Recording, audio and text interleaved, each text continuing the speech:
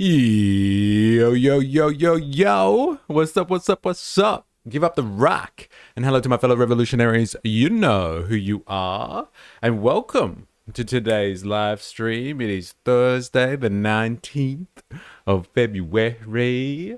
And here we are. Here we are. Today we're going to be looking at some interesting stuff, diving deep, head first into the culture wars.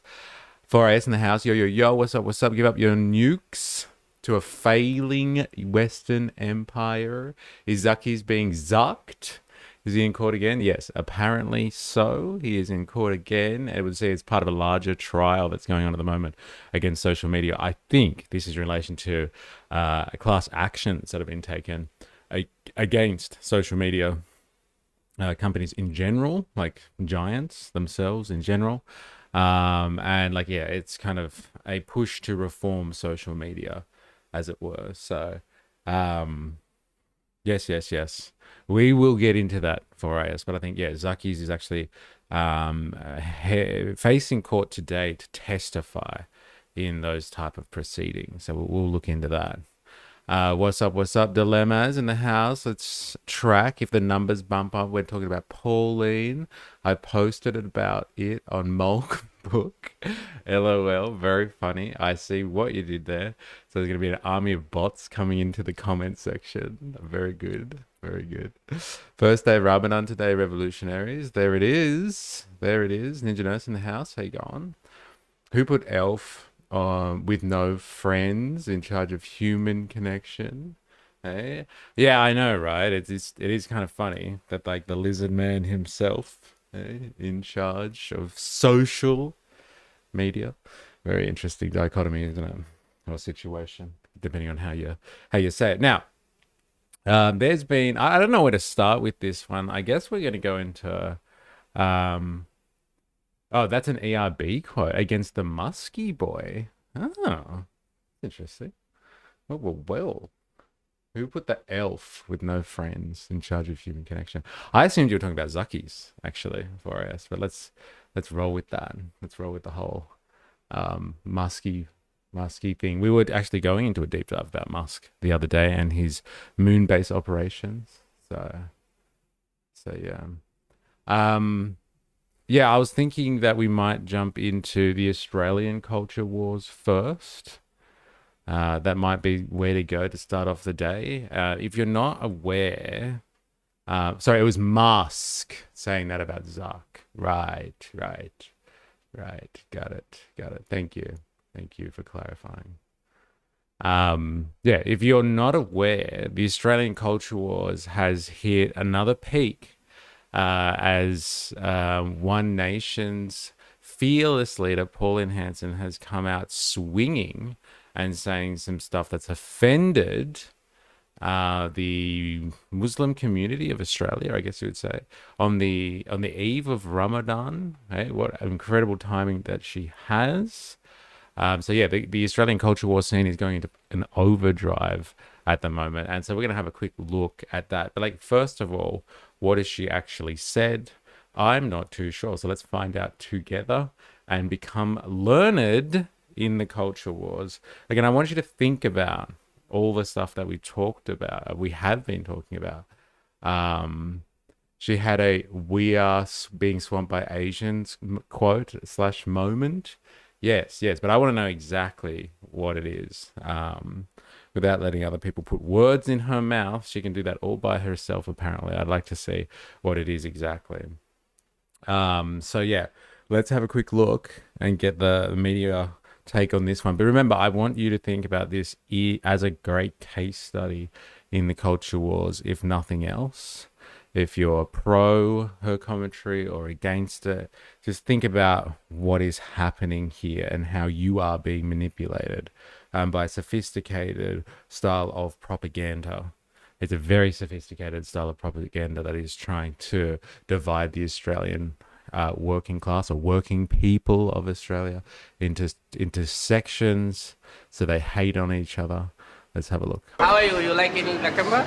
My first time here. Would I move here and live here? No. The Sydney suburb Pauline Hanson loves to hate. The year is 2018 and the right-wing senator took a trip to Lakemba. 8 years later, the Morning all, Woozle in the house. How you going? I hope you're ready to get deep and dirty into Australian culture wars. Strap yourself in. We're about to hear from our version of the orange politician, our orange lady herself. same disdain for the most concentrated Muslim area in the country. How can you tell me there are good Muslims? Today, toning down her language but refusing to apologise. That's what they want, a world caliphate. And I'm not going to apologise for the fact is I will have my say now before it's too late. And calling out Lakemba again. It concerns me greatly that people can't go into certain suburbs in this country. What worries you about communities? So she's been caught or busted saying that she doesn't feel safe, or Australians, I'm pretty sure, Aussies don't feel safe in Lakemba. And so obviously that has sparked outrage, which was exactly the point of it. So here we are. Speaking of One Nation, can we look at Malcolm Roberts' comments on self-harm after this? Yeah, I guess, if you have a link for me. It's a bit weird to walk up to someone and say, would I move here? Nah. The local mayor remembers her trip to the western suburbs. And as soon as she finished her stunt, her two security guards went and had kebabs. It's a bit ironic. Home to one of the most popular night markets in the country, the Lakemba Nights during Ramadan attracts crowds of more than 1 million visitors every year.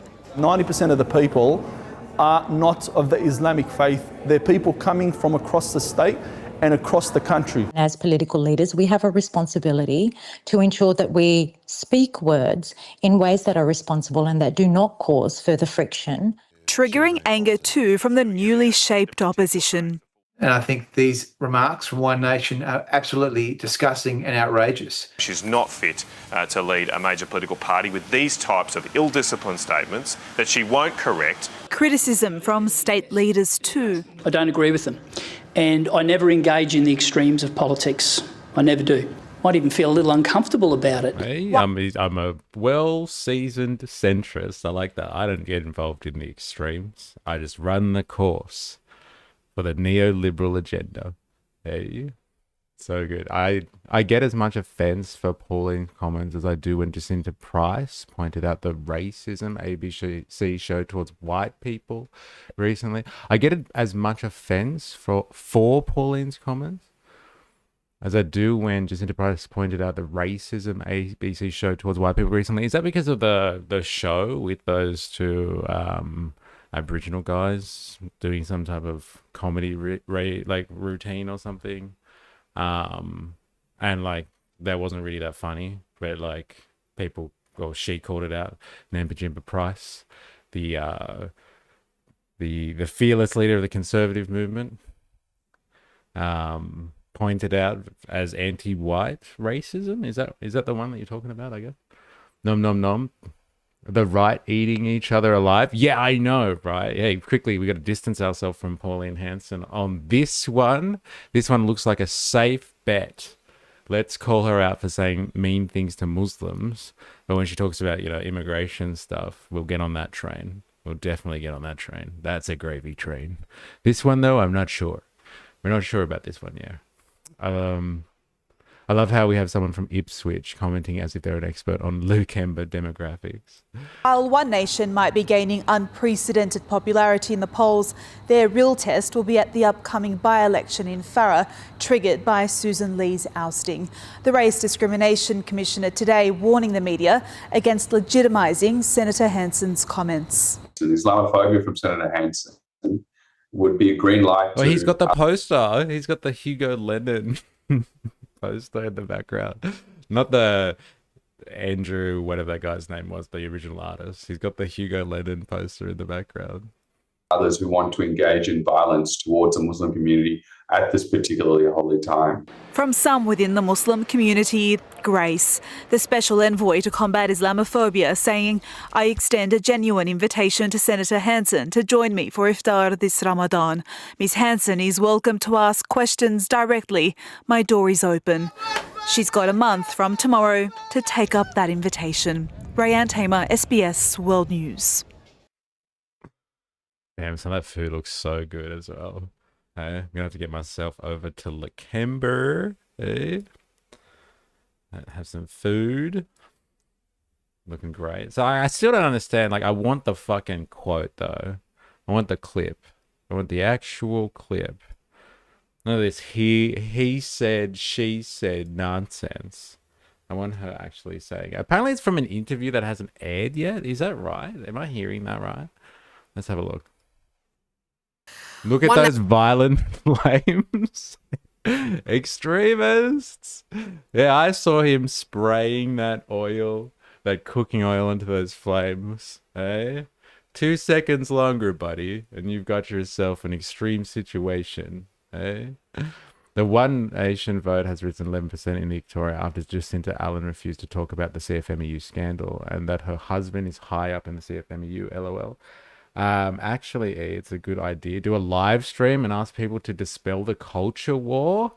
Yeah, it's not a bad idea for IS. Eh? Going around speaking to some people, asking them if they'd vote One Nation. Nation leader Pauline Hanson has lit a firestorm in Western Sydney, declaring Lakemba a no-go zone for what she calls ordinary Australians. Right, she says so the high number of Muslims living there makes people feel unsafe, and that has been met with disgust. Where is the original clip? These, according to Pauline Hanson, are the dangerous streets of Lakemba, a suburb overrun with Muslims. The public don't feel safe in our streets anymore. Her blunt assessment dropped on an upcoming episode of the 7 News podcast, The Issue. You have places in Sydney, western suburbs, that Australians don't want to go there, or you're not welcomed. And during a mini media blitz today, she honed in. They don't. So let's just get that clip again.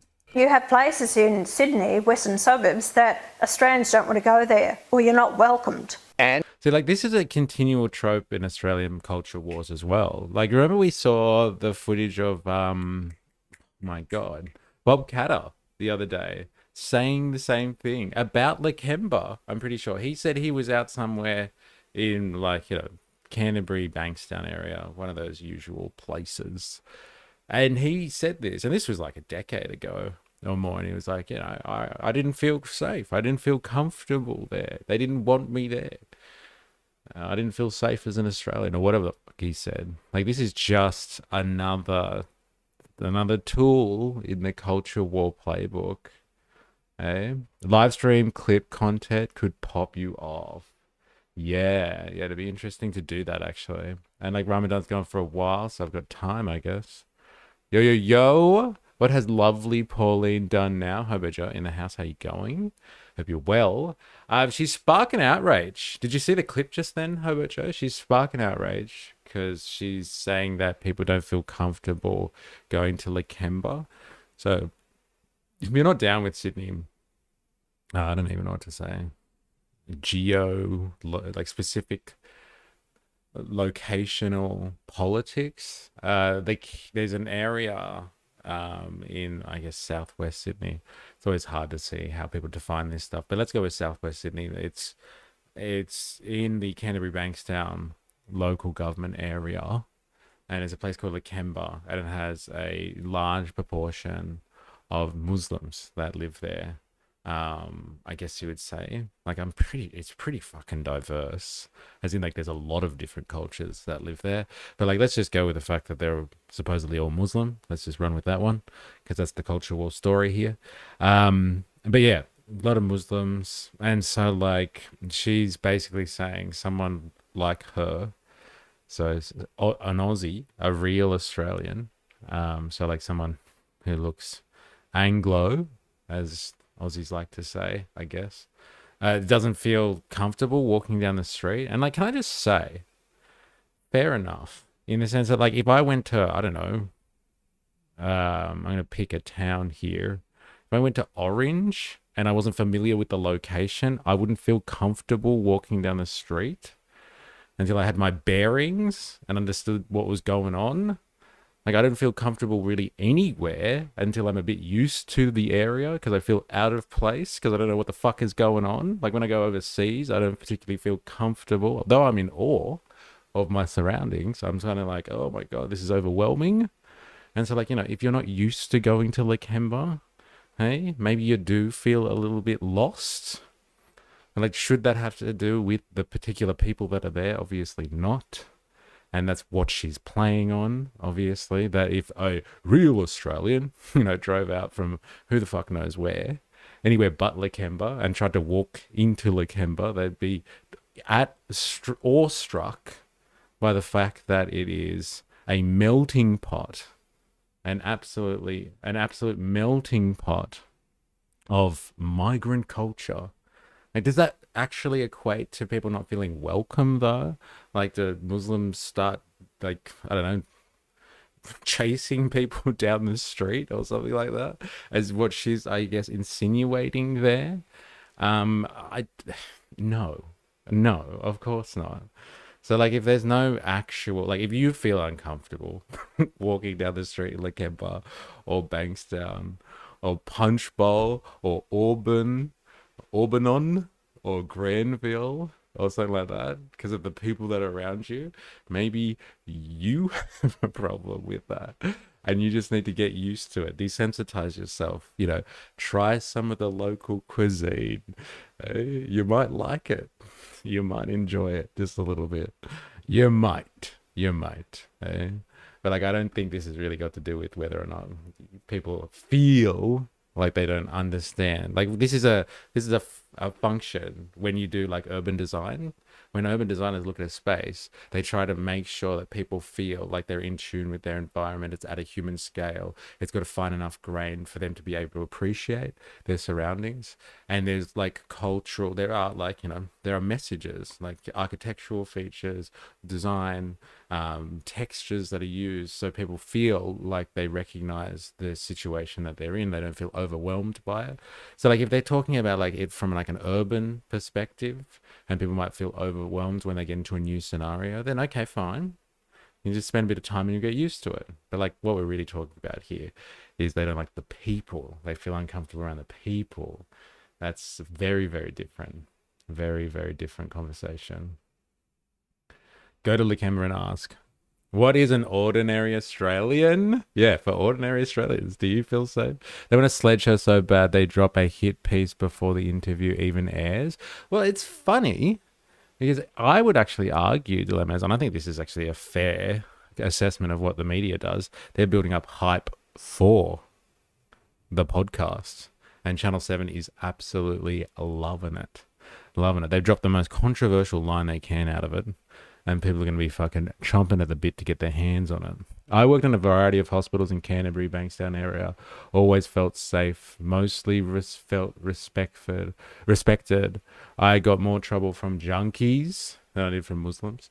I think it's worth using the live stream to fight the culture wars. Get what the ordinary Australians' thoughts on it. Yeah. What if people genuinely don't feel safe there? Is that the culture war? Are you denying their lived truth, their lived experience? Hey, dilemmas. I didn't think I'd catch you using terminology like that.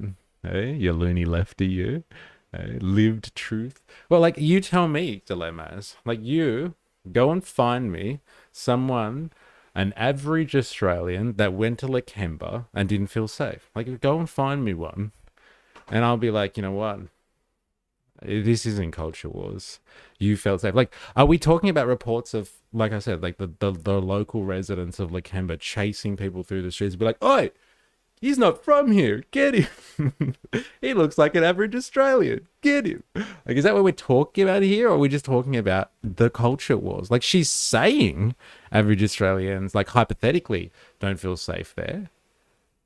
But like, is she providing first-hand accounts of people that have been chased through the streets in like some bloodthirsty mob and served up as kebabs in a snack pack or something like that? Like, is that what's happening here?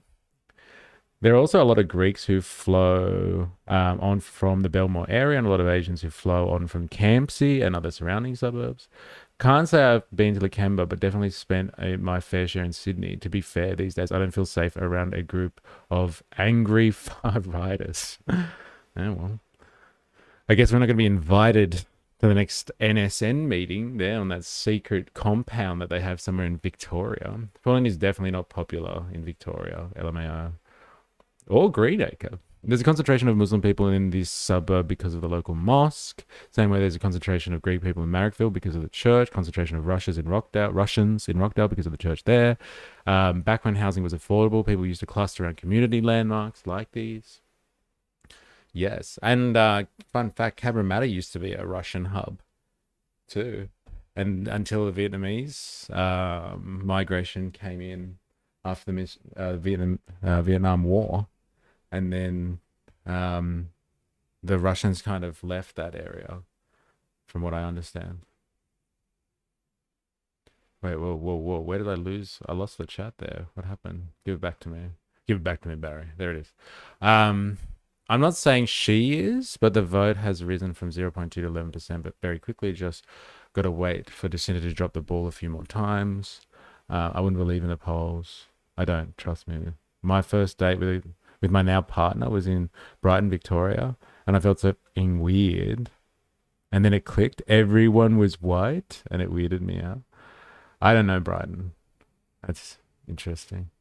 Isn't that like saying anyone who gets upset about pronouns needs to just get over it? It's a them problem. I don't think that's the same at all. Like you walking down the street and you feeling uncomfortable with the look of other people has got nothing to do with you talking to them and feeling uncomfortable about the way they describe themselves. Like, I don't think that's really a fair comparison. Like, it's a comparison, but it's a pretty poor one. White blonde Karens have assaulted me more in the retail workplace than anyone else. There's the Karen word again. I went to watch my nephew play basketball. Felt weird being in a crowd of so many lanky, tall people. I feel like I landed on another planet. Okay, and so, like, do you feel unsafe around lanky and tall people then? As an average height person? I guess. Everyone in the media neglects to mention that the crime is secondary to poverty, not ethnicity. I've only been chased out of the CBD by Aboriginals because I wouldn't give them my chance. Muslims didn't do that. Okay. Let's face it, she has 20 years of a comprehensive back catalogue of racial hate speech. I don't think Lamb is the problem. I don't think she should feel safe anywhere. I did get attempted mug in Chatswood when I was a teenager. They were Muslim-esque. In Chatswood? Okay. Fair enough. I don't know about that, but I'll take you on your word for it. Chatswood is not really known for that, but yeah, take her seriously, not literally. LOL. Well, like, she did say that people don't feel safe in Lakemba. So, like, how do you take that seriously without it being literal at the same time? Like, I know what your usual trope is on this one. It's like Trump, they say take him seriously, not literally, when it comes to Iran or something like that. But I don't know how you apply that one here. It's an incredibly wealthy beachside suburb in Victoria. His parents sold their place for like 8 million. Oh my God. Jesus Christ. I guess that's like the northern beaches for Australia then. It felt weird, incredibly out of place, yes, but I also get bouts of RSD in public places as well. That's a me problem. Fair enough. All right, let's get back to this, shall we? During a mini media blitz today, she honed in. They don't want to go in certain suburbs, and I've been there myself in Lakemba. Which suburb? You feel unwanted, you not want to be there. Lakemba. Have you been there? She's wrong. She's wrong. No, welcome for all Australian to come to Lakemba. Everywhere you go, people smile at you. Everywhere you walk, people are smiling at you. Pauline Hanson hates this country so much, I reckon she should pack her bag and leave. But they've heard these sentiments before. In recent weeks, the Lakemba Mosque has been targeted, receiving another threatening letter today. No one likes to hear racist comments. No one likes to hear other people putting people down. Muslim leaders point out the spiritual month of Ramadan begins today, and that means Lakemba's popular night markets, drawing people from all over Sydney. To show her that we are human beings Perhaps not exactly like her, because we are open-minded and open-hearted. For Ramadan here, police have moved to reassure the Muslim community there'll be additional resources, including under Operation Shelter. Operation Shelter. That's the thing. Do you remember we watched those NSN douchebags walk through Sydney and rally, I guess you would say, do their little march and goose step out the front of Parliament House? And like they made some wild claim that the Jewish community gets $130 million. $130 million of extra money that everybody else doesn't get a part of. And like we had to look into it, and like what we could find was that there is this thing called Operation Shelter, or whatever the hell it is. I don't know. And it's a program that's set up by it's a subsidy, some type of funding that is set up by the federal government to provide services for religious institutions, events, all that sort of stuff, to help them fund like security for it. So like religion, would you believe it, is a huge cost on the taxpayer. So next time you hear people complaining about, I don't know, Medicare or welfare recipients or something like that, just remember all the millions and millions of dollars that gets put aside for religious institutions and to protect their interests, because people are very irrational when it comes to religion, like really irrational. If we have to spend like potentially hundreds of millions of dollars on helping secure religious institutions, events, property, all that sort of stuff, because people are so volatile and irrational that they feel the need to, I guess, attack people. And so we need all this security that's taxpayer funded. Like, you know, got to question next time they're worried about the deficit or like bringing the debt down. I have to ask, do we need religion in a secular society at all? Like, should we just ban religion altogether to, you know, bring down the deficit? You know, get the debt crisis under control instead of going after welfare recipients, going after Medicare, or like, you know, public infrastructure spending. Maybe that's not the cost-cutting measure, just putting it out there. In my personal experience in the hospital, I would rather deal with a Muslim family than I would with an Anglo family. They are more reasonable and respectful to my trade. The Anglos show up with weaponized entitlement, and they're itching to use that at the drop of a hat. I got a knife pulled on me at the bus last year by a white guy, and this literally has always been white guys for me. She's talking out of her ass. Oh my god, so that's happened multiple times to you? That's fucking crazy. I feel sorry for you. That shouldn't happen. Multiple times, like seriously. She should move to Israel. Seriously, she would fit right in. Well, it's kind of funny, isn't it? Because like she was there, the champion of Bondi, right? Like people were really excited when she rocked up to, you know, pay her respects and stuff. And you know, it's like what, 2 weeks later, and she's the champion of basically attacking the opposition of the state of Israel, I guess you would say. I know we did here, but the other One Nation policies deserve a mention. Like in relation to what? Like migration, outside of migration, I guess. Indigenous. Also, what was she expecting? Did she expect an all-out red carpet for her? She showed up unannounced and uninvited. Typical Anglo, didn't even bring a plate of food when she showed up to someone else's house unannounced, empty-handed and empty-headed. Deport Pauline Hanson back to England. Ninja Nurse, you are G'd up. You are G'd up about this one. Deport her back to England. We are already talking about deporting Australian citizens, so why not deport Pauline Hanson? Angry face 3 times. You are pissed off about this one. Just for context, One Nation voters don't sign off on everything Pauline says, just like Labor supporters and co. Don't sign everything Albo does.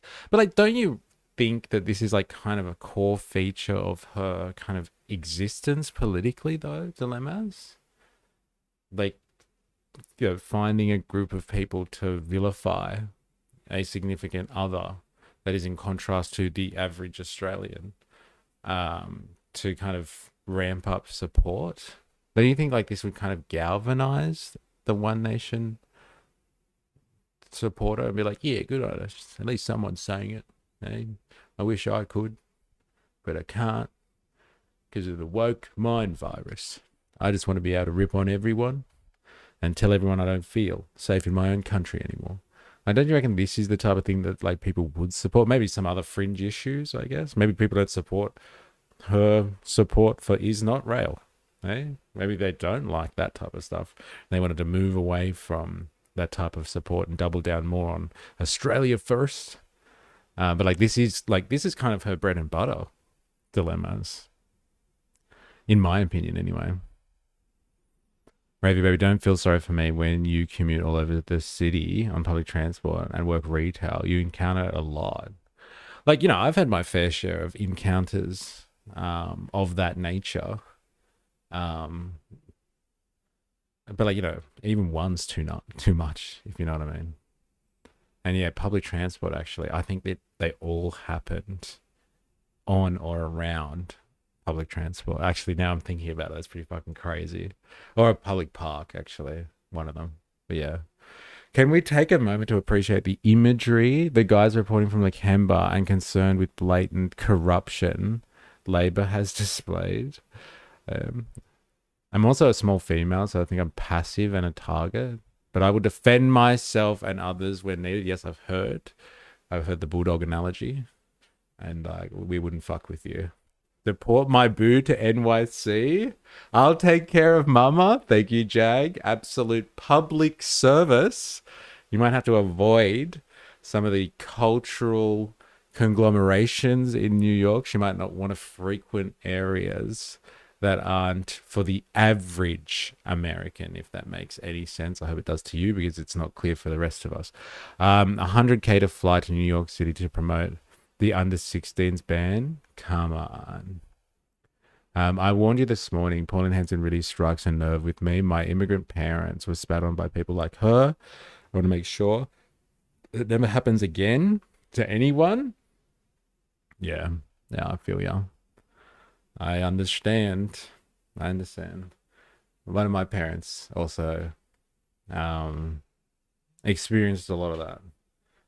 They were constantly beaten up by, I can't remember what they were called. I want to say Sharpies, but that doesn't sound right. Maybe they were Sharkies. That might make more sense.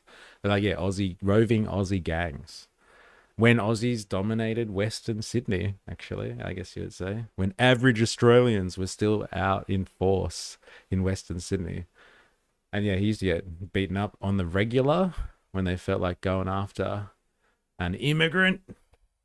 Jet setting around on Gina's jet. Pauline is just one of us regular folk. She's immune to the corruption. Actually, that's pretty funny. Actually, which average Australians are we talking about here? The ones that get free rides in a billionaire's private jet, right? So they can go over and speak in conservative conferences in the United States. Oh yeah, those ones. Those are my average Australians. So, not really. I don't care about the race side. I want infrastructure. I want less taxes. I want income splitting. I want common sense gun laws. Better Gina pays than me. That's the line. That's the one. I've heard her use that. And what's his name? Barney Rejoice. He's like, well, look, would you prefer that I build the taxpayer? You know, kind of thing. And you're just like, well, I would prefer that you didn't fucking fly around with Gina Reinhardt. What's this got to do with the taxpayer, bro? Hey? Where do your allegiances really lie? That's what I'm questioning. She's moving the Overton window. That's what I want. Yeah, but she's moving it towards what? She's moving it towards, I don't feel safe in areas where there are Muslims. That's the Overton window she's moving. It'd be nice if what you're saying, she was moving it towards, there's not enough infrastructure. It's outrageous. Like, kind of thing. That'd be lovely. But, like, unfortunately, I don't hear that one. Remember when they talked about cancel culture before utilizing it against everyone they disagree with? Taygard, so good. It's so true, isn't it? Like, the new woke are really, it's just the right wing. Like, they just continually cancel people and want to get rid of people that they don't agree with. The delicious irony is so scrum-diddly-umptious. Wine and dine in Chinatown? Jack, we're gonna have a talk, bro. Seriously. It's just not gonna fly. Wine and dine in Chinatown. As soon as you get your dumplings out, bro, she's not gonna like it. She's not gonna like it. Yes, they did the same to my parents. My father-in-law was one of them. He has 2 Italian grandchildren. Skippy's more like him. They were hungry because of the lack of food. No, Skippies are like a particular. I know what you're saying. Like Skippies are kind of just like a general Australian term, but like there was these gangs in Western Sydney, or they were just hoodlums. They weren't really organized, I don't think. But like they were called. I'll have to ask him. Sharpies. I want to say they're Sharpies though. I don't know why. Pauline is a big ask, and he's the big ask, and everyone is falling for it. Can't really act like Pauline is the only politician who takes advantage of the system. No. Absolutely not. That's fair. That's a fair call. But like it's pretty overt in that case. Rides on the private jet. Dinners in Thailand. So it's just easy to call out, I guess. If Australia is so great, why is Pauline flying to Thailand with Gina? Got the Gold Coast. Yeah. Sending our money offshore. Yeah, it should be. I guess that's a fair point. That's our Thailand, baby. Go to the Gold Coast. We pay Pauline to do that as a representative. We supply her pay packet, LMAO. Religious and community sites. I'm for Australian, our culture and our way of life, and I will stand up and fight for that every day. Chris Marr, 7 News. Dun, dun, dun. There it is. Man, I am so dirty from dripping in the culture wars at the moment. My God. Absolutely wet. Soaking from this culture war. It's crazy. Sorry, culture? Savage. Moss targeted by a disturbing death threat after Pauline Hanson's comments. This is 15 hours ago. Australia's Muslims say they feel abandoned by the government in the face of increasingly brazen threats they say are coming from organised groups. Tonight, police are investigating a vile new letter sent on the eve of Ramadan targeting both Muslims and a prominent activist. One community leader has told us Pauline Hanson has proven there are votes to be had in hating Muslims and that it's raising the risk of actual violence. Another day, another vile threat delivered to Sydney's Lakemba Mosque. The poor girl that I'm actually quite offended to hear Wet and Pauline in the same sentence. Apology incoming. Apology incoming. Hating Muslims and that it's raising the risk of actual violence.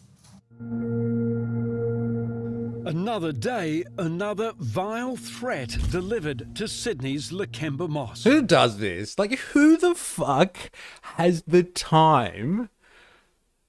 Actually, you know what? I take it back. I'm not going to say that. Because there are a lot of fucking losers out there. Like, let's draw a picture of a pig and actually, like, use the mail and send it to these pricks. Like, they know the address. Like, how lame can you get? It's just like, I expect kindergartners to do this type of stuff. I'll draw a nice picture of a pig and send it to etc, etc, etc. My God. The poor girl that opens up the letters sweats every time she gets letters now. It's revolting stuff. The latest missive carries a specific threat to the life of pro-Palestinian activist Josh Lees and generalized calls. Holy shit! Did everyone just hear that? Big Bad Josh. Hobo Joe, did you hear that, bro? Big Bad Josh has been named and shamed in a letter that has been sent to like one of the most prominent mosques, I guess you'd say, in New South Wales, if not Australia. Well. Josh Lees, he's made a name for himself. The only good Muslim is a dead one. And it's not even a good picture of a pig, seriously. Bro, for some people, hate is their whole personality. Yeah, I get it. I know. But like, you know, but like this is lame. Like, you know what? Actually, I'm kind of glad. I should actually be glad about this, right? Like the worst they can do is draw piggies and write like hurtful words. Like that's actually, I should be appreciative of that. Like if this doesn't manifest into anything else, then it's just you know, it's a good roll of the dice, really. Seems like the same kind of people that have tried to vandalize a war memorial. I don't know. Is it though? Is it? Like that is just like vandalizing a war memorial. Let's just say vandalism in general. All right. I'm not going to go war memorial and get pulled into that culture war issue. But like vandalism in general has always been a style of political statement. Whether you're teenagers or you're adults or whatever, like vandalism has always been a political statement. Like this is this a political statement or is this just a threat? Like this is just a violent threat, basically. Like vandalism to a large extent has, you know, existed throughout the course of civilization, where there have been structures and humans building things. There have been people writing messages of a political nature. So like I'm not going to go and bite on the war memorial stuff exactly, but vandalism I think is different to like hate mail. I feel like it is. It's literally one of those uncles that's in the corner at Christmas dinner waiting for an opportunity to tell someone about how migrants have ruined his life. Like the state of Israel that Pauline adores, bulldozing our Anzac sites. That's a fair point, actually. I wonder what people feel like, or how people feel about that whole erasing the Anzacs and their graves in Israel. Something that the media hasn't really touched on a lot, has it? It's the same people that booed the dawn service last year during the Welcome to Country. This is just harassment and hatred, not a political statement. It's a hate crime. Interesting. Slaughter of Muslims. It also glorifies, using Nazi phrasing, the Australian terrorist who killed 51 Muslims as they prayed in New Zealand in 2019. Sadly, this rhetoric has now become standard. It's no longer just being vague in your words. It's being very specific, very threatening. Now, we heard leaders of the Jewish community warn us that what starts with words ends in bodies. Is that also your fear? 100%. Australia's Muslim leadership blames Pauline Hanson specifically for creating a permissive environment for violence against them, with statements like this one this week. How can you tell me there are good Muslims? She knows she's on a winning ticket at the moment, being as vitriolic and extravagant in her. Sorry, did she say that this week? Is that what they just said? Let me just get the fucking subtitles out. No, I can't. Okay. Like this one this week. This week? So did she just say the line that was in the letter itself? There's no such thing as a good Muslim. Like the line that was actually in the letter was there's no such, the only good Muslim is a dead one. And they're pretty close, those interpretations. How can you tell me there are good Muslims? Like all I can think of is the Ho Chi Minh's defense. This is like they've taken her out of context. Like I'm sure she's got a great explanation for herself, but like fucking hell. Hey? The Ho Chi Minh's defense is not going to work on this one. Ravy Baby had a white uncle sit at a table and tout love for Pauline Hanson, talking about how immigrants have ruined Australia. The table that his Italian migrants' wives' parents owned. Eh? YouTube censors the strangest things. Wookie in the house. How you going? Hope you're well.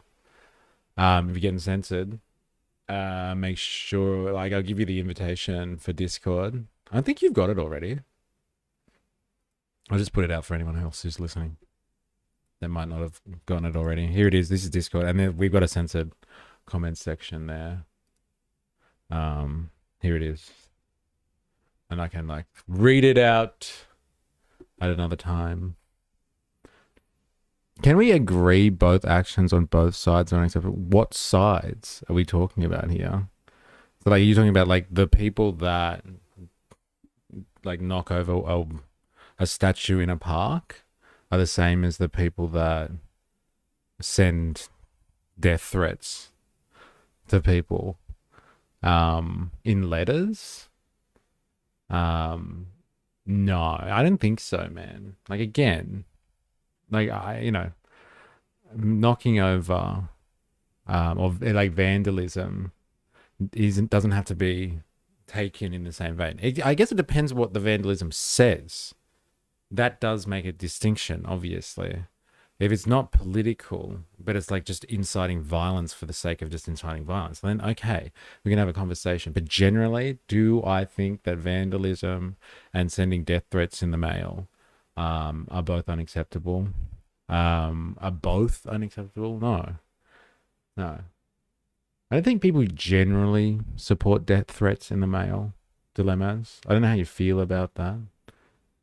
But like, yeah, generally no. People don't defend that type of action, I'm pretty sure. Unless there's some type of unique circumstance I'm not across. Literally anyone can chat. Anyone in chat could have written this. We are terminally online. Not sure why YouTube censored that one. Oh, really? Wow. Maybe it doesn't want people to realize they're terminally online. I remember when I did my quick divergence, when I did my RCG. So if you want to work in a club or a pub or anywhere that has gambling stuff, you have to get your responsible gaming service, something, RCG. Is that right? Whatever. And they said that like you have to have clocks in areas where there are poker machines, because they used to deliberately not have clocks visible from poker machine areas. So people would literally spend like 10 hours hooked to a poker machine, lose their week's pay or their life savings, because they had no idea if it was day or night, because the rooms were closed off, so you couldn't see outside, so you couldn't see like the sun setting, the sun rising, the sun setting. And so then when they put the law in to make them have clocks, then they started noticing that all these pubs had like 4 clocks on the wall. Like they showed Sydney time, New York time, Paris time, and London time or something like that, to confuse the fuck out of people. So like, yeah, maybe YouTube doesn't want people talking about how terminally online they are, just in case they go and touch grass. Hey? It was only last week we were watching police forcibly remove Muslim people praying in the street. Now this, what's the New South Wales police going to do about this, hey? Nothing, I guess. Yep. Maybe in France, vandalizing is the norm, but not in Oz. It's frowned upon everywhere here, no matter who's the target. I wish Boy didn't delete their video regarding political art, but I understand why they did. Boy LMAO on my online brain rot spells it boy. Yeah, the fuck. Well, you made me spill my coffee. Like, what's going on? What's with that comment? Like, and why is that censored? Yes, the window's covered, so you can't tell if it's day or night. Withholding access to a clock or a device that tells us the time is considered a form of torture by some UN document. No, not when you're playing. Not when you're stimulated by a poker machine. Definitely not. I guess everyone has phones now, so it might be different. But like this used to be a thing back in the day. Not everyone had a watch on them. She knows she's on a winning ticket at the moment, being as vitriolic and yeah, and they bring you sandwiches so you don't get hungry for food. You don't have to leave. I remember like talking to people that like frequent poker machine, like workers that have to work in poker machines areas, and like a lot of the time they're changing the carpet because like people don't want to leave their machine because they think they're about to hit a win, so they just piss all over the floor next to the machine. So they're constantly changing the carpet out. Obviously, when the club's closed, so they don't lose their poker machine revenue. Significant in her use of language when it comes to referencing Muslims. To me, the damage that she's causing is that she's giving a green card to all the other extremists there who don't know that language is a certain level, but taking it to the physical is another alarming level. The opposition last night denounced Senator Hanson's comments. Is that language that your team, that either of you, would ever use? Absolutely not. Absolutely not. Opposition MPs went further today, saying, I don't know how to answer that one. I'm just going to shake my head. Hey? Like, I know what I I want to say, but like, I know I shouldn't. No, but if you go into Pokies now at the local, they're just full of zombified people. I'm sure they've always been, right? They wanted to provide potty chairs instead of bar stools. Oldie's still there, pushing away, having a slap. I visited Pauline Hanson's fish and chip shop in Ipswich. I was not impressed. Rather have a kebab from Lakemba. Did you honestly? Is that legit, or are you just saying that for effect? Like, did you actually go there? I guess that should be on like a ticket or something like that. Like, you know, when they're talking about migration and becoming Australian, and like these citizenship tests and all that sort of stuff. I guess that should be it. It should be like, you need to, before you can get your Australian citizenship, you're a permanent resident now and you've got a few years under your belt.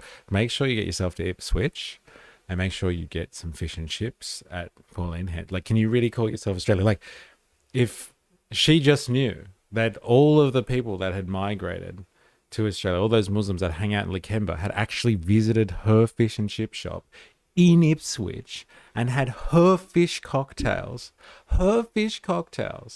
not some fucking random, like her fish cocktails, she'd be like, fuck, that's an average Australian, and that's somebody that I can have a kebab with. Let us break bread over fish cocktails and kebabs. Let's do this. Is that language you would use? I would rather them ask. Yeah, do you condemn the comments? Yeah, no, I honestly did. I have friends that live in Ipswich.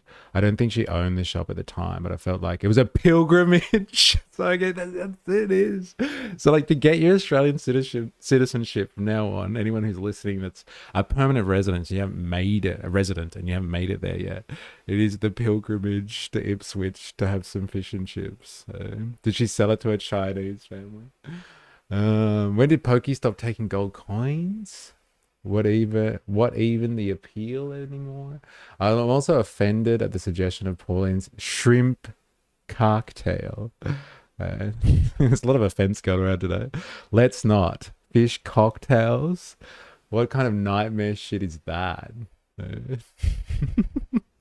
Pauline Hanson is proving her lack of fitness for leadership. It's un-Australian, totally un-Australian.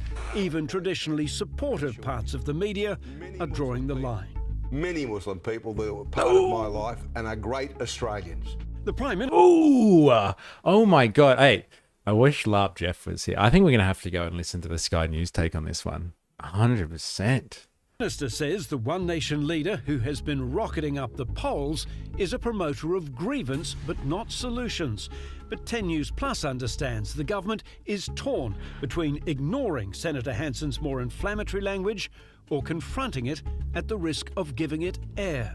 Pauline Hanson was doubling down today. It concerns me greatly that people can't go into certain suburbs in this country now. They don't want to go in certain suburbs, and I've been there myself in Lakemba. Which suburb? You feel unwanted, you not want to be there. Lakemba. The Muslim community says it needs a clear statement. I don't want to be an alarmist, but I'm being real in my response. There is a sense of abandonment by the Muslim community. They truly do feel abandoned by their politicians. We don't have political leaders who are willing to stand up for what's right, even if it costs you a vote. That's someone I would not only vote, I would give my life for. Ooh, they clipped him saying the whole, I would give my life for something. Ooh, bro, should have thought that sentence through. Media would have loved that. Loved that one. Damn.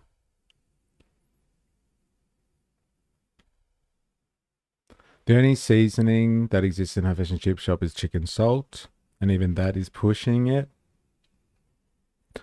Look at that disgusting crowd walk out that door. I'm nauseous. One Nation is a coalition of hate. You also went to Thailand? Were you swamped by Asians? Not relevant, but mentioning Boy Boy reminded me of the beef they had with gun tubers.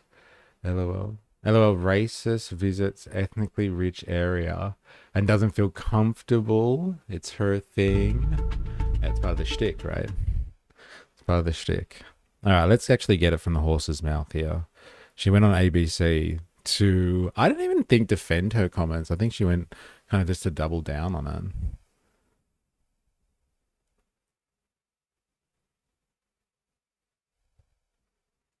The recent internal battles within the federal coalition has further cemented the growing support for One Nation in recent opinion surveys. For the first time in its 29-year history, One Nation is polling above 20% nationally and seems to be around the combined vote of the Liberal and National parties. We had the Prime Minister in the studio yesterday talking about this and more, and now we're joined by the leader of One Nation, Pauline Hanson. Now, Pauline, welcome to News Breakfast. Thank you very much. What do you put down your rising support to?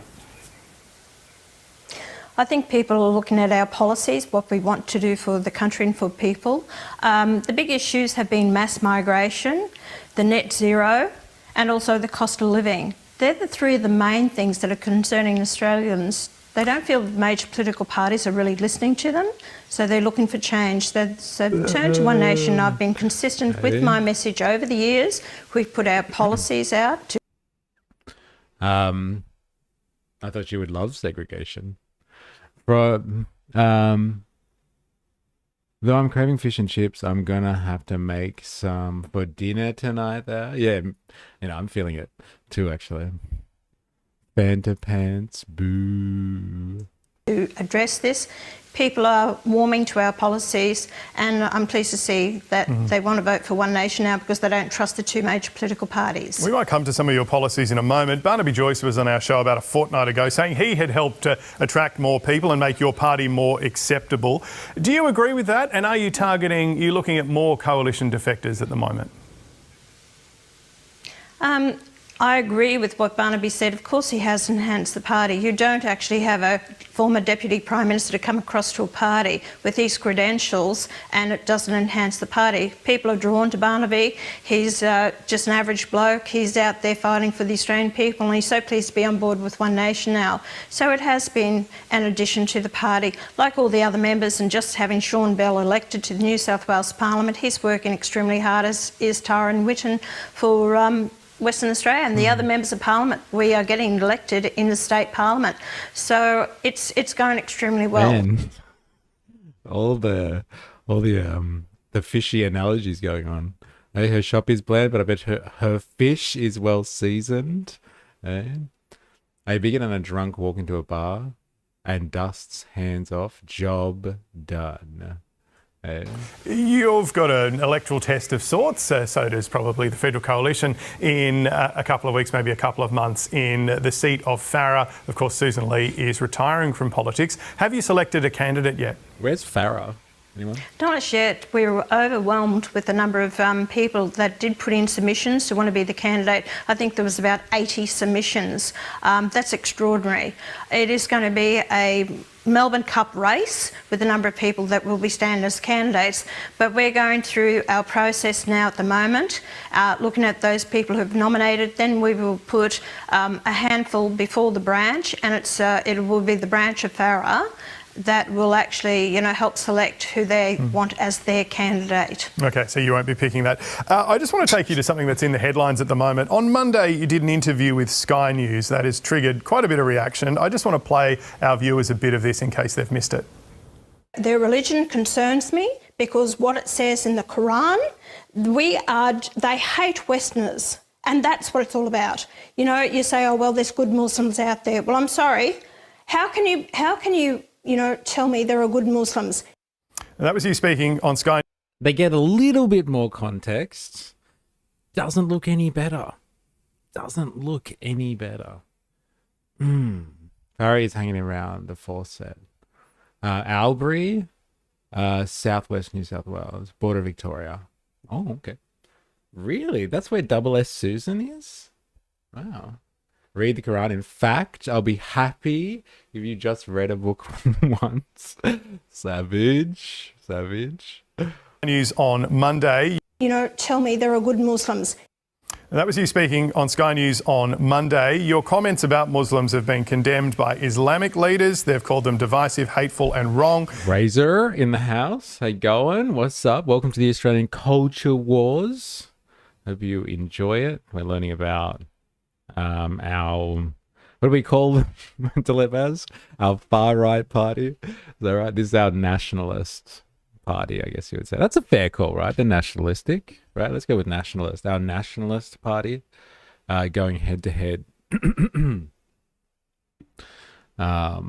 with Australia's Muslim community, and like their fearless leader has called out the Muslims and saying that there's basically no good Muslims, and then she's gone after a particular area where a lot of Muslim people live and saying that average Australians don't feel very comfortable there. So she's under a lot of fire.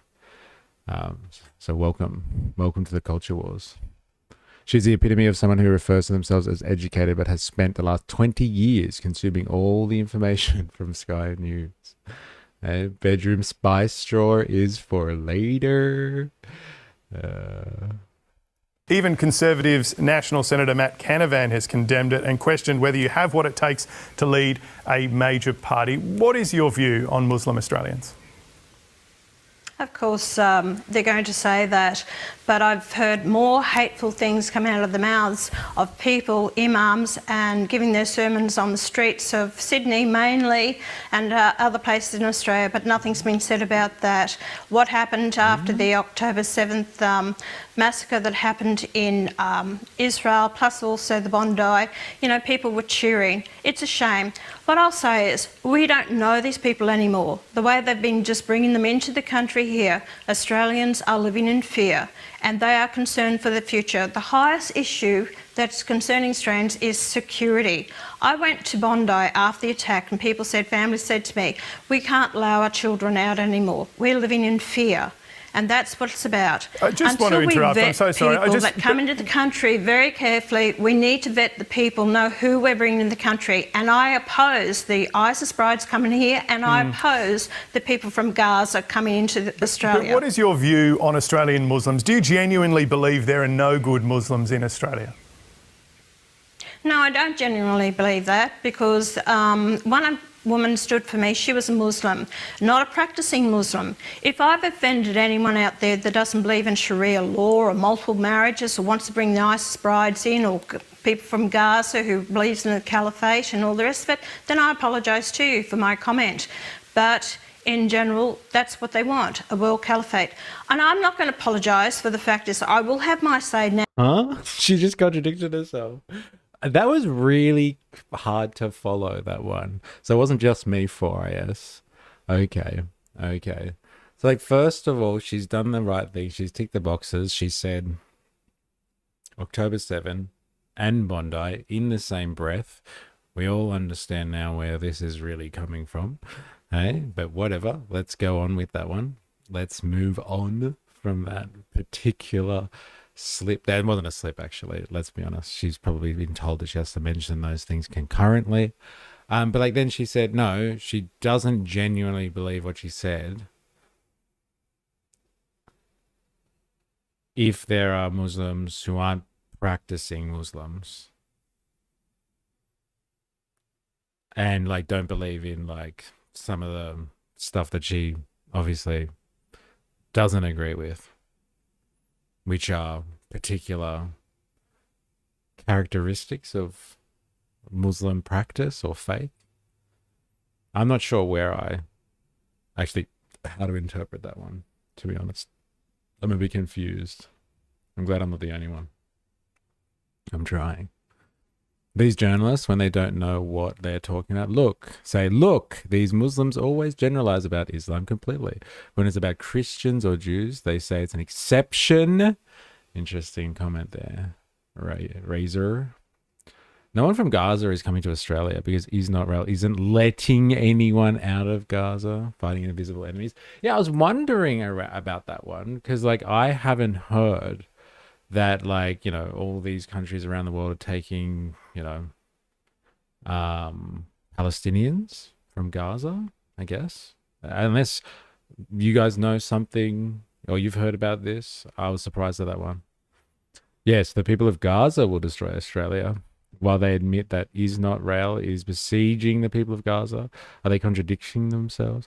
I think she's trying to have it both ways. She's apologizing on ABC and hypes about her base on Sky. No need for consistency. Okay, fair enough. Right. Well, it does seem rather strange. Let's just... I want to hear that statement again. I was confused.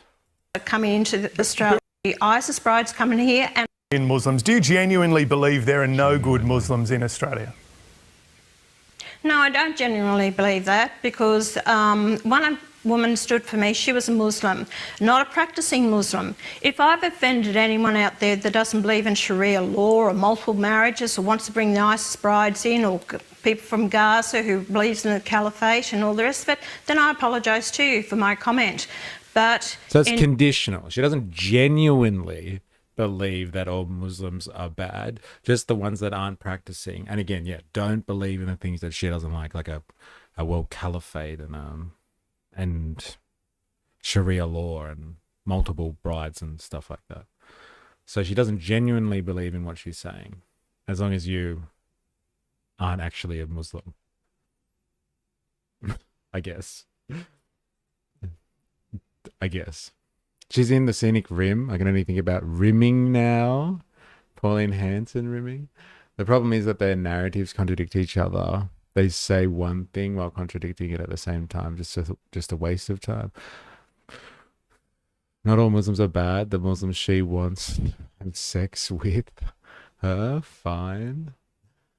Oh man, this is an interesting piece. This one, I must admit. in general, that's what they want, a world caliphate. And I'm not going to apologise for the fact is I will have my say now before it's too late. I'm at the end of my life. I'm worried about the future of this nation.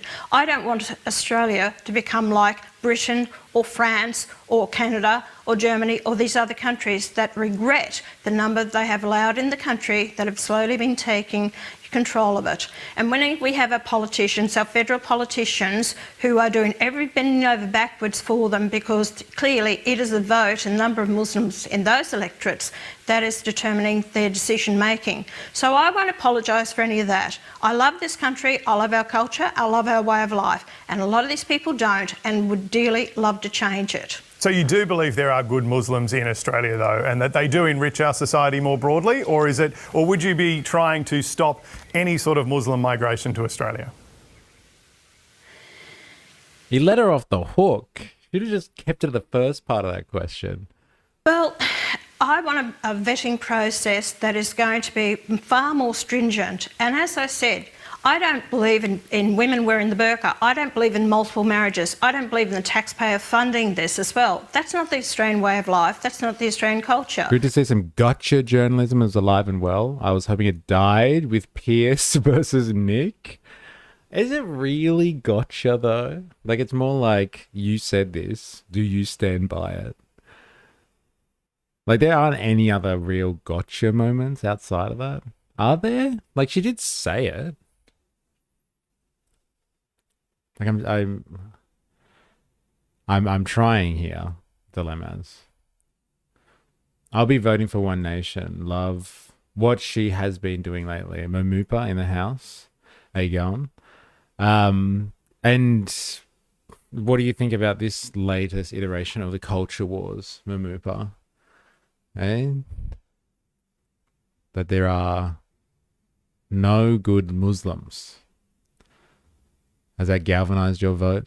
Razor, bro, if I were her age, I would buy a house in the farm and die in peace. And go out to pasture, right?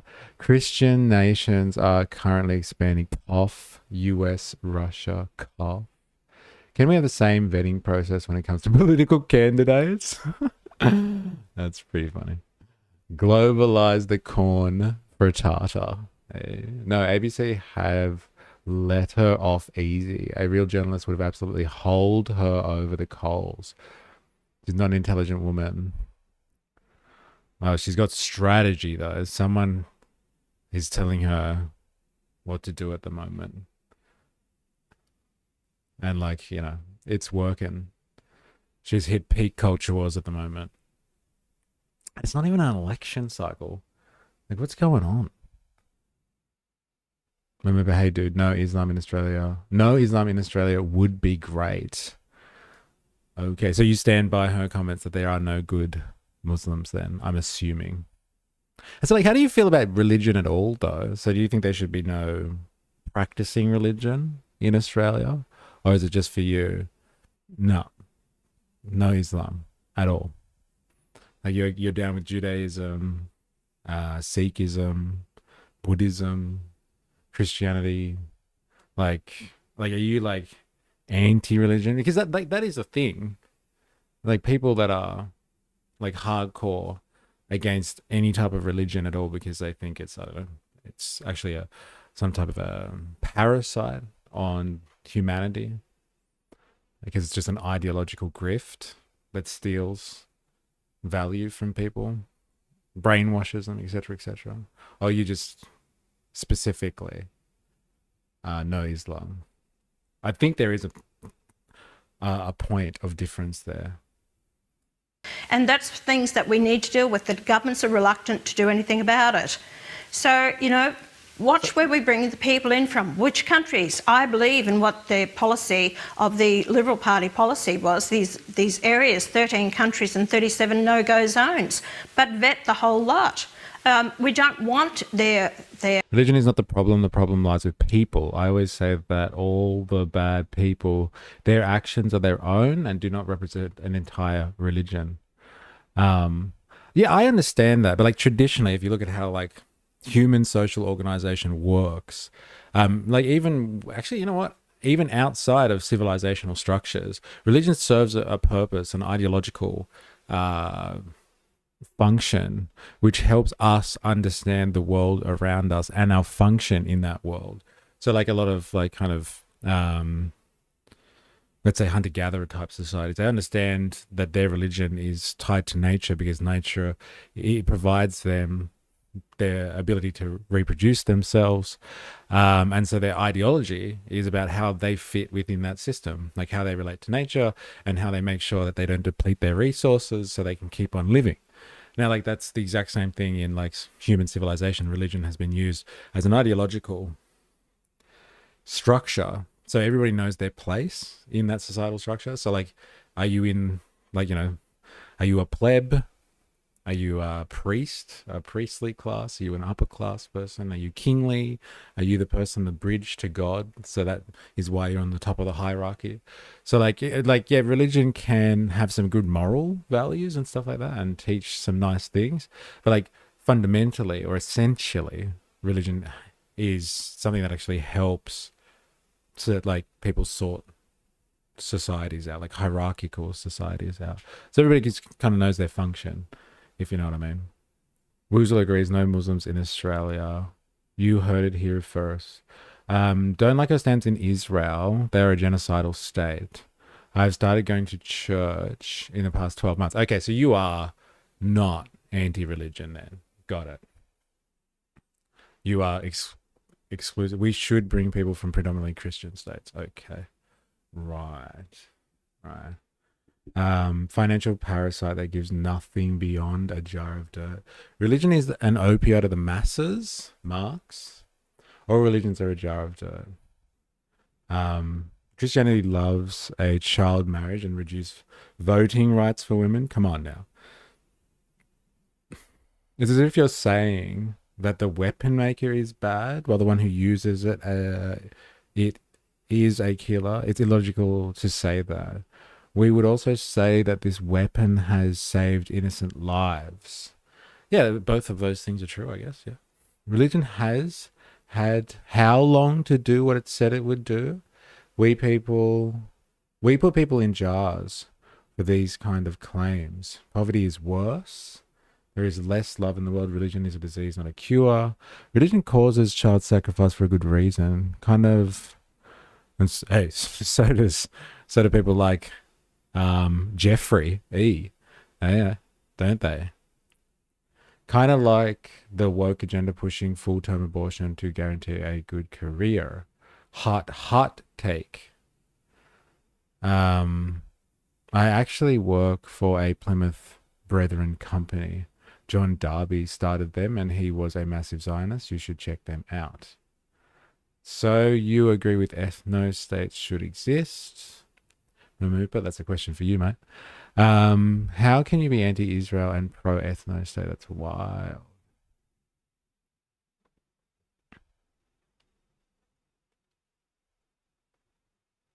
We know where the discussion ends. Once you get rid of the Muslims, you're going to get You're going to find a denomination of Christianity you hate. You're going to deport Protestants or deport the Orthodox.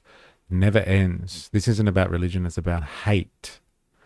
And Pauline Hanson is this is what I'm saying. Like you said, sorry, at the end there you said Pauline Hanson is a queen. She is the master of the culture wars. Remember we were watching that guy from Predictive History last week, and he described Trump as the manifestation of the culture wars. Like liberals can't stand him because he's just offensive. Like he's racist or sexist. He's a bigot, and he just says what he wants and he gets away with it.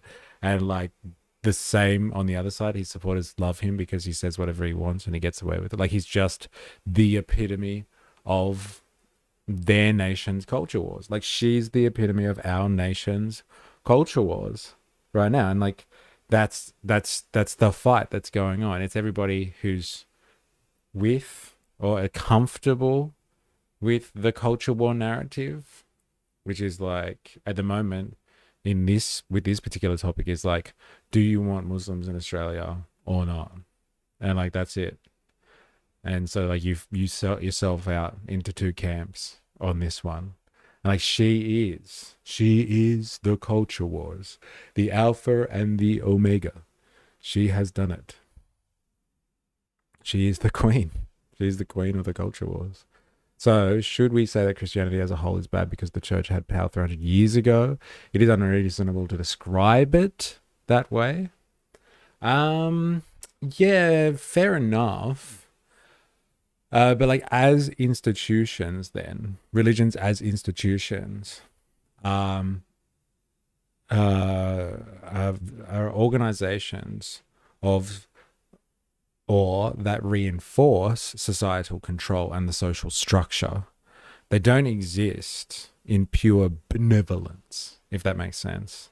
Like they have always supported the social hierarchy, and their narratives and their stories and everything are supposed to help organize society. Now you could argue for better. Like, you know, I believe there's always occurrences where hierarchical systems were made better because there was some type of religious morality imposed into the social structure, and so they had some standards at least, and so religion might have held some people to account, but like it reinforces the political structure and the organization of society. So like I hear you, but I'm just looking at this from more of like an anthropological perspective as opposed to like from a religious or a cultural perspective, if that makes sense. Human nature can be good or bad regardless of religion or race. I know I'm being intentionally taking a stick to push the debate to extremes, so then I can laugh at the extremes in the true Aussie larrikin spirit. All right, let's do this, shall we? I'll let her finish. You know, hatred brought out here. You know, people are in fear. We don't know who these people are. You've got 18,000 people on ASIO's watch list. Doesn't that tell you something? We're in a probable terrorist attack. Everyone in this stream, I hope you're nervous. You're on a watch list. Doesn't that tell you something? And my Facebook page, what I said, and I had so many people that are supporting me, ordinary Australians out there. So why don't you go and ask these imams and people about their hate speeches that they're saying on the streets? Why aren't they reined in? Why aren't they questioned? Why do they get away with it? So, you know, if you want to question... Because they probably don't want to give them a platform. So it's interesting that you are getting one, might I add. I think that's another part of the manufacturing consent machine we should take into consideration here. And so many yeah, check out my Facebook page. So many ordinary Australian bots are supporting me. 4IS, bro. Stop stoking the fires. You bad man. Rage! Rage! Oh, it's actually rage. No way. That's so good. All right, back to it. Me over it, then go and question right across the board. Do you worry that you're deepening social divisions within Australian society, though, by lumping in a handful of extremists with the majority of Muslim Australians who speak to us, do wonderful things through Australian life?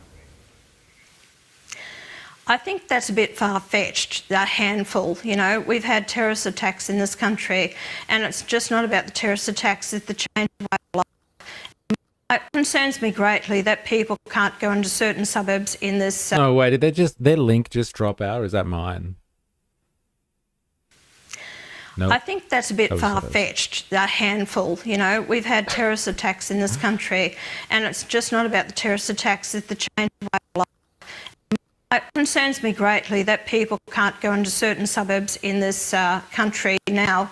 Where do you have evidence that they can't go into certain suburbs?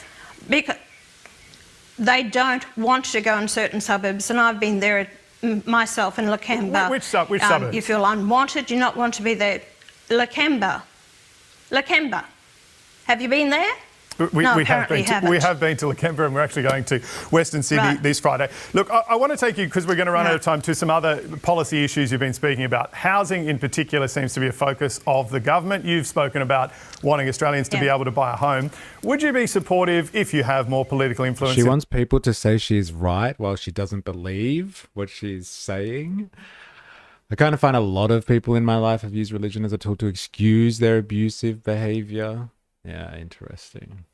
You can use it as kind of moral cover, that's for sure. My wife... Oh, wait, this is a separate conversation. I am not going there. I have no problem going to Lakemba. Sometimes you have to look at yourself and think, am I the problem? Like, that's what I was saying before. Like, if you feel uncomfortable in a new area, like if you visit somewhere you've never been to before, like you go overseas or something like that, like you could generally feel like you're out of place, right? Like you don't understand the lay of the land, like the streets are different, there's a different vibe, things seem different, feel different, you don't know how you should be approaching people, what are the cultural norms in that particular locality, in that particular street. There might be particular nuances that you're unaware of. You have to, get used to the vibe so you can understand how to relate to other people. So, if you do feel uncomfortable going to Lakemba, is it because they're going to be like, oh, she's not from here, and they're going to chase you down the street? Or is it because you haven't acclimatized yet? There are different things going on there. Every religious person is almost as atheist as me. They believe one God is real, but the other 3,000 are fake. Nemesis 10 in the house. There is a difference between Muslim and Islamist. I totally support secularism of government. How you going, Nemesis 10? Hope you're well. In the future of winding back some tax breaks that go to property investors? No, because if you actually get rid of the capital gains, it's not going to give any more money to the government. What we need those investors. They're the ordinary mums and dads, mainly teachers, people in the police, people who invest in their future by having a house. Not everyone wants to own their own home and want to actually rent. So you can't go out there and making changes to this. You can actually stop the... Am I out of touch? No. It's the children who are wrong. No, it's all these people in Lakemba. They're wrong. Definitely them. It's not me at all. It's hilarious. Multiple homes that they're owning. I'd only allow it up to 2 or 3 homes that you can actually home, not, in the dozens or hundreds. Also, tackle the taxes of GST on new home build, which is about 40 to 44% taxes people pay. Stop the environmental carnage that's happening that people have to comply with. Even the disability that people building a new house have to put in bathrooms for disability people, which is costing anything in excess of $16,000. All these added costs. And then we want to take off the GST on building materials. I think that's a bit of bullshit as well. Like, spend enough time in construction. Like, when you build a particular type of building, then you do need to put in disabled stuff. But like, if you're just building a house and you don't have that requirement, personally, you don't have to spend another $16,000 on your bathroom. I don't know where she got that one from. It has been a couple of years since I've been out of that industry, so maybe something's changed. I would be very surprised if it had. I think that's a bit of a lie, that one. Oh my God, accessible bathrooms for the elderly are the problem. I don't know about that one. Like, if you're building something like social housing, aged care housing, then there are requirements in that regard. But like, you know, if you're just an average Australian building a fucking dream house, I don't know if you do that. You're forced to do so, to be honest. I don't know what her problem is with Muslims being part of society. It's as if she's saying she doesn't want 2 billion Muslims around the world. She really doesn't know what she's talking about. Can we please bring back to the old rules where they weren't allowed to lie on the public broadcasters? Did you just say that people want to rent? Yeah, you know, you have to call bullshit on some of this stuff. Like, not everybody wants to buy a house, and it's police officers and teachers who want to invest in housing. Yeah, I'm sure they fucking do, but are they the actual people that can afford to buy an investment house in this economy? I don't know about that, man. She's probably talking about NDIS housing. The absolute cooker. Like, yeah, there are particular forms of housing. So, like, what she's doing, actually, she's actually showing what group she's advocating for. Because you know who are the people that provide housing that is affected by building regulations that require you to have disabled, accessible toilets? It are developers, not mums and dads building their dream house or an investment, or a granny flat in the backyard to add a little bit more value to the land. It's developers. Developers are the ones building social housing where the government should. I've argued this case. It's a topic for another time. It's developers who build social housing. It's developers who build aged care housing. It's developers who build types of housing that are used for things like the NDIS. I think she's showing that, like, her developer friends are just like, can you get rid of these regulations, please, Pauline? Hey? And I'm not even singling her out. I'm sure there's a lot of politicians that have developers in their ears asking for regulations to be dropped when it comes to development. But it is telling. They aren't allowed to lie wholeheartedly in election cycles. ABBA would never do a press conference again. The folk who want to rent that, I know, is because buying is not worth it for them. Sorry, the folk who want to rent that I know is because buying is not worth it for them. On a new build up to $1 million for 5 years. This will all aid in bringing down the cost of housing, stop foreign investment of our housing. No, they've done nothing about that as well. So there's a lot of things that can be done. Just before I let you go, you went to Mar-a-Lago at the end of last year. Did you spend much time with Donald Trump? Did anyone from his sort of broader MAGA circle offer you any advice or assistance at all? I never met Donald Trump. Oh, okay. Okay, I saw him in the distance, so I never met Donald Trump at all. I met his son Eric, just very briefly for about a minute, and said hello. So just remember that I've been around long before Donald Trump. My policies I've been espousing for many years before Donald Trump became president of America. So you don't take any influence from what he has done in the United States? My influence is from the Australian people first and foremost, and common sense, and having lived in this country and having a grassroots approach to... I know that there are rules for accessibility in all house builds. Yeah, but like, we're talking about proper class, higher class standards for disabled access. She's saying it adds $16,000 to your bathroom.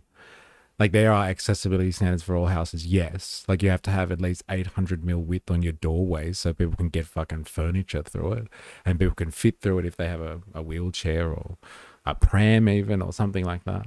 So, like, you want doorways that people can fit through. So like, that's important. But, like, you know, upgrading your toilet or your bathroom facilities to meet a higher standard, that's an issue that developers fight over all the time, that's for sure. And my experiences in life, that's where my policies come from. I agree with his policy in getting rid of this gender dysphoria rubbish that's happening in kids' operations, mutilation. Children should, male or female, there's only two sexes, male or female, and get transgender out of girls' sports. So on that page, we're the same. Controlling who comes in your country, we're on the same page. Whoa. Isn't it funny? She went all the way to Mar-a-Lago and she didn't even get to meet the Don. Like, I kind of feel sorry for her. Like, he shafted her? What a douchebag. She came all the way from the scenic river. Oh my God. That's crazy. Yeah, hard to believe it's adding 16K. Bourgeois policy gets bourgeois results. She will say that Epstein is a good person soon as she gets the $1,000 a month. Oh man, interesting. No one at all brought up gender. She had to slot it in. She has a plan to control the narrative. Well, that's another trope in the culture wars. Like, you can actually have valid opinions on like the trans debate, and like it's all personal. You can think whatever you want, but like if you think that it's not a trope, like what she's doing here with the whole Muslim conversation and saying that she doesn't feel comfortable in Lakemba and there's no such thing as a good Muslim. If you don't think that's just a tactic in the culture wars, and you can't decidedly call it out for what it is, a tactic in the culture wars to divide a population into camps so they don't unify at all. If you don't understand that, then you are going to have a bad time. You're going to have a bad time. And it's like the trans thing, 20 years ago it was gays. Like, it's just like, this'll make people upset and fight each other. Trans stuff, same thing. Like, you can have valid opinions though. You can have valid opinions of what you do and you don't like about trans people or transitioning or whatever the fuck. You can have your opinions. If you don't think they just have like a switchboard and they're just like, today I'm going to mention trans, ding, and like everyone starts fighting over it and dividing themselves into little camps, you don't think it is part of their strategy, then you're doing yourself a disservice. Get involved in a debate. Be healthy if you want to discuss people, because you actually have an opinion on something. But don't let it destroy you. Don't let it destroy you. It's how they win. It's how they win. And this is why this has been a really good case study in the culture wars. So like, she is the physical manifestation of the culture wars in Australia. She is it. Australia's always had a problem with race and like racial affairs in politics. What type of country is setting up here? Whites only, blah, blah, blah.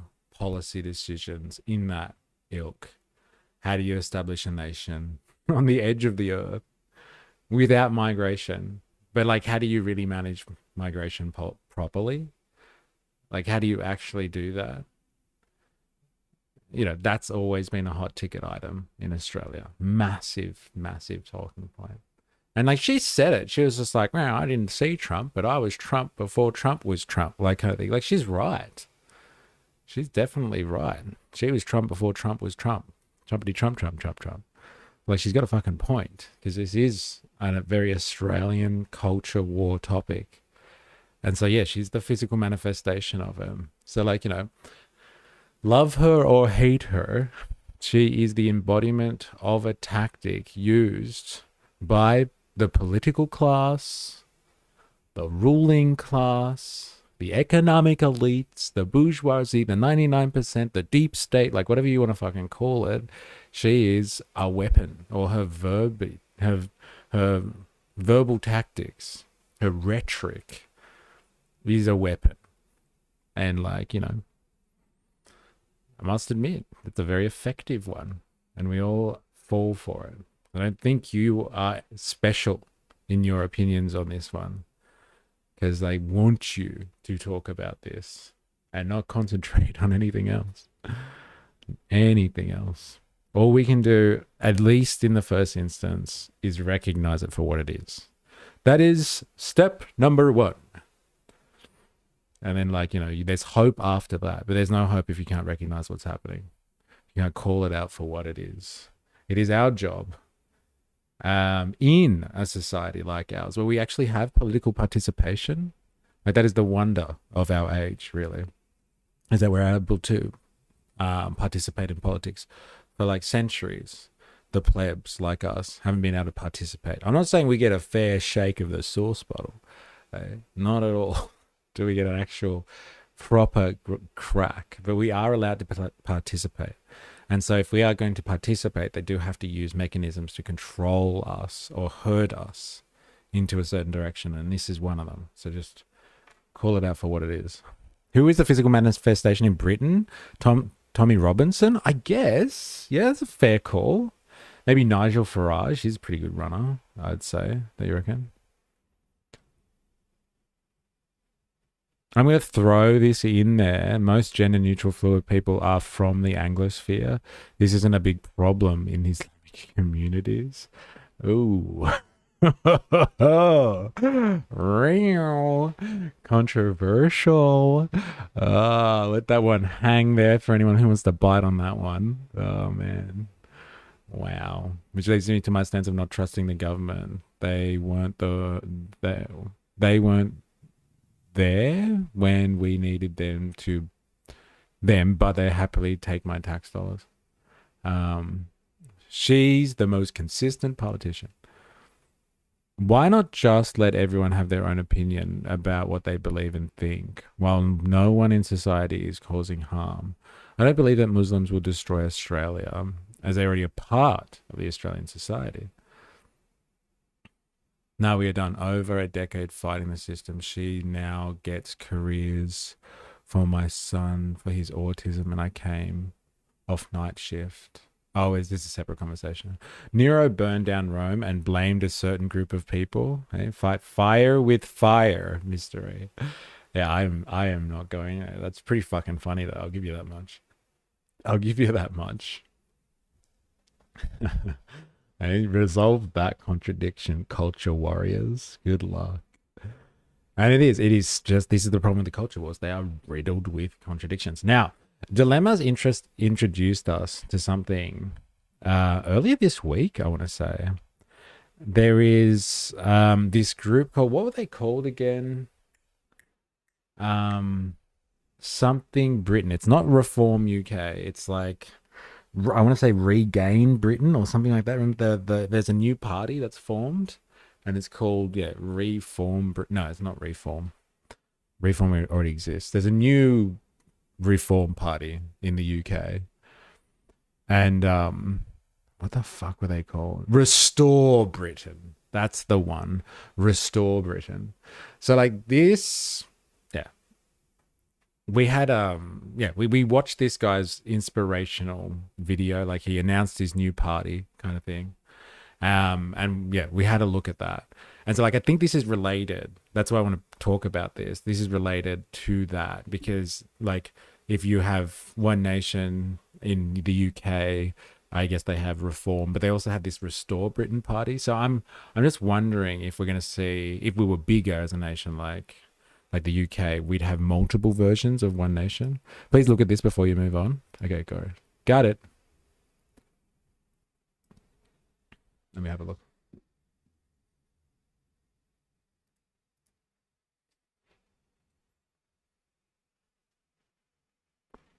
Toilet Paper Oz? Is that supposed to be a rip-off on Turning Point? Eh? Oh, wait. They've already started talking. I hate when it does that. I really wish she would visit Saudi Arabia to see that we are normal people and like all societies in the world, we have our own problems. But we are just Muslims. Eh? No, that's an admission. Actually, you know what? She probably would enjoy that, Razor. She'd be like, look, I'll go to Saudi Arabia and the Muslims should stay there instead of coming to my country. That'd be the thing. The government never keeps a treaty with the people, ever. Yeah, so much for the social contract. All right, let's have a listen to this. And this is how our health authorities minimise male suicides. Why are you conflating? I wish I could do this.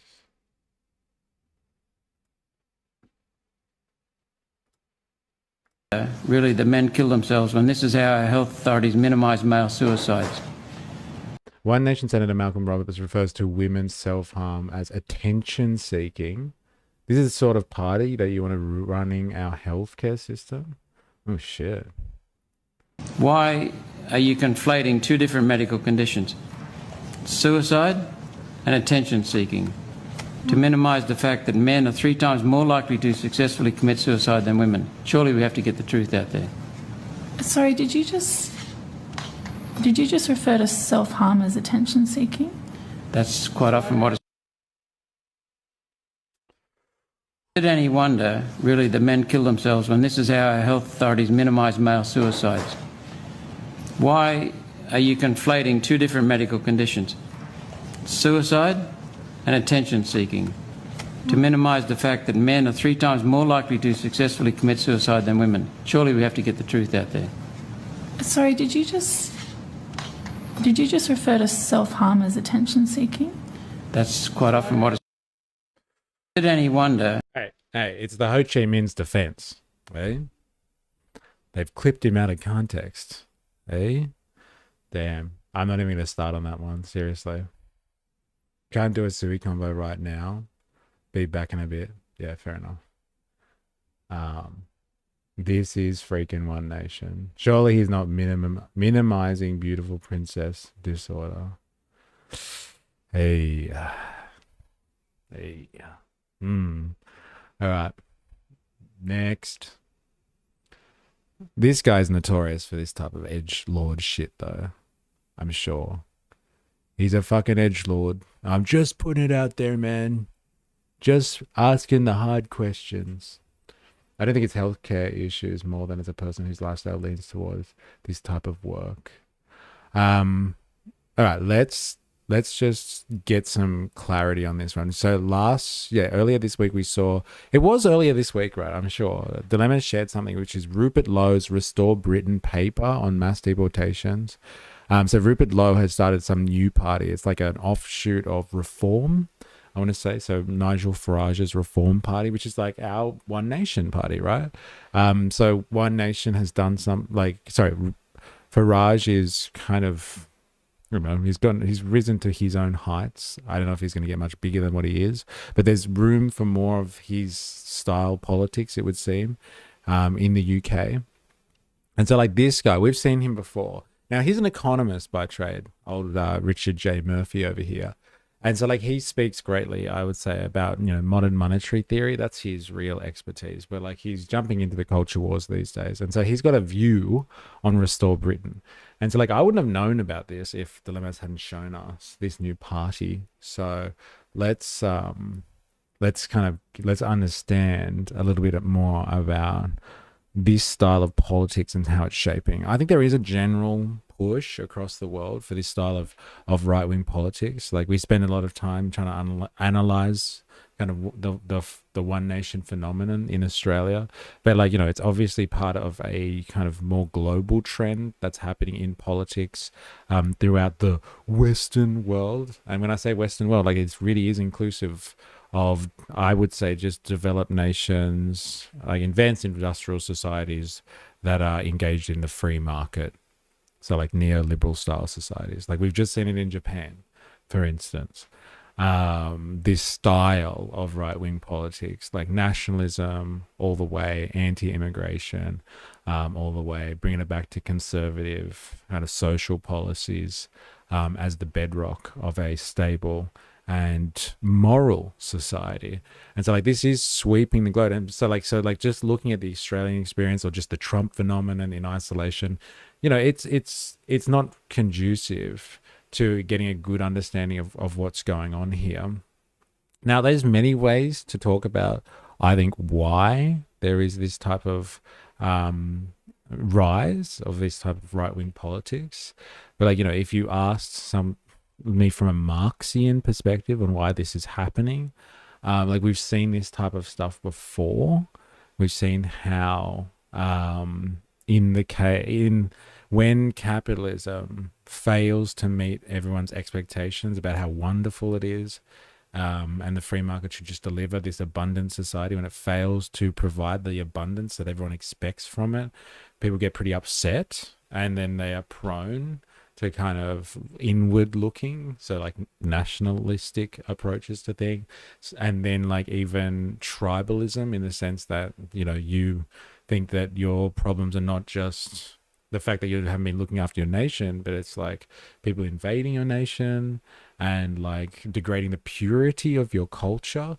Like this type of stuff has happened. Like, do I have to mention World War II, for example? So like we've been here before, and like it was under similar economic pressures that this type of stuff develops. So it's worth understanding what happens in various countries and how these phenomena rise in various countries. But like, I would also go further and to say that like the type of capitalism that we have at the moment is crucial. So you probably hear me throw this term around a lot, but we are in a stage that some describe as surveillance capitalism. And so surveillance capitalism has some pretty amazing architecture, to be honest. And the economy deals, the economy is played out very differently to, you know, what it was in the 20th century, you know.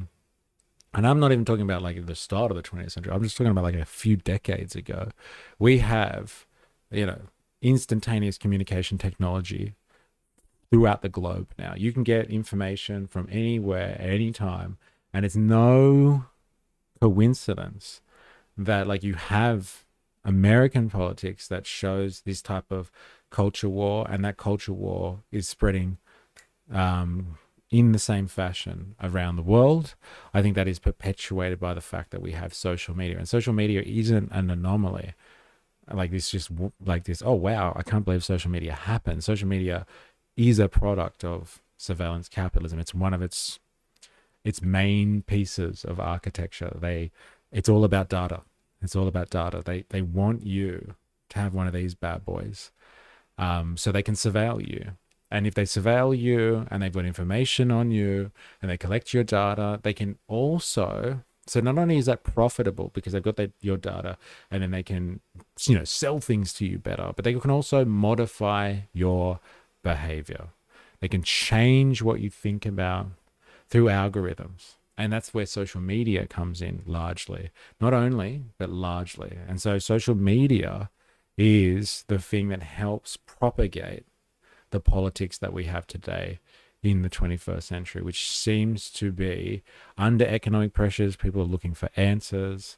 And this style of politics is this hyper-nationalistic, tribalistic style of politics is rearing its head as an answer to the failures of the free market. And it's being like turbocharged by like social media, because people can disseminate these ideas much quicker than ever before. And like, don't just think it's because somebody comes up with some viral video and it's just like, oh, well, the idea just caught on because the idea must be fire.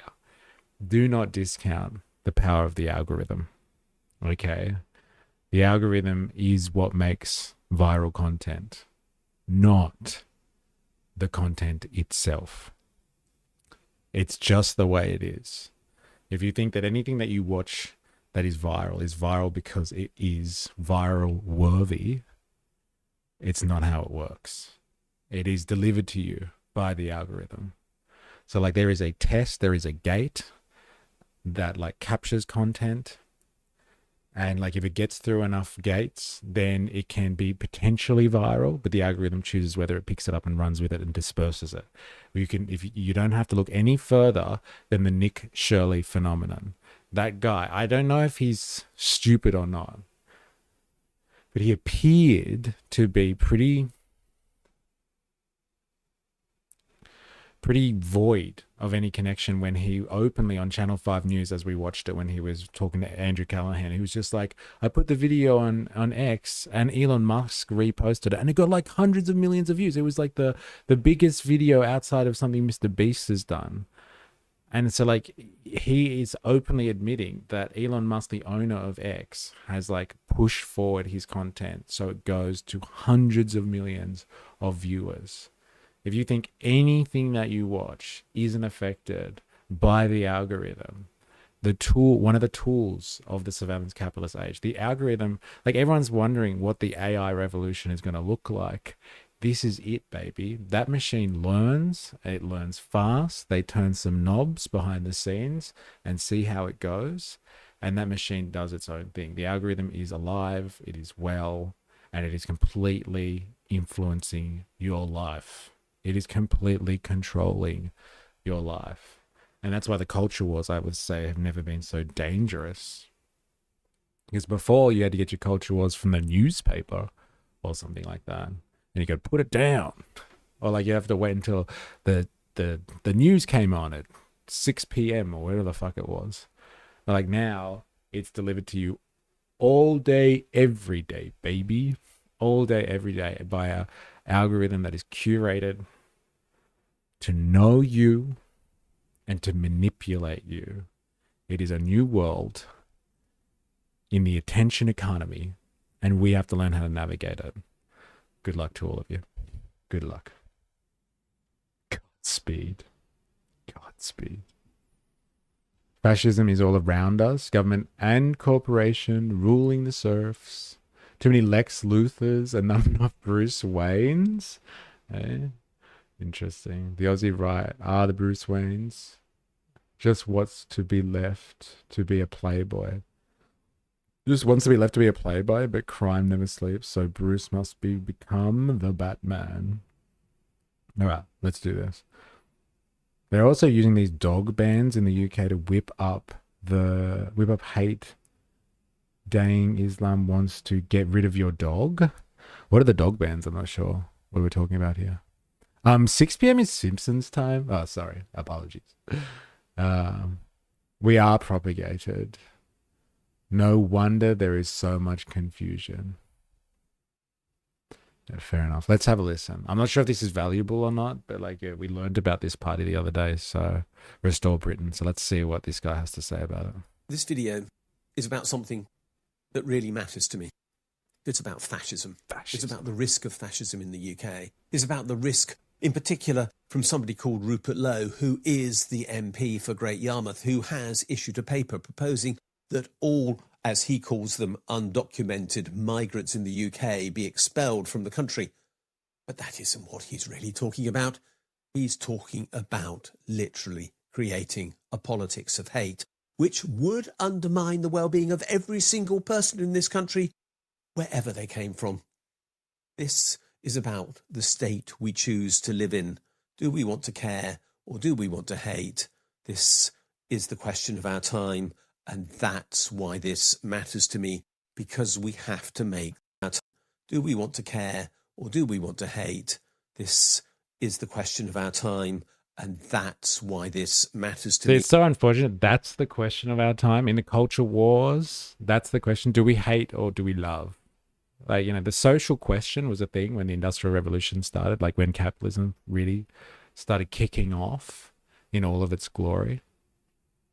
And the social question was, we have seen the glory of the industrial age, and it promised us all, wealth and abundance. And here we are still living in fucking poorhouses and misery. Hey, what the fuck? That was the social question. Too bad we don't have a social question anymore. We have a culture war question. To hate or not to hate? That is the real question. Is it bully breeds? I get so many gross people say shit about my dog when I walk her. She's big, scary, hug bug. The right aren't the heroes you wanted. They're the heroes you need. Who doesn't like dogs? I don't trust people that dogs don't trust. Do we hate or do we hate to love, or do we love to hate? That's a pretty good one, actually. I'll take that. It's a good spin on that. Because we have to make the right choice. Let's just look at the background of this. Rupert Lowe was elected as a Reform MP in 2024. He was elected for Great Yarmouth, and it wasn't very long before Nigel Farage threw him out of his party. Now, there's nothing unusual about Nigel Farage throwing anybody out of his party. That's what he does. But the fact is that Rupert Lowe is continuing to sit in the House of Commons, and he has created a new political party. It's called Restore Britain, and it has now issued a paper this So he got kicked out by Farage. That's interesting. Well. Month called Mass Deportations, Legitimacy, Legality and Logistics. As zippy titles go, that is going to win no awards. But the point is, that's not, of course, what this is about. The paper is about his claim that he... We back to Richard J. Murphy. We back. But he's talking about... Were you here for IS? Dilemma showed us something earlier this week, I believe. Maybe it was last week. Fuck it. It all blends into each other. About a guy called... what's his name? Rupert Lowe, who started a new party in Britain, the Restore Britain party. And it was it's pretty hardcore kind of nationalist rhetoric, like basically deport everyone, even if they're here, if they're migrants, just get rid of them, kind of thing, that type of agenda. And so like people are kind of freaking out about what this means and what this spells. So Richard J. Murphy's giving us his take. I did see briefly, I remember, and he's like standing on the farm and he's like, you know, touching his tractor and like, you know, walking around with his cane and stuff like that. Ever since started to watch your channel, my algorithm broke and I get weird political stuff. Oh, welcome. Welcome. That's the rite of initiation for you, Wookie. So wait, you weren't politically minded before you found this channel? How the fuck did you... Here, quick case study. How the hell did you get access to a channel like this? What a random act of the algorithm that is. Complete randomness. He will be able to remove every single undocumented migrant to the UK within 3 years if he was to get into power in this country. And that is something profoundly toxic, not just in itself, but also for the impact it will have upon politics in this country, because what he is doing is trying to drag politics even further to the right. Remember, those in his party think that Nigel Farage is a left-winger. So we are talking about something very deeply dangerous here, not just for those who are going to be targeted by abuse and hostility by those who believe that Rupert Lowe is right, but also about something much more pernicious, because that is the general changes that they're promoting within the structure of our society. That last point is really important. My suggestion to you is that, important as this paper is in the context of migrants, immigration, and everything else to do with human rights, it is also about power, law, and the nature of the state. What Rupert Lowe has put forward is basically a blueprint for remaking the UK's constitutional settlement. This is not some minor tweak. This is about isolationism. It is about the concentration of power in the hands of a government. It is about the removal of human rights. It is about permitting prejudice. And it won't end with racism, although clearly that's where it starts. Of course we will see homophobia. I think that was what Razor said earlier. It was like, you know, or maybe it was Ninja Nurse, you know, first it'll be the Muslims, and then they'll come after some type of Christian sect that they don't like the Orthodox, eh? And then etc., etc., etc. Next, we will see prejudice against anyone who is foreign, anybody with a second passport. We will see prejudice against working class people, because that always follows in these situations. We will see those who are vulnerable, whether they be neurodivergent, whether they have mental ill health or anything else.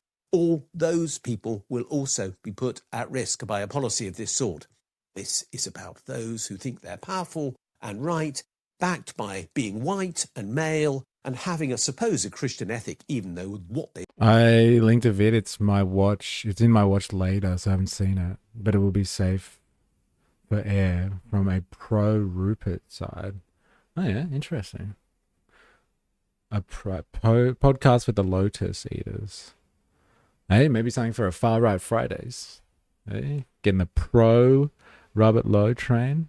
Big, scary bully breeds known for aggression and violence should be banned. Look at her ready to attack and definitely not looking at me for help. Yeah, pure evil. Pure evil. You know what they do say, like anyone that knows enough about dogs, it's like, it's really who raises the dog depends greatly on the outcome of that dog's personality. It's like children, I guess. Farage made a false claim about him to get him out of the party. Yeah. Yes and no, not much Australian politics outside of Geordie's on occasion. I think I was checking live chats for work and so you saw yours. Ah, that's from earlier, I forgot to press send. Yeah, fair enough. Well, thank God for live chats then. Thanks for the case study. Should I bet on a US strike by February 28th in Iran? Let me just check if someone's here. I'll get them to answer the question for you, Cormac. Jag, Are you still listening? Got a question for Polymarket. Do you know what the odds are? Polymarket check on whether we should bet money the US strikes Iran. I think we were supposed to already have, there was already money on that happening like in late January. It never happened. But like we'll get back to you, Cormac. Just give us a few minutes. We'll confirm that for you. Really should put money on it. I didn't have Far Right Thursday on my bingo card, but I'm here for it. Oh, did I say Far Right Thursday? Oh, whoops, Far Right Friday, I should have said. We'll get back to you, Barry. 22%. Yes. Is this on Polymarket? You've already been on Polymarket. Oh, well, you know the fucking going odds. What you need to look out for on Polymarket is someone who was able to predict without any intel. There's a particular person that predicted that Venezuela was going to get done like hours before it happened. You need to find that person, Cormac, and then wherever they bet, you bet. This is all to get digital ID and digital currency. Once they get us to demand both, they are in complete control. Left wing, right wing, both wings of the same bird. We'll get back to you, Barry. All right, yes, if you're new here, make sure you hit follow or you hit subscribe, depending on what platform you're at. If you're watching this on YouTube and you haven't already, make sure you hit the like button. Very disappointed if you haven't already. Very disappointed. And yeah, if you want to come and join the community, here's our Discord. Come and join us on the code. This guy is so far off the mark.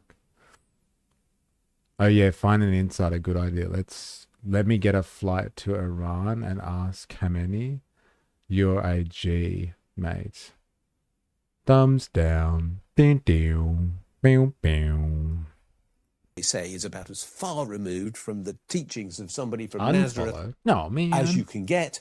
This is about Boo. the imposition of power. So how would they do this? Let's just talk about the deportation issue for a moment, because it's important to note what this document says. Rupert Lowe says that we could not deliver mass deportations in the scale that he wants, in the timescale he wants, without major change to UK law. That in itself... I was saying Boo Earns, virtual tomato throw. Eh? You got extra tomatoes? Living the high life over here? Eh? is an important point. What he is saying is that UK law is at the present protecting our human rights, and we should be celebrating that fact. But let's note how many people he says he's talking about. His claim is that there are around 2 million undocumented people in the UK. Nobody else says that. Nobody else actually talks about undocumented people either, a term that he has imported from the USA, where this toxic logic, of course, first developed. Another... See? The algorithm delivers across the world now. We're in an information space that is controlled predominantly by, I guess, the US, you would say. There's like everyone who's connected to the US internet, and there's like China. And like, that's pretty much the landscape. Like, we saw this. Like, I'm not just like talking out of my ass here, like I usually do. But like in Nepal was a struggle for, like, they wanted to regulate American tech giants in Nepal. They wanted to do that. They started clamping down on them and said they all had to register, and they wanted to like have sovereignty over their own internet space, let's say. And lo and behold, they had a Gen Z revolution, and their government was overthrown within a matter of months. And they're very close to China, so the Americans couldn't have them controlling their own information space. Like, you have to think of like your social media, the way that you get your information now, through your device or devices, as like being linked to a global network of information, and who really predominates over that space. And like for all of us in the free market world, so not the communist China world, but the free market world, our information is controlled. Our information space is controlled largely by the Americans and like their large tech bro corporations, and their algorithms, their machines feed us information. Like, you can find stuff if you go looking, but like usually you are delivered stuff to think about. And so like that is a that is a massive factor. And so what he's describing is like, well, this guy, Robert Lowe, is talking about undocumented people in Britain nobody else talks about. But like, this is a trope that's used in American politics. And then people will be like, yeah, undocumented, I've heard that because I've heard them talk about that in the States. So it must be a problem here. It's like when I was going around interviewing people at March for Australia rallies and they kept on talking about digital ID. And they were like, oh, they're just trying to bring in digital ID here in Australia. And that wasn't actually a thing at the time. It's still not a thing. But like, they'd been listening to the UK government and like drama with UK, and they were like, oh, it's happening. The government's bringing in digital ID. And I'm like, I think you're referring to what's going on in the UK, actually. They are doing stuff over there. I think this is the different political systems. But people just see what happens in the US or UK or some other place like in the Western world. And they're like, oh, it's going to happen here. It's the same thing, really. And people confuse everything. What do you think? They grow on trees? Hey? It's not concrete. I'll watch some Lotus Eaters and find some good legs for Friday. I'm already fighting the possums and Panini, the little dog, for tomatoes, bruh. Indoctrination Nathan in the house. How you going? What's up, people? Just popping out of the rabbit hole for a bit to see what's happening on the surface. Well, this is another rabbit hole for you. We're understanding, like, I don't know if you saw the other day, but we looked at Restore Britain. There's a new like Nigel Farage-esque party that's formed in Britain. It's like One Nation too, but yeah, One Nation, but like more hardcore, I guess. And so we're just like listening to someone speak about that. We spent a lot of time listening to Pauline Hanson's controversy before, a lot of time listening to that. I'm not sure if you're aware of it. And just like using it as a great case study in the culture wars. And it definitely divides us. It was dividing the chat, that's for sure. It's feeling really dead internet lately. Can see the algo on Insta, Reddit, Facebook. It's becoming so obvious. Every time I go on, it's anti-Indian and Muslim shit. Whoa. Hey, it's crazy stuff, right? The algorithm. And dead internet theory is a scary thing too. It's like all those One Nation bots that everyone keeps talking about. None of it matters. It could be the Greens in power there and they'd be corrupted by the same forces. Ah, yes. The bourgeois political system. It's time to change the game. I'm with you, brother. Me and you indoctrinate them. It's time for a full-on revolution. Another estimate says that at maximum there are 700 or 800,000 people who have no legal right to live in the UK but who are nonetheless here. The government estimate is lower still. The fact is, we've only had, at most, around 15,000 people arrive in the UK each year for the last few years who have not had their right to stay confirmed and who we can't prove have left. In other words, if we had 100,000 odd people in the UK who do not have the right to be here, it would be quite surprising. But Rupert Lowe is claiming otherwise. So we learn from that something quite important in the first instance. Like, Dilemmas, you said before that this guy's full of shit. Like, how do you respond to that? So, like, but did he just say that, like, not only do we not have 2 million people, as Robert Lowe has said, that are undocumented in the UK, we probably don't even have 100,000. That's the government estimate, though. Why would the government lie about that? Who are nonetheless here. The government estimate is lower still. The fact is, we've only had, at most, around 15,000 people. Richard, 2/3 of bloody Australians, yeah, working in pubs somewhere in London or something like that. Arrive in the UK each year for the last few years who have not had their right to stay confirmed and who we can't prove have left. In other words, if we had 100,000 odd people in the UK who do not have the right to be here, it would be quite surprising. But Rupert Lowe is claiming otherwise. So we learn from that something quite important in the first instance. What he is saying is that this is not a campaign against those who have no legal right to be here. This is a plain, straightforward attack on migrants, full stop, whether they have a legal right granted by the state or not. He is having a racist attack on people who he thinks do not look English as he would define it. And I don't even know if that's really a gotcha moment. Like, I'm pretty sure he just said that. Am I remembering the promotional video that we saw the other day wrong? Like, I'm pretty sure he said that. Like, if you don't fit in with our values kind of thing, and we assess that you don't fit in with our values, you're gone. You know, like if you're not from here, like you weren't born here and you don't fit in with British values, you're gone. We will round you up, throw you in a camp, and we will send you back to where you came from, whether it's relevant or not. I don't know if that's such a gotcha moment. Like he's probably pissed off about it, this guy, upsetting. But like, I don't know if Rupert Lowe was really hiding that. I think that was actually that's his platform. All I see popping on my feed is how racist Pauline is, but not how corrupt Labor are constantly being exposed at the moment. Like, you get that on your feed? What's wrong with your feed? I thought it would be pro. But all the anti-One Nation propaganda makes me want to vote for them more. Oh, maybe they've got you down pat, bro. Algorithms know us better than we do. Stress the word English very strongly here, by the way, because this is a toxic English logic.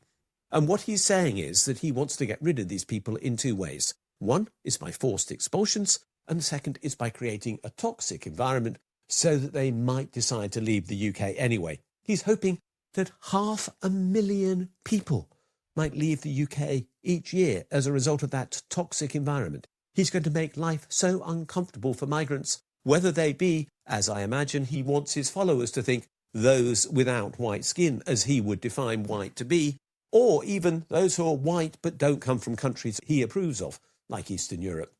Those people he wants to force to leave through a toxic environment. But for those who don't want to go... Yeah, isn't that an interesting element in European culture wars compared to ours? Like, Australian culture wars are kind of just like on the race divide anyway. It's just like, well, they should be coming from a nice white country like Europe. And so, like, we're all inclusive of Europeans. But, like, if you go to Europe and hear them in their culture wars, they're just like, yeah, we want nice white people, but not those Eastern Europeans. God, I can't stand Estonians. They piss me off. And fucking Romanians. Don't get me started. And, like, in Australia, like, the culture warriors here would be happy to have Europeans because of like whatever they are, because they fit the right skin complexion. But like the European version is much more nuanced than that. Hey, it's dirty Eastern Europeans coming to take my job. It's interesting, and this is like the culture wars. Like, you got to be careful with them. They are defined differently from place to place, and what makes sense in your culture wars, or might make sense to you because you're used to your own culture wars, doesn't make sense somewhere else, and they're arguing over the same stuff. It's full of contradictions. It's scary as fuck. I just remember when people were complaining, we were analyzing everyone complaining about Pauline Hanson wearing the burqa in the Senate. US people coming into the stream chat who are generally, I would say, pretty left-wing, and they're just like, well, what's wrong with it? It's just like freedom of speech. Like, you might not like it, but like, why would you ban her from doing stuff like that? Culture wars are very strange when you analyze them cross-country, right? Pauline had me all hot and heavy, had to go pump some iron. Welcome back. Welcome back. We wanted to know your thoughts on Iran and the poly market, actually, before. I'm glad you pumped some iron. Hope you're feeling ready to check poly market for us. I want to know what the stats are, or the odds are, on an Iran strike before or around, before the 28th of February. That's what we want to know. Tagar dilemmas. We're in a government's shit sandwich. Libs or One Nation won't be better than the Greens and won't get in. So shitty Labor is our only go, apparently. Ravy baby. Well, if you engage more with media that's against your personal beliefs than media that is pro, you would be suggested that in your algo. Was thinking we should pay our politicians well or have wealthy ones. I was thinking we should pay our politicians well or have wealthy ones so that they don't sell our country for like 15K. But after seeing Elon Musk and Gina, money is never enough for some people. That's a fair call. I'll take that. That's, yeah. If you don't pay them enough, they'll take money on the side. But like at the end of the day, they'll probably just take it anyway, right? Even if they do get paid more. The algorithm is known to use push and pull method. First, present you with the propaganda that agrees with you to reaffirm your position. Then once you feel comfortable, it shifts the content that forces a reaction so that you comment and stay on the network for longer, like gambling a little. Hey, you get your losses and your wins. Hey, interesting. Can't just feed you carrots all the time. I'm going to hit you with a stick every now and again to enrage you. So again, keep you online for longer. Put the Lotus Eater video on next. I bet it would have a counter to his argument. No, strike by 24th is currently at 74%. Over 33 million in bets from the 16th to the 24th. 33 million in bets. It's fucking mental, isn't it? We're going to get into Iran later. We'll probably do it after this topic, to be honest. It's a form of manipulation. Damn right it is. I call this one hot and heavy. See? Yeah, the wealthy class has always protected the will of the people. We need the Lotus Eaters to explain their position. Yeah, but maybe not today. I just wanted to get some analysis on this party a little bit more. I don't even know if I want to finish this video, to be honest. Thinks there might be 100,000+, maybe 200,000 a year in this category. He wants to dismantle the current asylum system, and he says so. To achieve that, he wants to repeal or asylum system. We think that refugee status should only ever be extended to those arriving directly and seeking genuine asylum from countries that neighbour us. All other claims must be rejected as a matter of course. Restore has stated they want people to find marriage partners abroad if people want. It's not a race thing, it's a British thing. Some leaders of change were rich class traitors. Am I correct? E, help me out here. Okay. Some leaders of change were rich class traitors. Well, like, yeah, there's historically, actually most leaders of like revolutionary movements and stuff are actually people from the middle classes. Because like they got a taste of both lives. They understood being sandwiched in between the plebs and the ruling class, let's say. They understood the injustice that's in the system, inbuilt into the system, and they actually fought for change. Like the flip side of that argument, though, is that because they're in that middle class, they actually wanted the power from the upper classes for themselves and then just persuaded the commoners to fight for them so they could become the new upper class. But yeah, you're right, Tager. I think there's a lot of historical examples of people that were like basically like not like rich exactly like the actual heights of the ruling class, but they were they were let's say middle class or upper middle class. So they had an understanding of both worlds, brought them together, and were revolutionary or rebellious, let's say, because of that situation that they were in. Definitely have to agree with you there. It's a British thing, and being a net contributor to the country. Kicking budgets off welfare, yes, even white ones. It's not a race thing, it's a British thing. I still am perplexed, given the commentary you've provided, over the months and months now, dilemmas, that you are on the train with this culture war trope and tactic that is like attacking welfare bludgers. Like, I'm sure there are people that bludge on welfare. I'm sure there is a lot of them, but like overwhelmingly, and like, is that even a factor? Like, that impacts the economy in the face of all the other people that bludge off the system? Like corporations and special interest groups that turn real policy decisions in their favor all the time. I still can't believe that, like, giving you the stuff that you talk about as well, like that stuff that affects you personally, that you you just buy the culture war tactic that there's a lot of bludgers on welfare. We've got to go after them first. Let's get struggling people first. Let's get them. They're the worst. It's not the money, it's the position of being above the law that's appealing. More Perfect Union had an interesting piece on Snap recently. Oh yeah, I wouldn't mind seeing that actually, because I've always tried to understand because Trump in the big beautiful bill took money off Snap, which is like a food stamps and food programs and stuff like that. It's such an interesting trope, isn't it? Like, tax breach for the extra wealthy, and let's shit on, what was it, like healthcare assistance, like private healthcare assistance for people, and taking away Snap.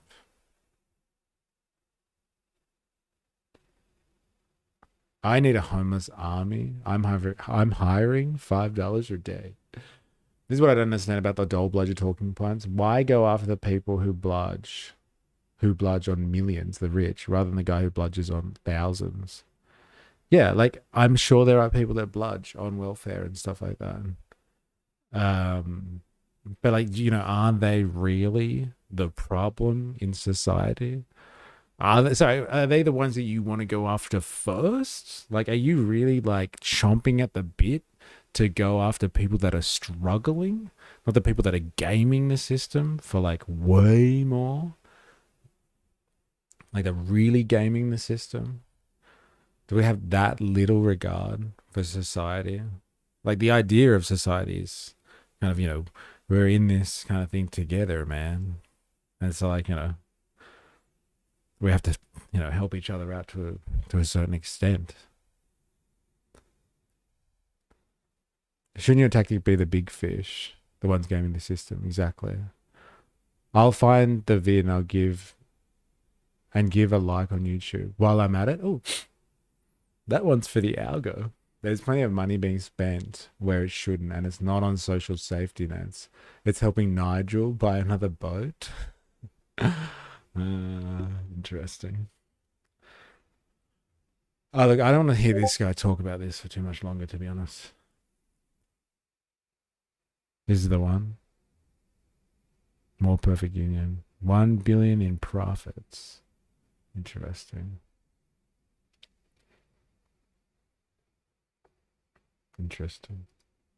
Thank you. Might have a look at that later.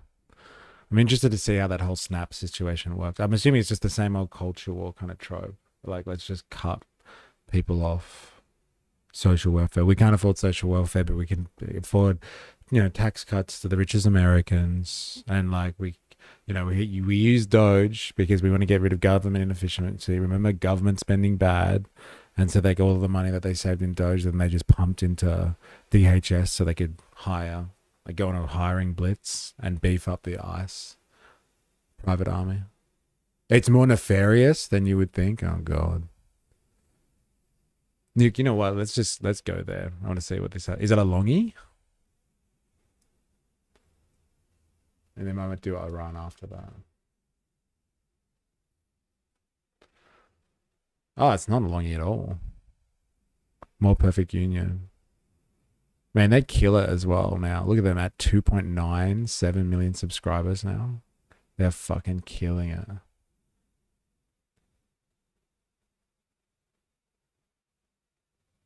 Nigel is the owner of COG. It's better to pay the junkies to fuck off than steal copper and shit up society. People on Centrelink are the new elite, apparently. Apparently. Yeah. That's what I mean. If you are so for austerity and cutting the spending, go after tax cuts for the rich. Follow the logic to its conclusion. Yeah. There's welfare, and then there's welfare, welfare for the right people. What is it like to be in a grocery store for 6 hours hungry? It's torturing. You feel like you're being tortured. Daisy Walter is a grocery store worker in the Pacific Northwest, and like millions of Americans, she relies on SNAP or food stamps to feed her family. I work. I still can't afford to eat without it. Right now, the way my hours are, I have to choose my bills or food.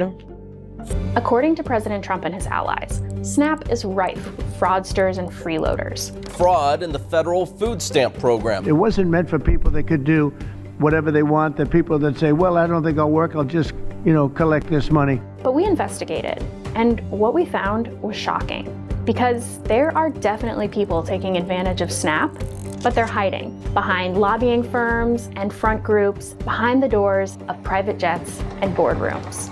Bro, more perfect unions gonna have to fucking watch out, eh? Gonna be a few people, unaliving themselves in fucking hotel rooms from more perfect unions pretty soon, eh? Calling out the groups that are feeding off government assistance and programs. Man, they're in big trouble. Big trouble. I'm trying so hard to get on Senate. LMAO. I haven't earned a wage in 2 years, and I can't afford my meds now with the mortgage. Hey, Centrelink. Hey. Yeah, it's not fun, is it? And I think that's the point as well. Like Centrelink is specifically designed to be difficult as fuck, because like that just weeds out a whole group of people straight away. They're just like, I don't want to deal with Centrelink. Fuck this. And like the whole robo debt situation as well. Like that now, like that's in people's memories as well. Because they think that like if they go on Centrelink, they could be at any time like put through some type of weird witch hunt and then hit up with government debt charges, and you have to pay the government back, you owe the government money, god damn it. Like people died as a result of robo debt. It's pretty crazy shit. Mike Phantom, much love and good vibes. I think that is legitimately the first positive comment that's ever come from Kick. I'm waiting for it to be like, haha, gotcha, sucker. But like Mike Phantom, if this is a legitimate comment, you are our first like legitimate Kick commenter. Welcome to the stream. Yes, it's an orphan crushing machine. I sell feet pics, but I have Wog Hobbit toes. It's an orphan crushing machine. It's to make you give up. Oh my god, it is. Yeah. That's how they weed people out straight away. You have to be tactical and pick your battles. Not going to topple the influence of them boys or billionaires when you hold no political power. Join the Australian lobby group. SNAP was created to ensure that in the richest country in the world, no one goes hungry. This is the story of how America's corporate elite captured SNAP and used it to pay themselves.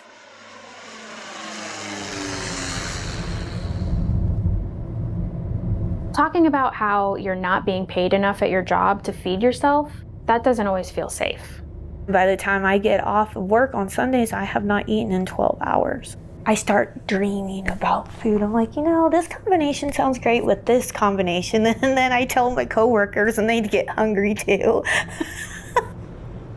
Before we met, Sarah told me she was worried about retribution from her employer. So she asked that we not film her face. When you see people coming through work buying all these healthy produce and stuff, and you're like, I can't even do that. I'm lucky if I can buy a bag of grapes once every 6 months if I'm lucky, depending if I can find a good sale for it. As I spent time with Sarah and Daisy, there was something I just couldn't get out of my head. They work for a corporation, Safeway, whose parent company Albertsons made nearly $1 billion in profit in 2024. So why are they on government assistance? Their employees are struggling to live and to survive. My youngest, he after every meal, he's like, Mommy, are you still hungry? If there's leftovers and he wants more, and I'll be like, no, go ahead and eat. And that way he can eat, because I know he's not done, and I'd rather be hungry than have my child go hungry.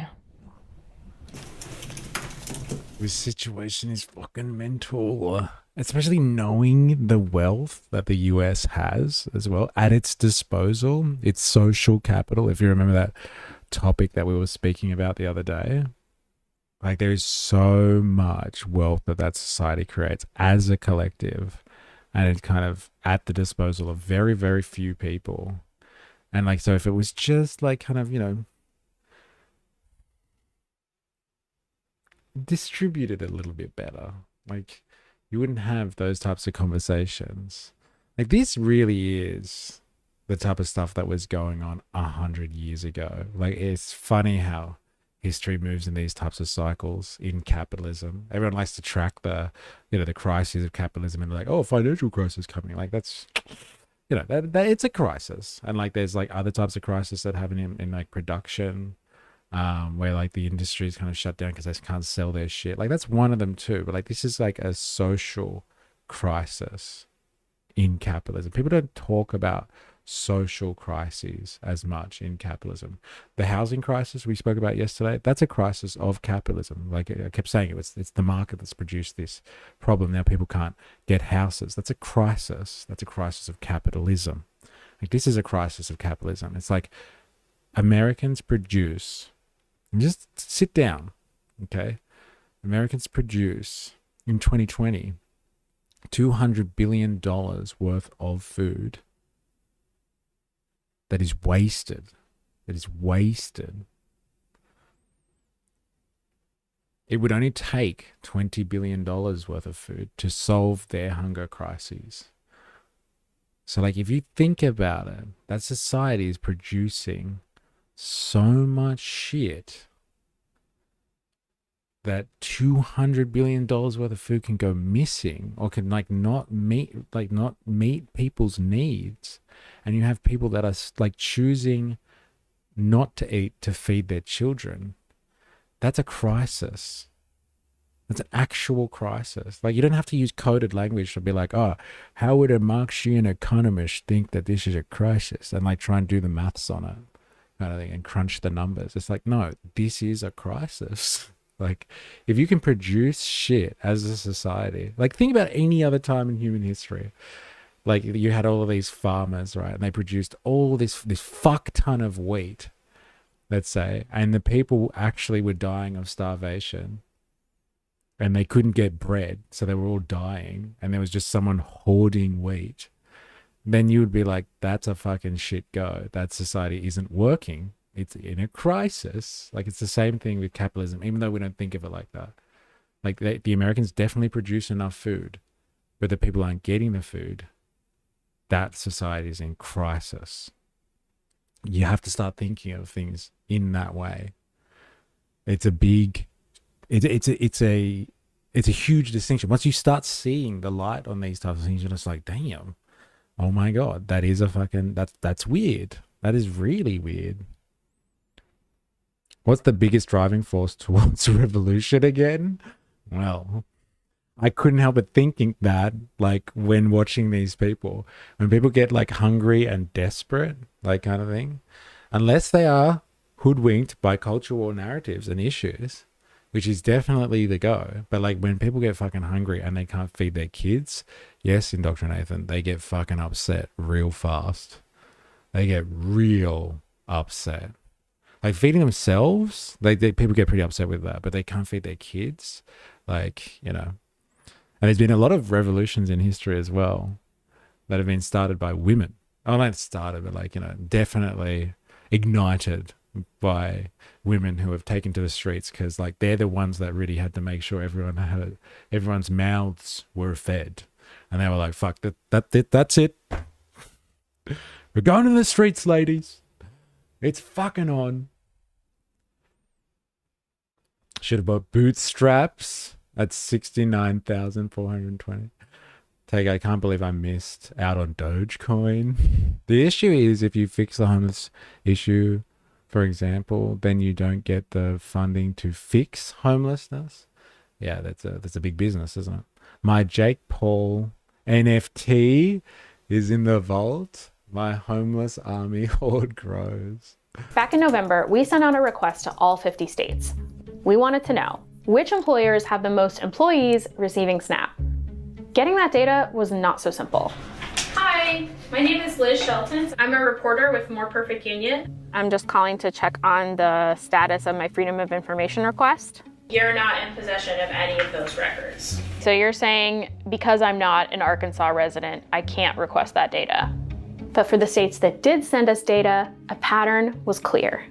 More than 7,000 workers for Amazon and Washington State. More than 4,000 workers for Walmart and Colorado. McDonald's, Kroger, Dollar General. All across the country, thousands of people working for enormously profitable corporations who also can't afford to feed themselves without government assistance. As I investigated further, what began to come into focus seems like an intentional strategy to siphon off billions in taxpayer money. Something Wage slavery, plain and simple. Yeah, like you can't even afford to. Like, hey, if you were a slave owner, you wanted to at least make sure they could come to work the next day because you had to fucking make sure they were healthy enough to work. Now, this is interesting, isn't it? It's like diverting the wages off to a government program of some sort and being like, we don't pay them enough, but like the government will pay them through SNAP, right? I wonder where they're going with this. This is interesting. That Daisy and Sarah both mentioned that really stuck out to me. They both want to work more hours, but they can't get them. When you talk to your manager and say, I just want to come and say hi and spread some positivity. Damn. You're like the antithesis of Kick. Normally, like the people that exist on Kick are not the type that want to spread positivity. Not the ones that I've run into. They're like snarky little comments and stuff like that. Well, thank you for your positivity, Mike Phantom. It's good to have you. It's good to have you. Might not be the revolution that you wanted, but it's coming. Do you smell it in the air? No, not really. The movement behind One Nation is a revolution. It's not One Nation itself. It's just the vehicle. Join us on Discord. Yeah, look, follow for more on Kick, please, Mike Phantom. And follow us. Come join the community. work more hours, but they can't get them. When you talk to your manager and say like, hey, I want more hours, what is their response? He turned and told me I will get more hours once I know the store better. But with 2 days a week, what do you expect? If you were to go to your manager and ask for more hours, what do you typically hear? They try to use excuses of labor and wages are too high for this location. So that's the phrase that you hear quite often. And even if they could, quote unquote, guarantee you more hours, that's still not going to be guaranteed. This isn't a coincidence. Big corporations like Walmart and Safeway have to offer employees health insurance if they work 30 hours a week or more. In some states, they might have to offer other benefits like paid sick time or vacation time. And so by keeping their employees' hours low, these corporations are able to avoid offering those benefits and keep their employees' incomes below the threshold needed to qualify for programs like SNAP or Medicaid. And that way, the government picks up some of the cost. In 2014, the last year we have data for, Walmart alone cost taxpayers... Slow down. Did they just confirm the theory or the speculation that we had? That if they keep them below a threshold, then the government has to give them SNAP? Is that what she said there? I didn't understand how she framed that. Keeping their employees' hours low, these corporations are able to avoid offering those benefits and keep their employees' incomes below the threshold needed to qualify for programs like SNAP or Medicaid. So they keep them below so they don't want them on SNAP? Is that what you just said? Am I listening to this wrong? Can someone confirm that for me? If they keep it too low, they don't qualify for SNAP and for Medicaid? And that way, below the threshold are able to avoid offering. And so by keeping their employees' hours low, these corporations are able to avoid offering those benefits and keep their employees' incomes below the threshold needed to qualify for programs like SNAP or Medicaid. Okay, so yes. So they keep them low so they do qualify for SNAP. Okay, because that sounded weird, the way she framed it just then. Yeah, okay, so then they offset their costs, right? Because that's the thing about, like, I think Marx is pretty clear with this in his analysis of capital. Like, you actually pay a wage to meet somebody's subsistence so they can reproduce themselves just enough to reproduce themselves. We're not talking about luxuries here, holidays, healthcare, all that sort of stuff. It's like literally they can maybe house themselves so they can escape the elements and not die straight away. and feed themselves so they can keep coming back to work and making value for you. But like, we're talking about like the capitalist class potentially in the US, or a subset of the capitalist class, has figured out that they can actually keep wages low. They don't even have to pay for its own, like, labor's reproduction anymore. They don't have to pay for workers to reproduce themselves. If they pay them less as like an aggregate en masse, then like they can shift the costs, like actually paying true value for labor. They can shift that part of that cost off and the government will cover it. So like, so why would Trump remove SNAP benefits then? Wouldn't the corporations be upset about that? Wait for the punchline. All right, fine. I'm going to wait. I can't wait to know what the fuck is going on here. My dad was in public housing on Senna. They made him get a job to continue living there. Then, they then told him that he was making too much, so he had to move. Oh my God. Oh my God. Oh my God. And that way, the government picks up some of the cost. In 2014, the last year we have data for, Walmart alone cost taxpayers more than $6 billion in employee public benefits like SNAP and Medicaid. When you let companies get away with shifting so much of the cost of their employees, just basic, living costs onto taxpayers, we're all subsidizing that. We are subsidizing these fat paychecks for CEOs. We're subsidizing the private jets that they ride around in. We're subsidizing their outer space adventures. So, step one of the corporate scam. Keep wages and hours low, and SNAP picks up some of the slack. But the scam actually goes even deeper. Take a look at this internal presentation from Kroger, marked confidential from 2017. There's literally a slide in there titled, "Many Kroger associates live under the poverty line."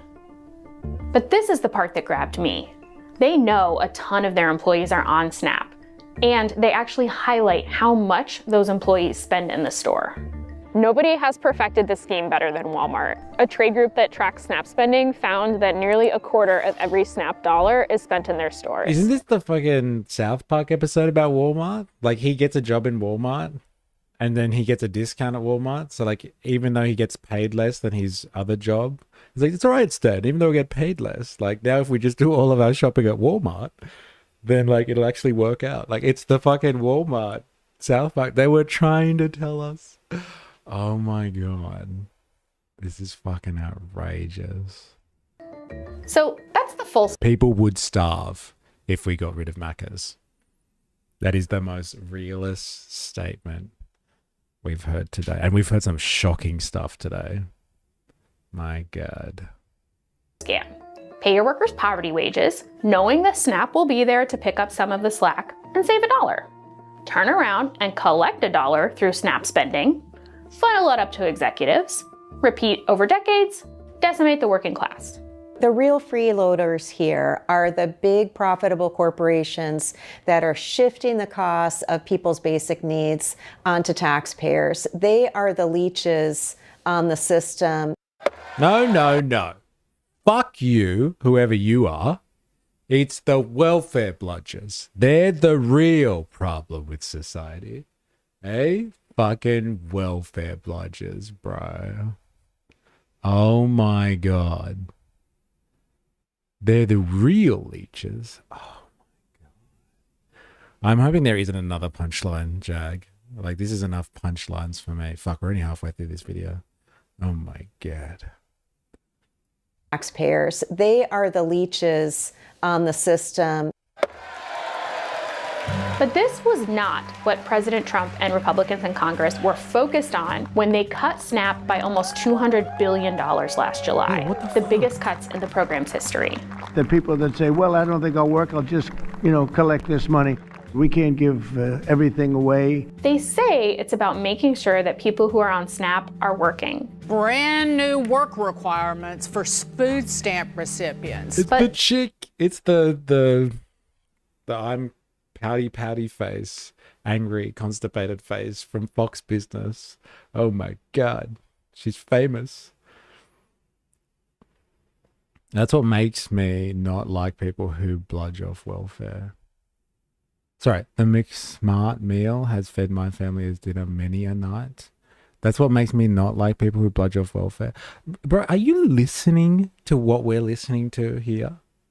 I got told I earned $50 too much once for my missus to get disability on one of our many attempts.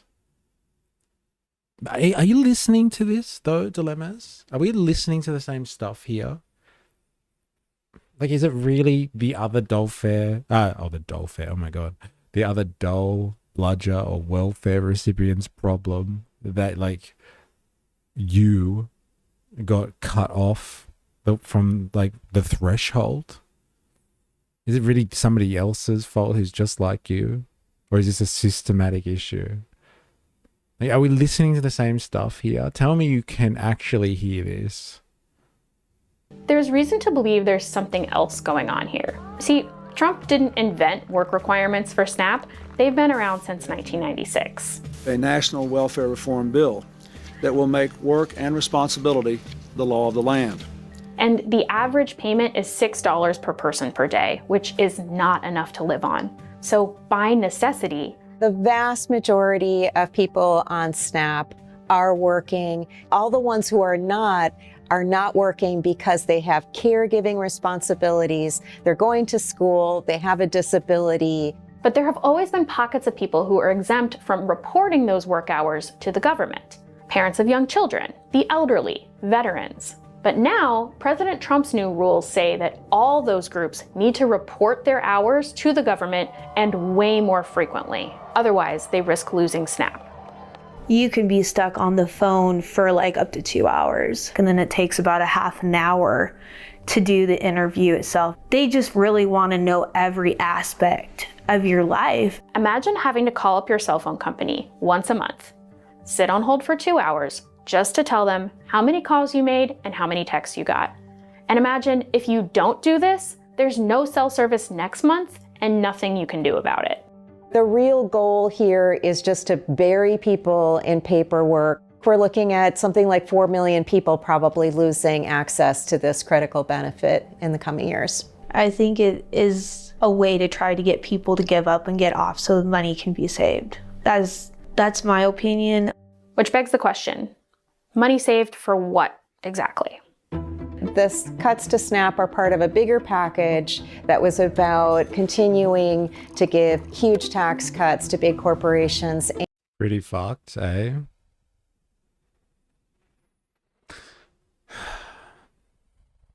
I don't know what to say, man. Yeah, it's pretty fucked.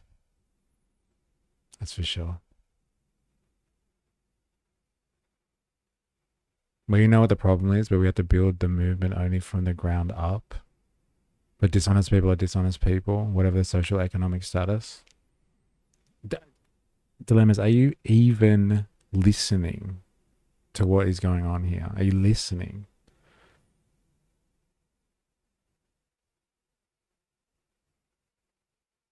This is not a discussion about dishonesty and honesty. This is not a moral question. This is about systems that are designed, in a sense, in a way, that vilifies people that are on welfare, persecutes them, while actual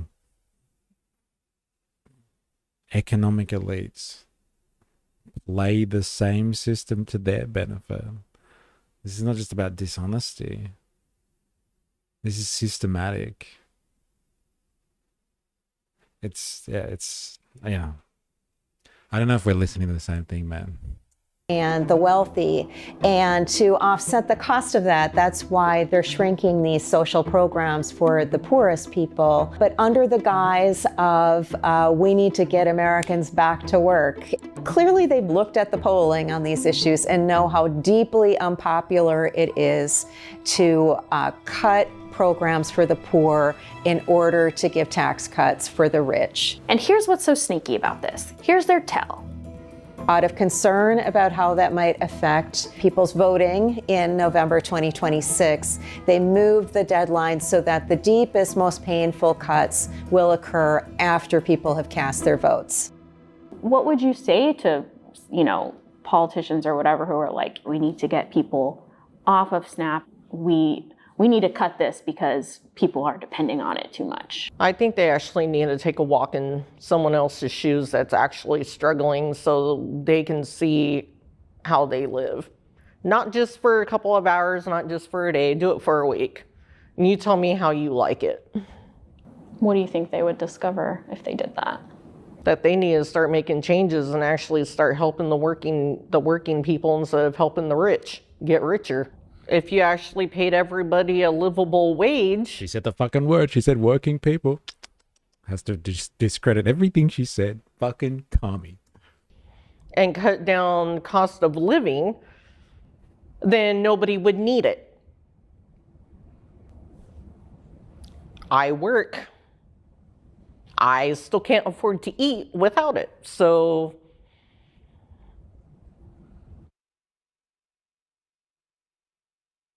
Hey guys, thanks so much for watching. If you like this video and you want... So let me just get this straight, just so I'm on the same page with what you understand from this situation here. And correct me if I'm wrong here. They have got people in a precarious working position in the sense that they deliberately keep them, like, as we would describe in Australia, as like part-time workers. Maybe casual is better. They keep people as casual. They give them limited hours so they don't have to give them benefits, but it's also at a point at which they don't, they can apply for SNAP. So they don't pay them well enough, even in the first instance, to cover their own living costs.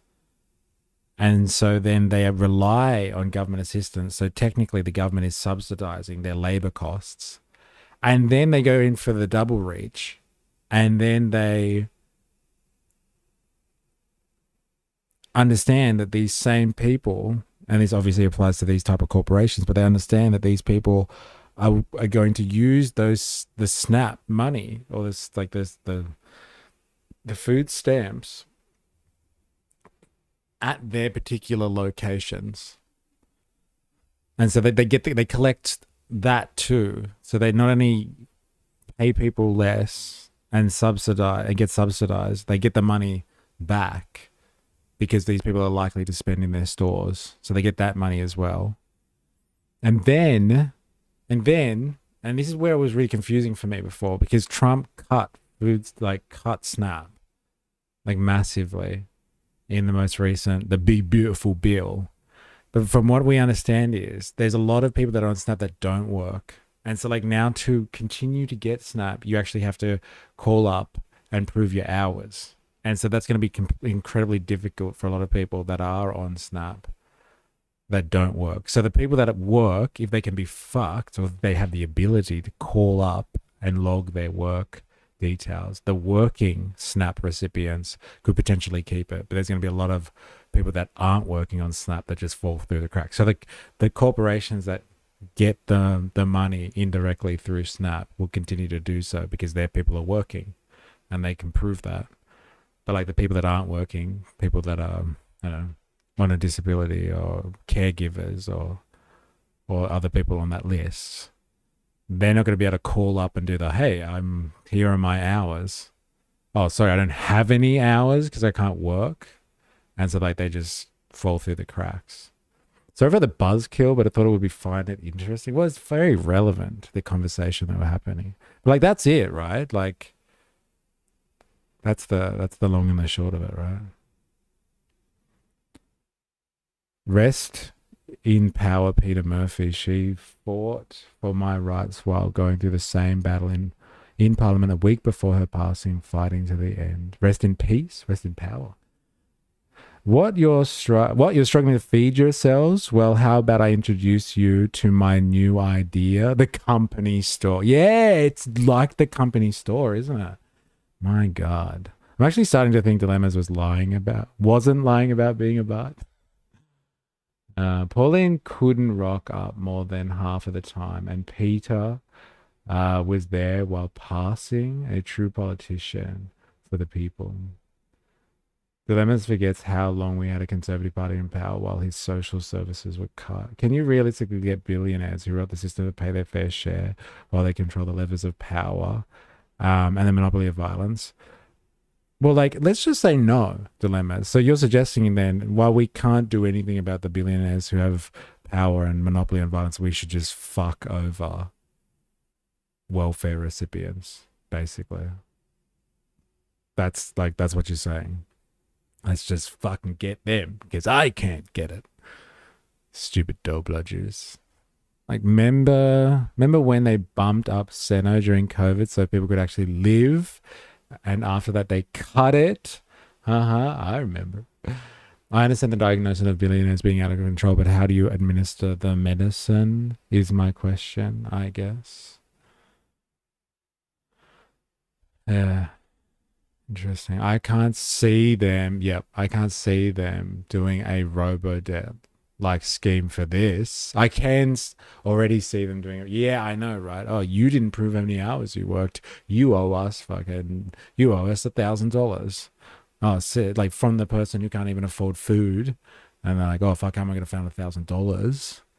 They end up necking themselves as a result. Damn. That's mental, bro. Look at this guy. I worked for Walmart in 1996, and they were putting this exact scam. They were pulling this exact scam then too. Walmart scheduled employees the absolute maximum hours of hours they could while keeping the employer under the full-time benefit requirements. It's absolutely shameful. This practice has been going on for 30 years. Like, this is the class struggle right here. You have massive corporations like Walmart who do hire massive labor forces, and their tactic, like, it's as old as capitalism itself. Their tactic to maintain profit margins is to pay them just less than the benefits threshold. This is a class war. This is a class war. And and they wonder why they're so anti-union, these corporations, right? Culture wars are a distraction from the class war. You aren't part of the club. They don't want anything good for you. Man. This is why I had to dip out of the Sui convo. Lack of stability kills people. Yeah, fair enough. Forced down into the part-time jobs, you also wind up at retirement age with a tiny social security account, greater than earned benefits. I worked a corporate job for 50 years, SS from every paycheck, so I get the max benefits. But my sister, a mother, a carer, and part-time worker has same number of years work, but only $750 a month earned benefits. We only became aware of the consequences of this difference when she got sick and couldn't work at age 63. Better now, she went back to caretaking again. She will live with me and attempt to work for the rest of her life. Our friends in Spain have no such problems, plus healthcare. Corporations own Congress. Our tax system should punish this to the point of it not being profitable to do this kind of thing. Ha ha ha ha. Sounds like you want some of that class war. No, that's what you're hearing, not what I'm saying. I'm talking about a revolution from the ground up. Honestly, it's a virtue to aspire to. I'm talking about the dole bludger claiming back pain, but could still work and earn. Then you slowly take seats in the lower house, using bodies like the Australian lobby to fight, a lobby group to fight for the working class behind the scenes.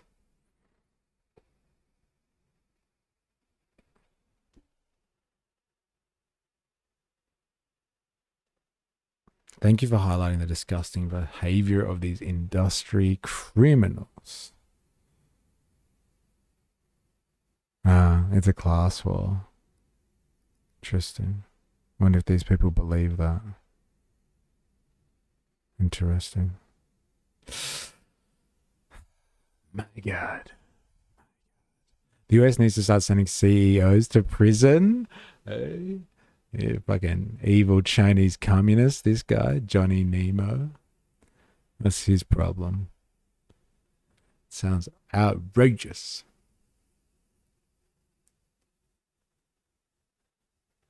This channel is reporting on the realities of the American people on many levels. Thank you for giving a voice to those who have none. Yeah, you got to think of it like that, hey? They really do speak about issues where the other media just won't go there. They love it that employees spend their paycheck and Snap where they work. Yeah. Company store. That was in Dr. Nathan's call. The company store. I owe my soul. I owe it all to the company store. Profit sharing should be mandatory. Fucking dirty commie. I'm so sick of this country. We need to do something. If the corporations and billionaires can't pay a living wage, then there should be no government subsidies to those corporations and billionaires until that changes. Woke rubbish. I had a friend who literally collapsed and died on the job while stocking shelves at Walmart because he couldn't afford proper health care. This occurred a few years after NAFTA had caused him to lose a good-paying job with health insurance. Thanks to the government and big corporations, my childhood friend of 50 years had his life expectancy cut drastically short. There's another crisis for you. It was interesting, just depressing.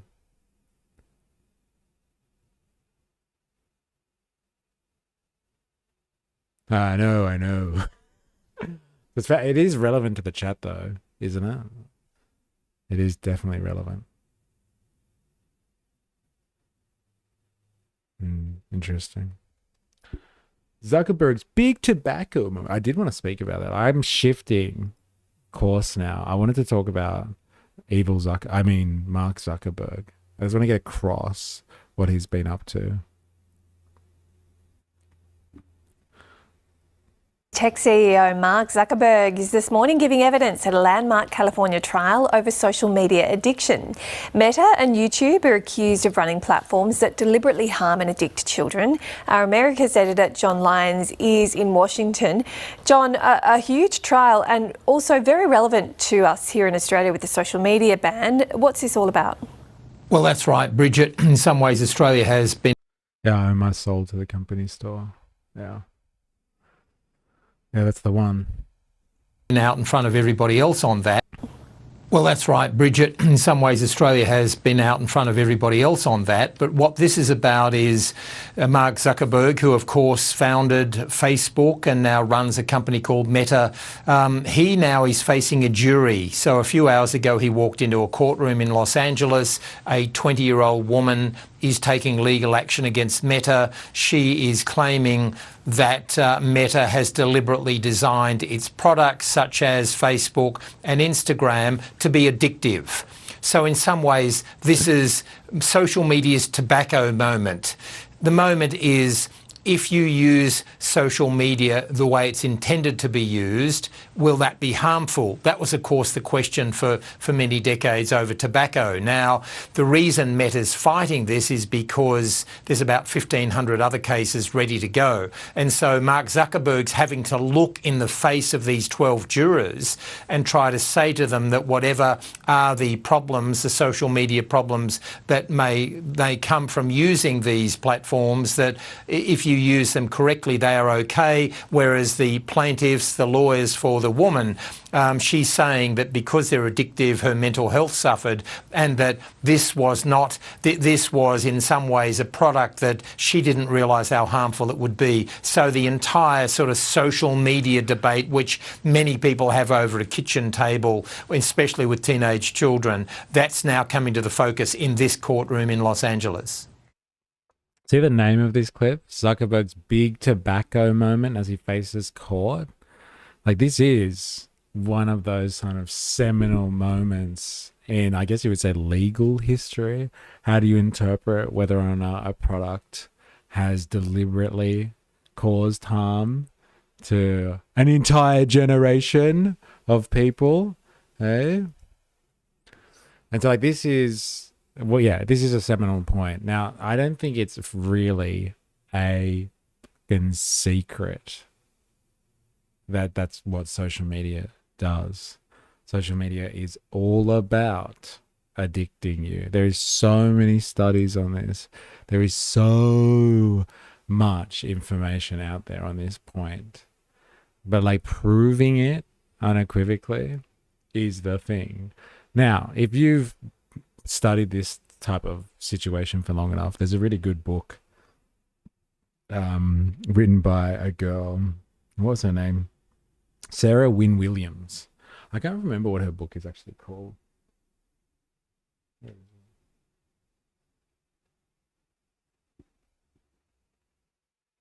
Anyway, look it up. Her name is Sarah Wynne Williams. Careless People. And she documents her time at Meta, or Facebook, then Meta, as a person who's kind of has to deal with the world governments that like Facebook starts to be very, very crucial for. And like she, No, Hidden Where It Hurts, that's another interesting book, but that's about American kind of politics and stuff. And like how the Democrats need to win using the Republican scheme and strategy.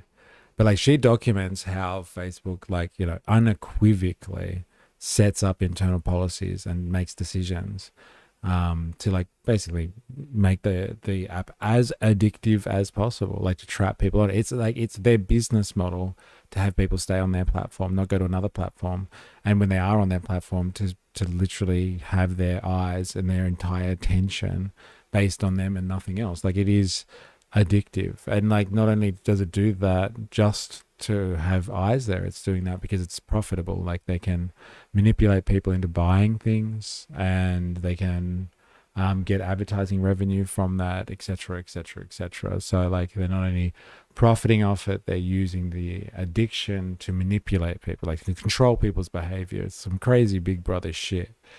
So like, you know, the evidence is there. It's whether or not people in the judicial system have the fucking balls to call it out for what it is. I think it's no secret. Like I don't think anyone who's ever used social media would be like, no, it's not addictive at all. I don't know what people are talking about. Like it's definitely designed for that purpose. Like definitely.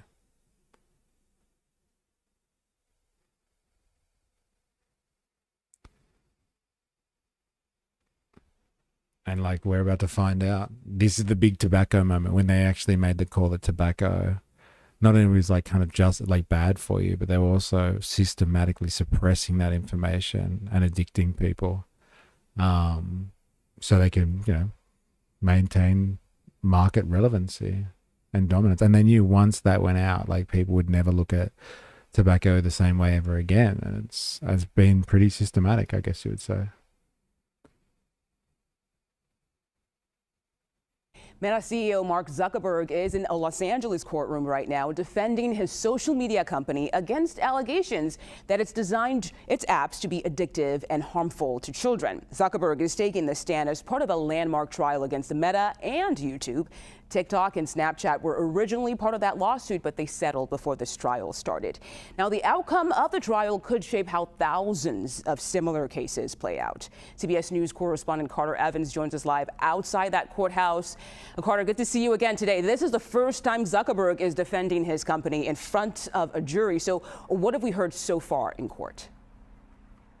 Right. Well, he's inside that courtroom testifying right now. The first part of the day, the plaintiff's attorney spent a lot of time focusing on age restrictions on Instagram. No children under 13 are allowed to join Instagram.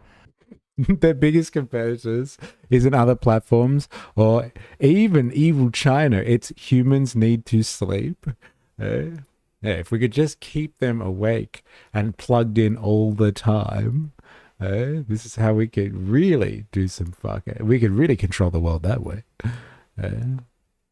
But as you know, a lot of kids are able to get around that. And this is important because the plaintiff in the case here, who is 20 years old, who claims that her mental health was harmed by using social media, she got on Instagram when she was 9 years old. And at one point, Zuckerberg seemed a little frustrated with the line of questioning. He said, I don't understand why this is so complicated. We're not perfect.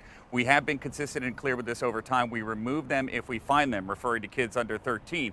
But then they pulled out some internal documents that showed the previous strategic goal and focus was total time spent on the platform by teens. And so this presentation that they displayed as evidence said the goal was to increase U.S. teen time spent. Summary, big bets, this is back in 2017. The fifth item was under 13-year-olds. So what the plaintiff's attorney is trying to suggest here is that not only did Zuckerberg... See, like, this is what I'm saying. There is so much evidence here. So much evidence. It is overwhelming. But the fucking the deal breaker here is, will the judicial system have the balls to actually make the right decision here? It's just a choice at the end of the day. This isn't a democracy, the court system. It's definitely not.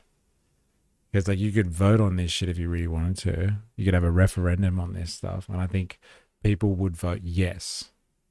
Social media is addictive. But, like, do the courts have the balls? That's the only thing that's a factor here.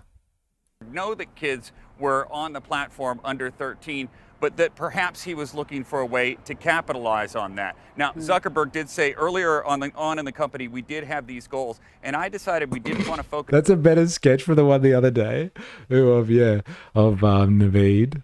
It's so much better. Oh my God.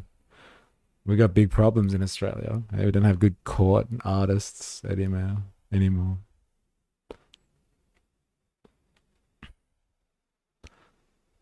Focus on time, but focus on utility and value instead. I have a basic assumption that if people find something useful and valuable, they'll use it more. That's different than a team having a goal to get people to spend more time. It's kind of a, if you build it, they will come argument, but he did point out that they on that. Now, Zuckerberg did say earlier on in the company, we did have these goals, and I decided we didn't want to focus on time, but focus on utility and value instead. I have a basic assumption that if people find something useful and valuable, they'll use it more. That's different than a team having a goal to get people to spend more time. It's kind of a, if you build it, they will come argument, but he did point out that they do still keep track of the amount of time that people spend on the app so they can measure those metrics against their competitors. So it's kind of splitting hairs here up on the stand today. Yeah, certainly seems like it is. Carter, we know parents who say they lost their children because of how harmful social media is. They're also in the courtroom today. What are we hearing from them so far? A big contingent of parents, and not just here, but around the country, are watching this very closely today. They are concerned about similar issues, what they call the addictive nature of social media and the apps themselves and the algorithms that are behind them. And what they're claiming here is that it's not necessarily the content itself, but that it's the way these apps are designed that makes it addictive to children. That word is in dispute, but here's what one of the parents had to say about Zuckerberg's testimony today. It was a very strong argument that he did not tell the truth in that congressional hearing. It does not match any of the internal documents that we are now seeing, and he's not able to answer those questions now either. And so he's fumbling over them. And we just see that as a sign of, you know, he knew perfectly well what was going on.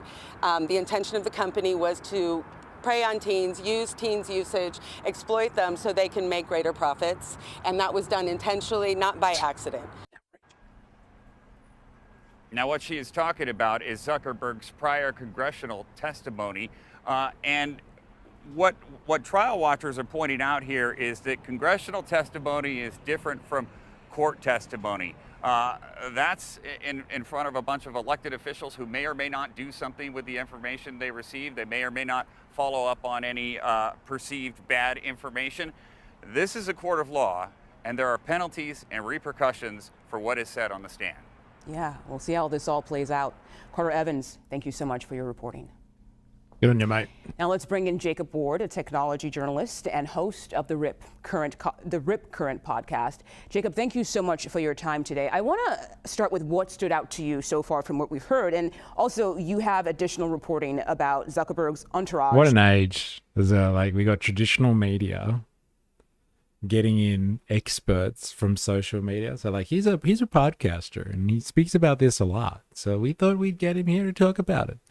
Hey, remember though, traditional media is the way to go. Stupid podcasters taking my jobs. Wearing Meta glasses in that courtroom? Yeah, maybe we should start with that, Mugo. It's an extraordinary, I would say, misstep by the company. They, for some reason, thought it'd be a good idea for the entourage going in there. And if you want to show that footage again, feel free. Yeah, these guys, you'll see the woman there who passes in the foreground. Then there's a guy who's going to come into the frame on the right. They're wearing the Meta glasses that have cameras built into them. And as you know, Mugo, you're not allowed to film inside that courtroom. And so the judge, Carolyn Kuhl, upbraided the Meta team and said, if you guys have recorded anything, you have to dispose of it or I will hold you in contempt. That can't have been a good look for this for Zuckerberg going in. So your question here, what have we seen so far? I mean, for me, the thing that's so notable here is, as Carter mentioned and as that mother mentioned, right, we've seen Zuckerberg testify in front of something like a congressional subcommittee before. And those are highly performative, highly scripted, and very disorganized proceedings where there's no real discovery, there's no real documents presented. It's a lot of, senators performing for the camera. In this case, you have real discovery. We have an enormous number of documents. And so he's going to his talking points, and then again and again, the plaintiff's lawyer is able to point out to him, but you do have this email here that says that your company goal was time spent, or here is the part of it where it says internally that your that there was harm being caused here. Here's where your internal documents say that 4 million kids under the age of 13 are probably on here. All of that stuff is something he's never really had to face. 4 million children under the age of 13. Remember we were talking about this the other day after the Canadian mass shooting event last week? We were like, oh, remember where you were when you were 12 years old? What were you thinking about? What were you doing? Eh? How innocent were you? How unconnected from the world you were? And they've got 4 million of those suckers in America glued to a screen being fed behavioral modification technology to manipulate them. Like, you're impressionable anyway under 13. I wonder what happens to a generation of 4 million of these people. My God. Before, and so I think this is going to be a pretty grueling period of testimony for Mark Zuckerberg here, Mugo. Yeah, I have to say, wearing those Meta glasses just seems so tone deaf in light of what this trial, this case is about. Just doesn't make sense. Okay, Jacob, some are calling this trial social media's big tobacco moment, but the defense argues problematic use is different than clinical addiction. So we spoke with an addiction expert, Dr. Courtney Blackwell, about what that research really shows. Let's listen. From the research standpoint and our research, it's inconclusive. There is no conclusive cause and effect of social media causing youth mental health problems. We do know that young children and especially teenagers may be more vulnerable to some of these social media, thinking about likes and getting likes and posting and being a little bit more risky on social media. So we know that, but we don't know that it definitively causes different mental health conditions. So Jacob, just based on that, what do plaintiffs, need to demonstrate in order to actually win this case? Because that is kind of a good point. Well, there are two things to think about here, right? The first is this company has, like all social media companies, enjoyed the protection of what's called Section 230, which is this obscure federal provision that is basically the get out of jail free card for social media. It allows them to basically say they are a neutral platform and they're not responsible for the crazy stuff that you and I post on their platform. Then there's that argument.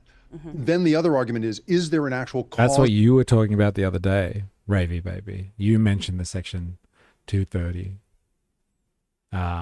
case that's happening. Say sorry and take off your glasses, Mr. Zuckerberg. Hey? Yeah, I know, right? Just do the Jesse Jackson. Apologize. They got more tards for my tard homeless army. Hey, the revolution grows. Yeah, hey, I was talking about 230 the other day. Hey, I said that. Yes, that's right. Yeah. Causal connection between the use of social media and the mental health crisis grabbing kids right now. Well, as your expert there points out, it has not been proven in any kind of conclusive way in a scientific sense. But what we are going to see in this courtroom, and what we have already seen, is that internal research at the company described the harms that could be done here, including, the harm of young girls using a filter that imitates plastic surgery and shows you what you would look like if you'd had plastic surgery. Places in which an internal report at Instagram circulated inside the company said these kids are weaponizing our functionality. They're cyberbullying one another. There's all kinds of harms that are documented inside the company's documents. And that is, of course, why this is called the big tobacco moment, is because it's those documents. I'll say sorry, but I won't take my glasses off. It's so good. Apologize, Zucky. Apologize. Do parents realize that they can just say no to their kids? That means I was in an abusive home as a kid and I wasn't allowed to outside connection, let alone internet. I saved my money to secretly buy a Nintendo DS where I access the net from my neighbor's Wi-Fi, so covert. Kids will find a way. Why not? They're famous. We need to give them money and buy shit on Facebook to stimulate the economy. I'm a genius. Wow. And the possibility that they might prove that this company knew in advance that there were harms and went ahead and shipped this stuff anyway. That's the thing that the plaintiff is going to be driving at, and that's why this could cost this company, billions of dollars and rewrite the rules for social media for all time ago. Yeah, and I'm glad you said that, because if Meta and Google are found liable for harmful design decisions, what kind of precedent would that set? Would it? You know what's really interesting about this as well, and you got to take pause to think about this. There's the theory that surveillance capitalism is okay, when they were originally designing things like Google, when Google was first coming into fruition, and there was races in Silicon Valley to who's going to be the best search engine, and then there was races in Silicon Valley who's going to produce the best social media, and all this stuff was in its infancy, and the CIA basically through things like In-Q-Tel had tech. And they didn't want to be the surveillance capitalists, right? They didn't want to be the ones surveilling their populations because it's a constitutional nightmare. But they were well, there's all these Silicon Valley companies that are budding for being the best search engine or being the best global app or being the best social media. I think let's just give them the technology, they'll do the surveillance, and then we can have access to all the surveillance stuff. And so the government by extension was kind of giving away their technology that they've developed for free. Google Maps, for example, that was technology that was made by the CIA through In-Q-Tel. And so they were kind of well, we can't do anything with it. Here you go, Google, you can have it. And so you have these companies that are oh yeah, I'll take this technology. They build these masterful, these huge empires on the back of technology that was developed on the public purse, and it's surveillance software. It's useful, but it's also there to surveil you, and the government can't surveil you, so they'll just be here, company X, company Facebook, here, company Google, here to have this technology. Just give us information when we require it, and so you're completely surveilled now. And when people start to figure out that this stuff is a problem, then they turn around and they sue the company, but they don't go after the government or the government organizations or the deep state organizations that developed the technology and then handed it over to the free market. And so you've got companies that are enormous and like, you know, transnational powerhouses that are worth billions and hundreds of billions of dollars. But like, you know, Mark Zuckerberg can go down for that as the face of it, but like the government kind of won't be called into question in this regard. It'll be a battle of the people versus the corporation. But like the surveillance capitalist system, that merger together of the state providing the technology to a private interest who can make bank off it, but they all get to enjoy the surveillance. The government, that involvement there is kind of shielded from all of this scrutiny now. So maybe that's the quid pro quo. All right, you want to make bank, but like you take the heat. You can make as much bank as you want. Here, enjoy the technology. It's all yours. We developed it. We don't care about it. You surveil, we'll surveil. But like if there's public backlash, Mark Zuckerberg, you take it. And he's like, mate, to be one of the richest people on planet Earth, I'll take the heat. I don't care. I'll sit in court. I'll do whatever you want. I just want to be the biggest social media platform and monopolize that industry. I'll do that. I'll sit in the hot seat for you. No problems. No problems. What would it mean for the companies, and how would it basically just change how apps are used? And honestly, the money they make too, because I assume this advertising and all of that plays into why they design their apps the way they do. The essence of the case here, and the reason that Meta is taking it so seriously, is that it is truly an existential threat. They have actually said this in the past in filings of other lawsuits in which Section 230 was brought up, where they basically say it can be an existential risk to the company if Section 230 protections don't apply. And in this case, we know that Judge Kuhl has said, you, the jury, are allowed to consider design liability. That's a whole new thing. So not only is this an abstract precedent that we're setting here, Mugo, it is in fact a very real precedent being set, because this case is what's called a bellwether. It is actually a consolidation of precedent for what are supposed to be about 1,600 other cases. This is hundreds of families, hundreds of school districts. This is districts, attorneys general from different states. There is a long line, a fire hose of lawsuits coming at this company. And so how this one goes will determine whether those can go forward and what kind of damages they might be able to claim if they win.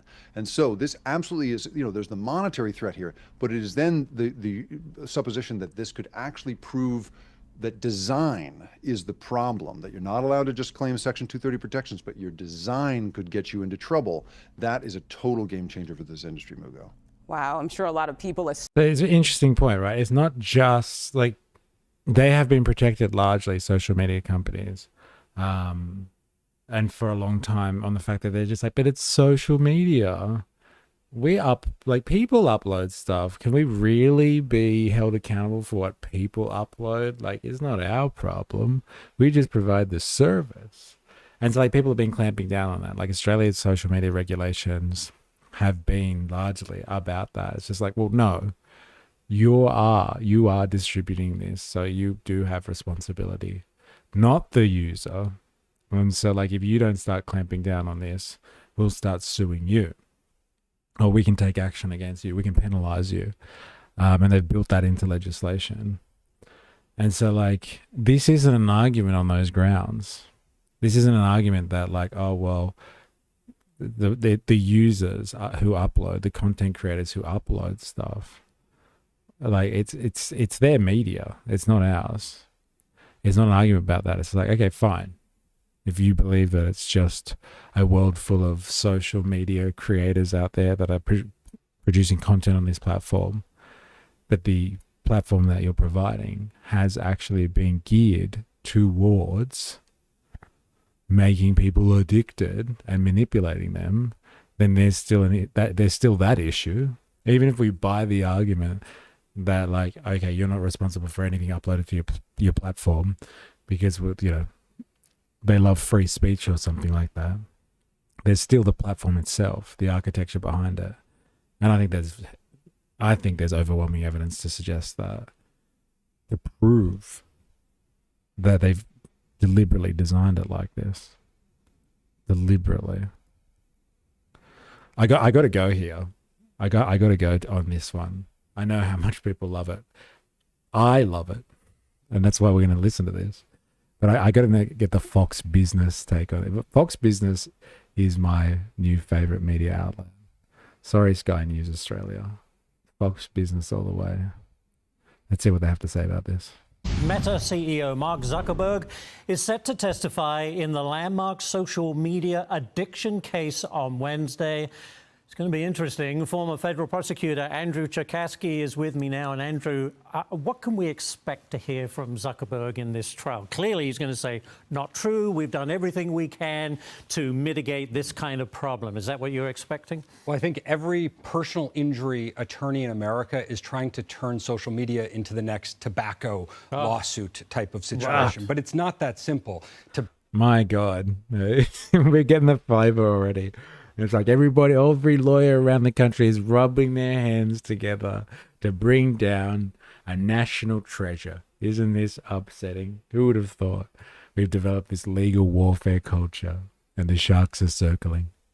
Into the next tobacco lawsuit type of situation. But it's not that simple. Tobacco, which was determined to effectively have no safe usage, social media is different. And I think that we're going to see a lot of the division of the ways in which social media is actually quite a safe product and is something that is socially very valuable to have. There are some problems that have arisen, particularly with people that have mental health illnesses or people who are particularly young who get themselves stuck in kind of some of these traps of content or the doom scrolling where it just goes on infinitely. And so I think Mark Zuckerberg's going to have to explain some of why those tools are not inherently causing these mental health problems, but it's really the people and the lives that they've led that are causing those issues. But their business model, is it not built on getting someone to the platform and then creating algorithms that keeps them engaged for as long as possible? Certainly. Well, if you look, though, at even TV, you know, TV has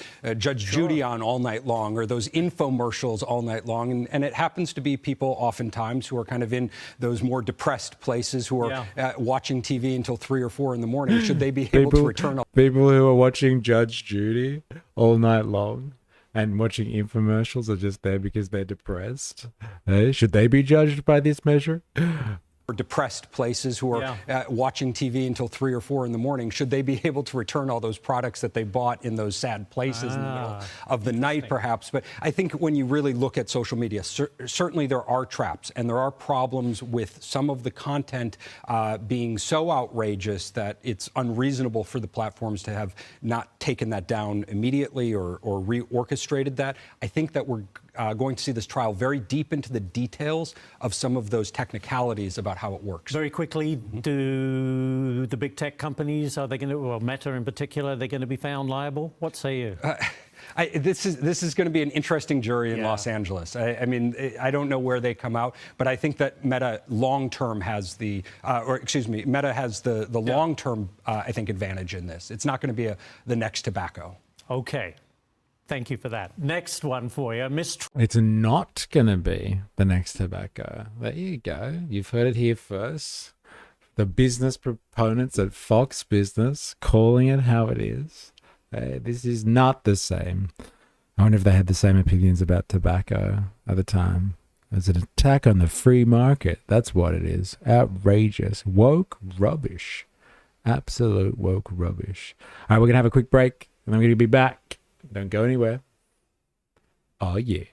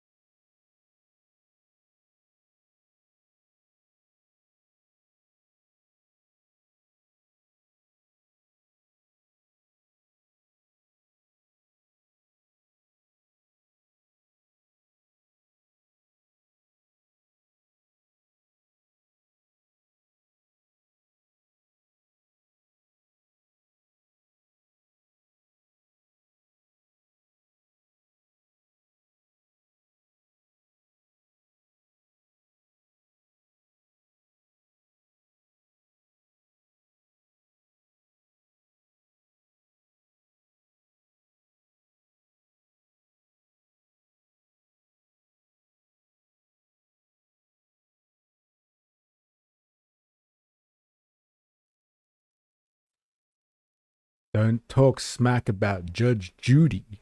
That's like talking down about Ready Steady Cook in Aussie terms. Yeah, it was an interesting one, wasn't it?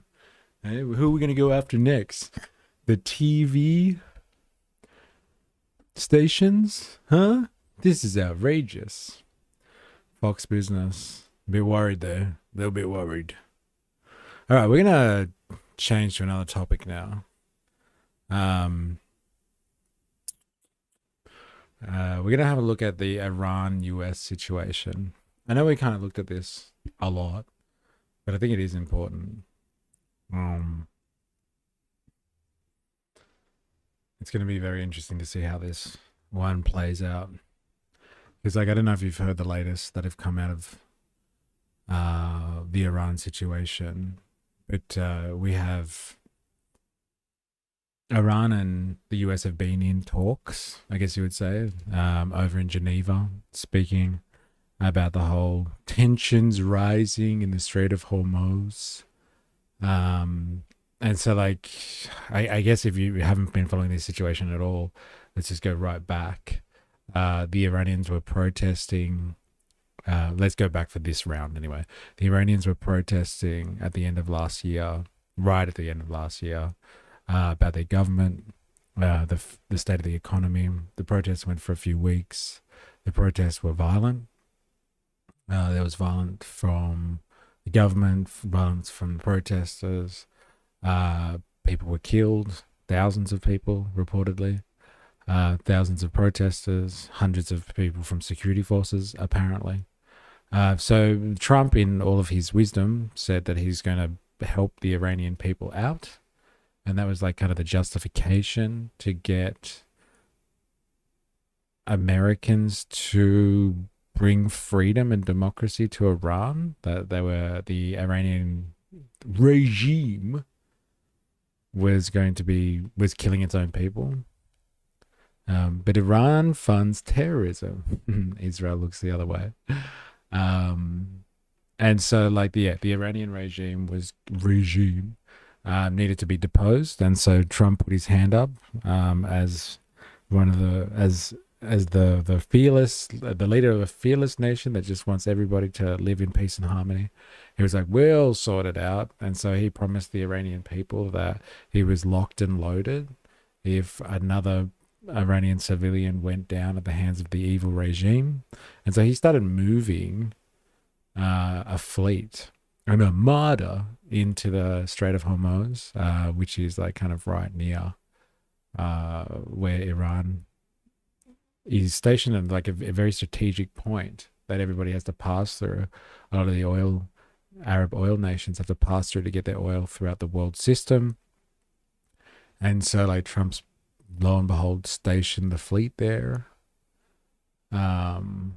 These Iranian retards, oops, wrong R word. Yes, the regime is the evil word. You can't use the word regime. No, sorry, you can use the regime, but only if you want to knock someone out, as when you're playing world police. And so, yeah, here we are. The Americans are sitting out the front. I watched some pod with a couple of old guys talking about said armada, and they said that the Navy is a total joke compared to where it was in World War II. Wow. That's interesting, isn't it? Because, like, that's the thing that America, or people that, so let's say, support America's imperialist ambitions from the most objective standpoint possible, is just like, well, the American Navy is the best and it protects the sea lanes. It allows global trade.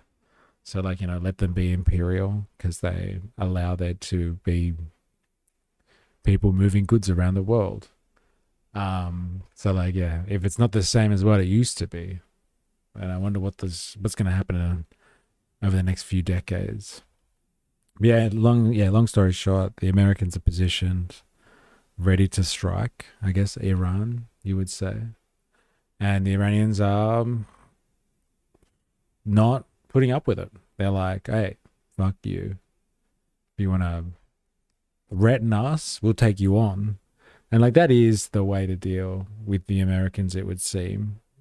Like, if they're going to fight, you got to fight fire with fire kind of thing. And so supposedly there have been talks, and the talks are really geared around what was discussed last year, which was, and it's been going on for decades now. Everyone's always been accusing Iran of nuclear enrichment because they're trying to develop nuclear weapons. The obvious irony being the people that are doing the accusing have nuclear weapons themselves. So if it's good for thee, why not for me? But everyone's been using, or the people that are wanting to destabilize Iran have been using it as an excuse to go in there and indiscriminately kill them, and attack their sovereignty, because they could be working on nuclear weapons. So, like, why the hell not? And so these talks supposedly have been around that, centered around that. But I guess we'll find out. And so they're talking because in the spirit of stopping a war breaking out, like an acts of war breaking out between the two. Because, like, if this is the Cold War 2.0, like, we are in some serious trouble here, ladies and gentlemen. This could be one of those significant points along the way. You know, and first the Americans, at the start, the Americans, you know, stole the Venezuelan leader. They plucked him out of the sky in the middle of the night. The next thing we all knew was they were striking Iran, and they started a prolonged war with Iran that ended up lasting for a few years, and then the world descended into chaos. Like, it's one of those, potentially one of those moments that drags superpowers in to the conflict, as opposed to it just being one of those periphery or proxy war scenarios which have been playing out in the world stage for a long time now. They prefer to fight at arm's length, but like, if this pulls the Americans in proper, then like, who the fuck knows what's going to happen after that. So it's pretty consequential stuff, not gonna lie. This is history in the making, ladies and gentlemen. So I guess we'll find out what all of that means shortly. How old were they? A lot of old timers think massive battleships are superior to modern technology, but they are outdated. Yeah, how old are we talking here? During World War II, the Navy had 6,769 in service compared to 290 right now. That's interesting. So yeah, we'll see, shall we? We shall see what comes of this. Assuming Maduro wasn't CIA, why would they take the wife? Ever heard of that before? Yeah, I've always wondered about that. Like, why did they take the missus? I have no idea. Wish I did know. Like, I have no idea. That is an interesting question, I must admit. All right, let's have a look, shall we? Let's see what actually happened in these talks. From what I understand is, like, it was a nothing burger. These talks amounted to nothing, really. Iranian and US officials have held a second round of nuclear talks, which have just concluded. Wow. Iran's foreign minister has said he wanted to achieve a fair and equitable deal. Donald Trump has repeatedly threatened military action against Iran, first over its violent crackdown on anti-government protests, more recently over its nuclear program. Iran's supreme leader gave an address while the talks were underway, taking aim at President Trump. The President of the United States repeatedly said Zelensky is an actor. Maduro was a bus driver. It's part of the deal. That's why they took the wife as well. Yeah. And that's why they were flying over that facility or something like that, the army base or Fort Bragg or whatever, months before. Just asking the question, seeing the patterns, man. Yeah, part of the proxies on the periphery. Says that his military is the strongest in the world, but the strongest army in the world can sometimes be slapped so hard that it can no longer get up. They constantly say, we have sent an aircraft carrier toward Iran. Sure, very well. An aircraft carrier is certainly a dangerous piece of equipment, but more dangerous than that is the weapon that can sink your carrier to the bottom of the sea. I mean, are you allowed to talk like that to the US? Are you allowed to say these things? Back then, US had active back then, US had active, we had 28 aircraft carriers, 23 battleships, 71 escort carriers, 72 cruisers, over 232 submarines, 377 destroyers. But now US has 67 submarines and we don't have any cruisers. That's some old school American bitch slapping. Take that, Iran. Yeah, but Iran couldn't slap a fly. LOL. Well, I think we're gonna get into that, Spandog. I didn't know you were here, by the way. We're gonna get into that. But like, is that true? Like, do they not have any military capability that can really cause concern for the US? And like, concern for the US is always disproportionate, right? Like, you know, they come out of wars or conflict situations with well less damage than their opponent, but any damage for them is a big problem, like for the optics domestically and on the world stage. Because like, if you're the big dog, you gotta walk away like unscathed, to say the least, in order to maintain big dog status. But like, that is a significant change. And I've heard that the American Navy has been completely restructured anyway in the last decade, to kind of be the kind of Navy that is able to kind of project and like take over ships and like not project like move its militaries around the world, but like kind of take on naval targets more and more as opposed to anything else.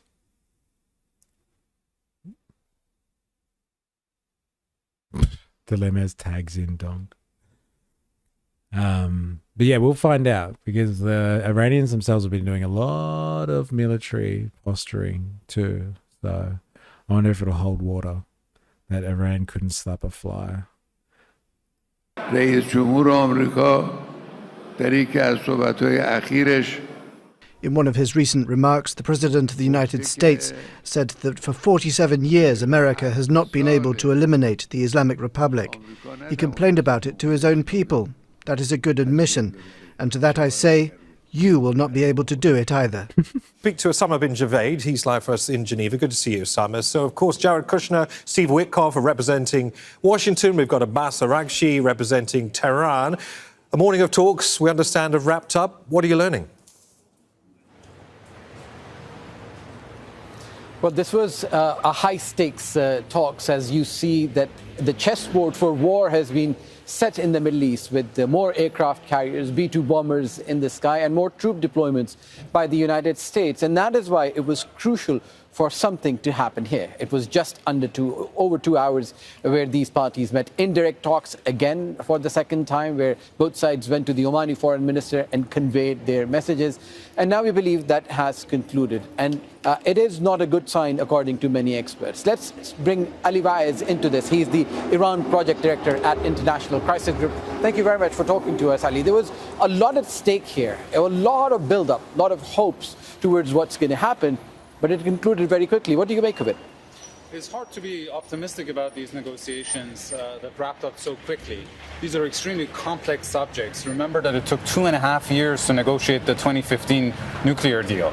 These talks usually require a lot of patience, a lot of focus, a lot of back and forth, a lot of discussions with experts. So if they wrap up this quickly, it's either a sign that the negotiators don't have the patience that is required to reach an agreement, or that the gaps are simply too big to be bridged. Well, while the war drums were being rung, there is still... So what? The talks are uneventful because, hey, they're not ordering something from Uber Eats here. They're like trying to figure out like complex diplomatic concerns. So it's going to take a while. We are the Dudley boys of the stream chat, hitting y'all with 3Ds. Definitely a couple of duds. Waking up, commenting, and getting censored right out of the gate. Gotta love it. If you don't know your WWE references, check the stream chat. I don't know my WWE references, that's for sure. I wonder if I can play it from here without getting an ad.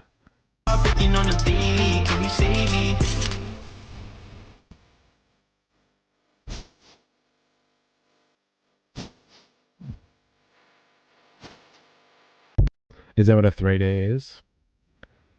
Got it. All right, so let's get back to this.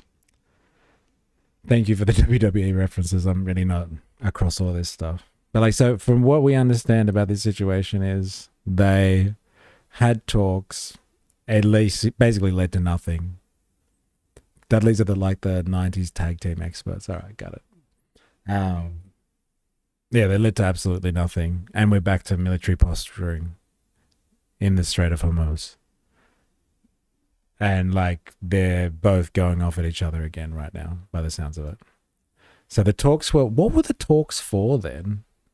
Like honestly, what has this actually been about? Is this just like for show for the plebs? Yeah, let's look like we've had some talks so we can justify when we start fucking fighting each other, I guess. Hardy Boys, the Edge Christian with the 2000 tag team experts. The Dudleys, LOL. That's a 3D to complete my awesome example. That was gold. Hope for progress in mediation, right? Because Iran is no longer enriching uranium. Its proxies, if you can call them that, allies in the region, do not have that sway anymore. And it appears that it wants to bring the International Atomic Energy into the picture as well. So with all of that, how hopeful are you that there is room for good news from this? Look, it all depends. We're talking about the questions of scope and substance.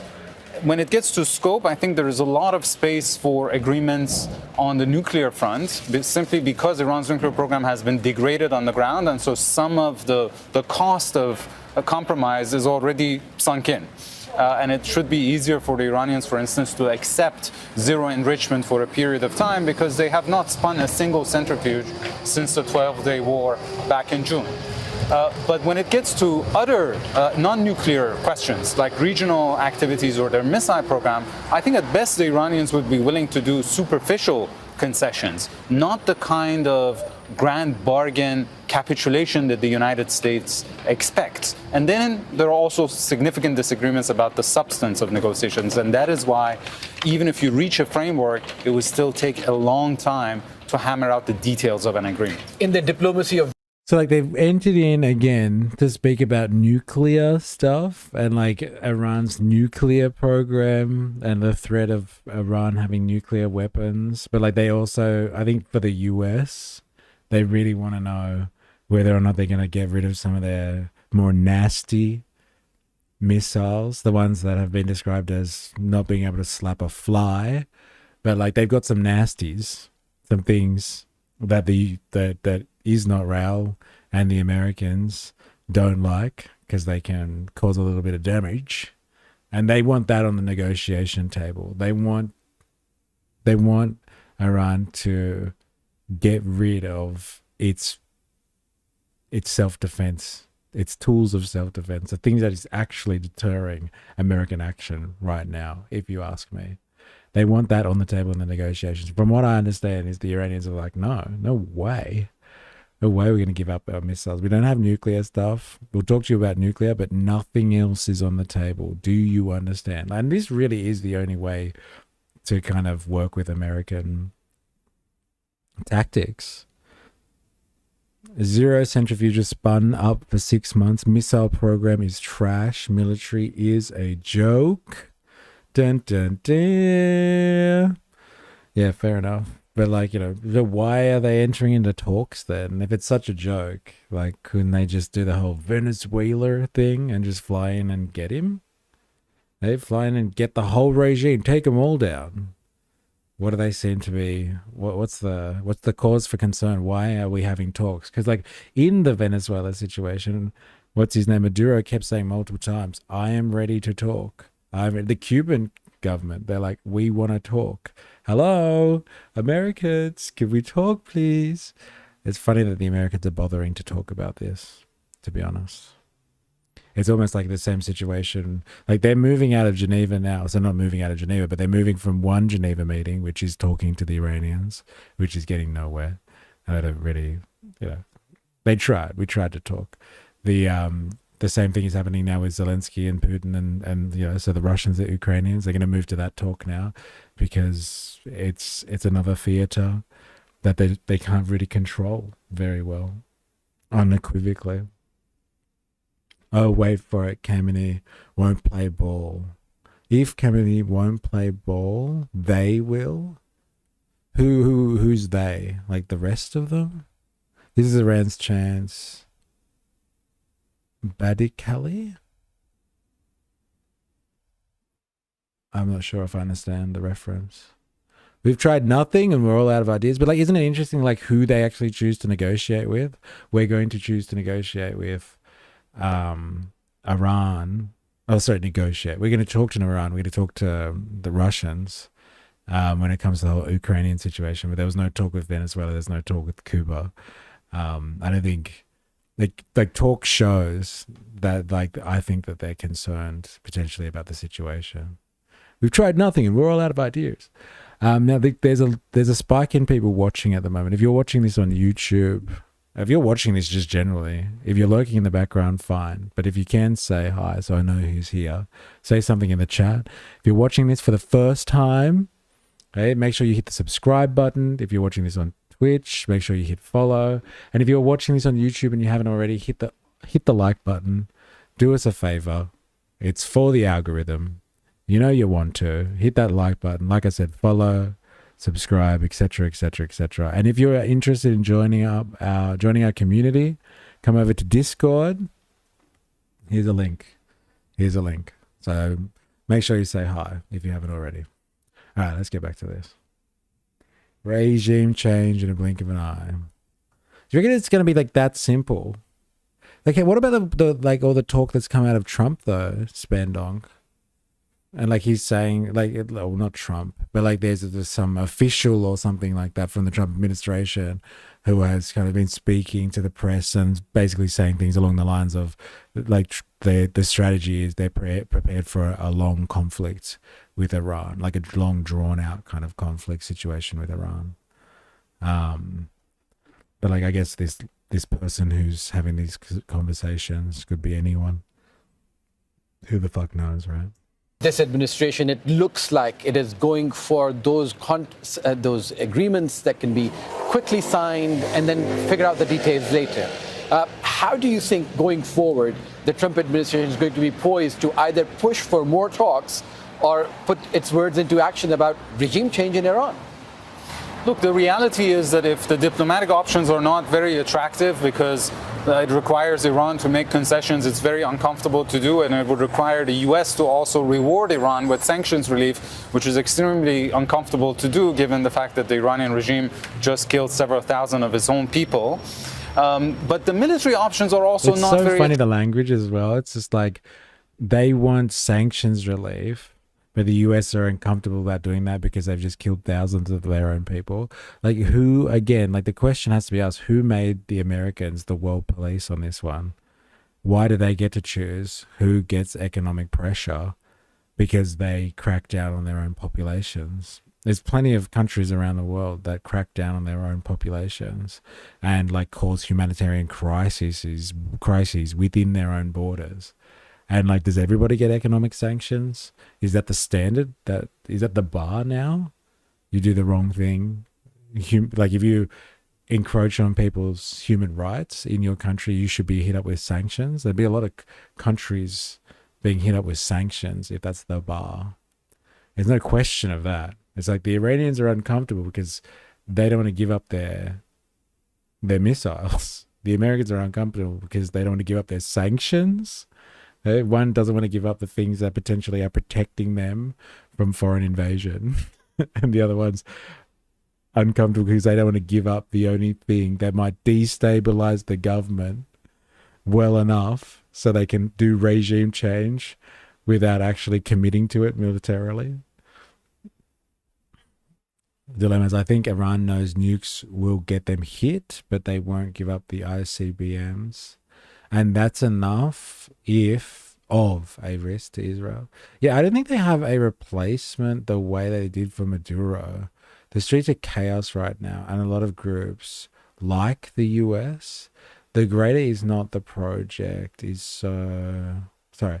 The greater is not real project. Is not close. Is so close to completion. Bibi can taste it in the air.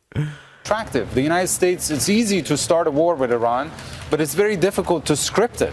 It's very difficult to get regime change just through the sole use of air power without any kind of boots on the ground. So the risks, even in a military option, are extremely high for the United States as well. So where do we go from here? What happens now? Because the region has been on tenterhooks for more than 2 weeks now, since this troop buildup started to begin. It is not just going to be contained between the United States and Iran. There are other actors very closely watching this, and it has repercussions for the entire Middle East and beyond.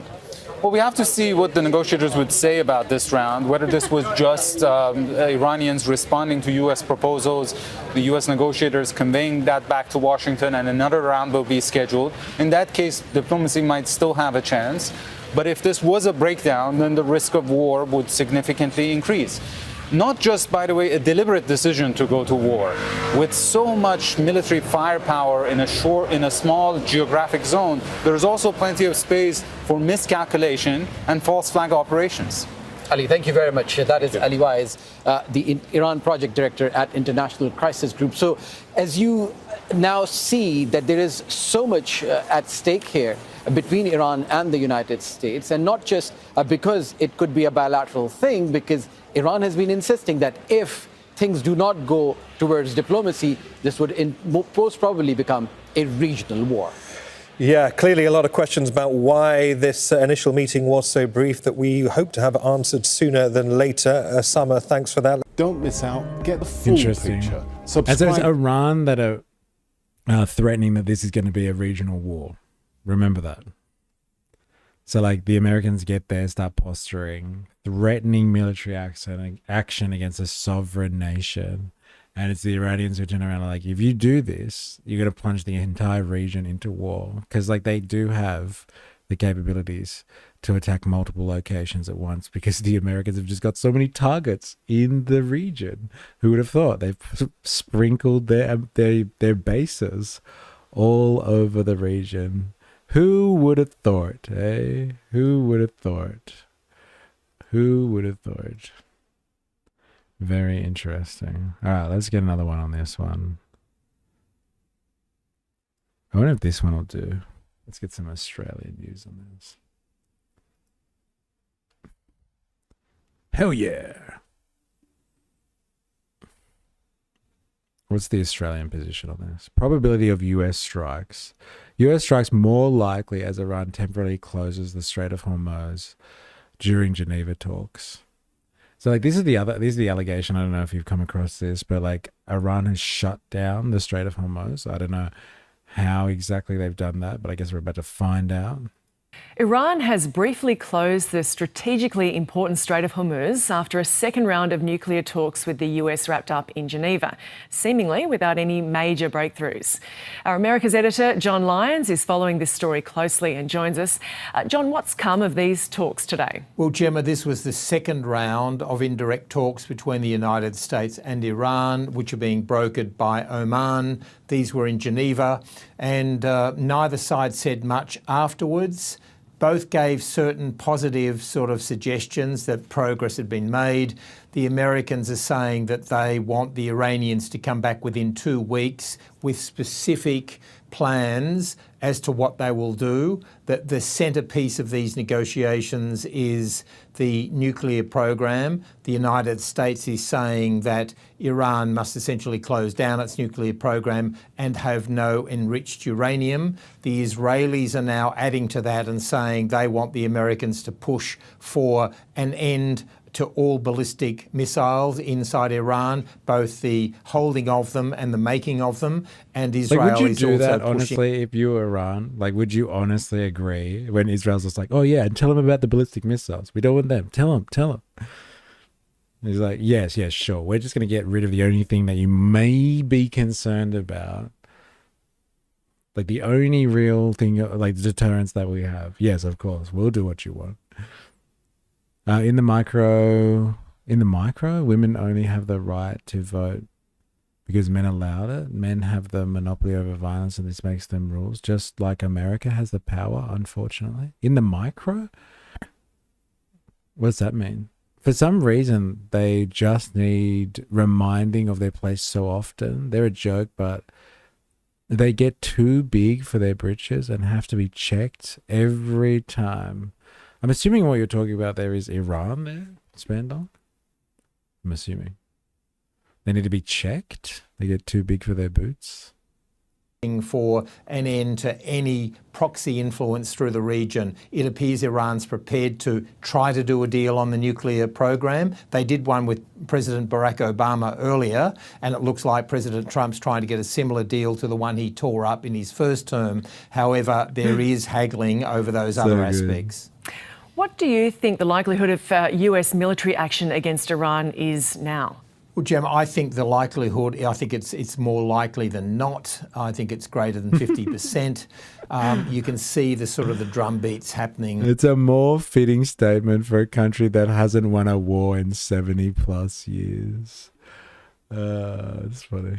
Here.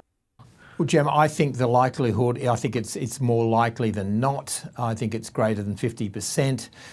You can see the sort of the drum beats putting money on happening this, man. here. People are putting money on this. Like, what were the odds from Polymarket? 22%, I think it was. That's going to happen before the 28th. Was the going rate before. And how much did you say? People have bet $33 million on this strike happening between, like, this week? Was it, or next week? Oh, in the micro, like the individual level instead of the macro. Right, sorry. Got it.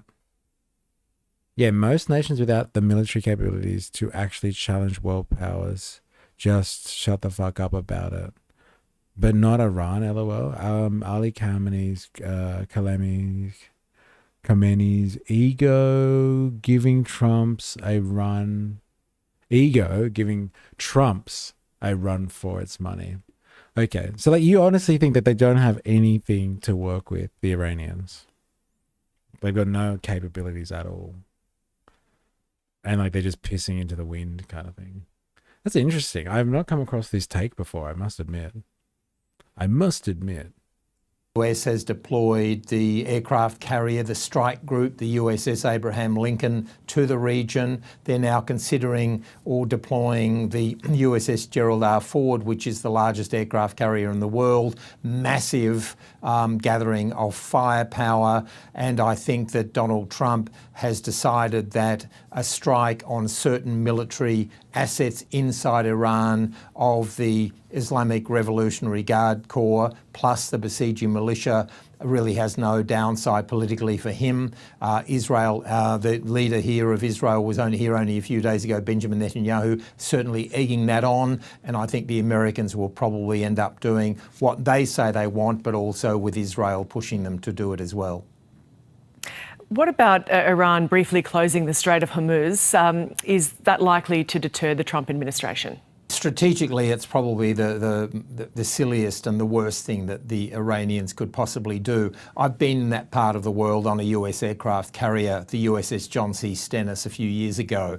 And the entire role of the USS John C. Stennis at that point was to ensure that the Strait of Hormuz stays open. The Strait of Hormuz is obviously crucial to the global oil supply. The idea that the Iranians are facing the greatest military force in human history and they are talking about closing the Strait of Hormuz is basically sticking a finger in the eye of Donald Trump. If they do... It's saying the greatest military power ever.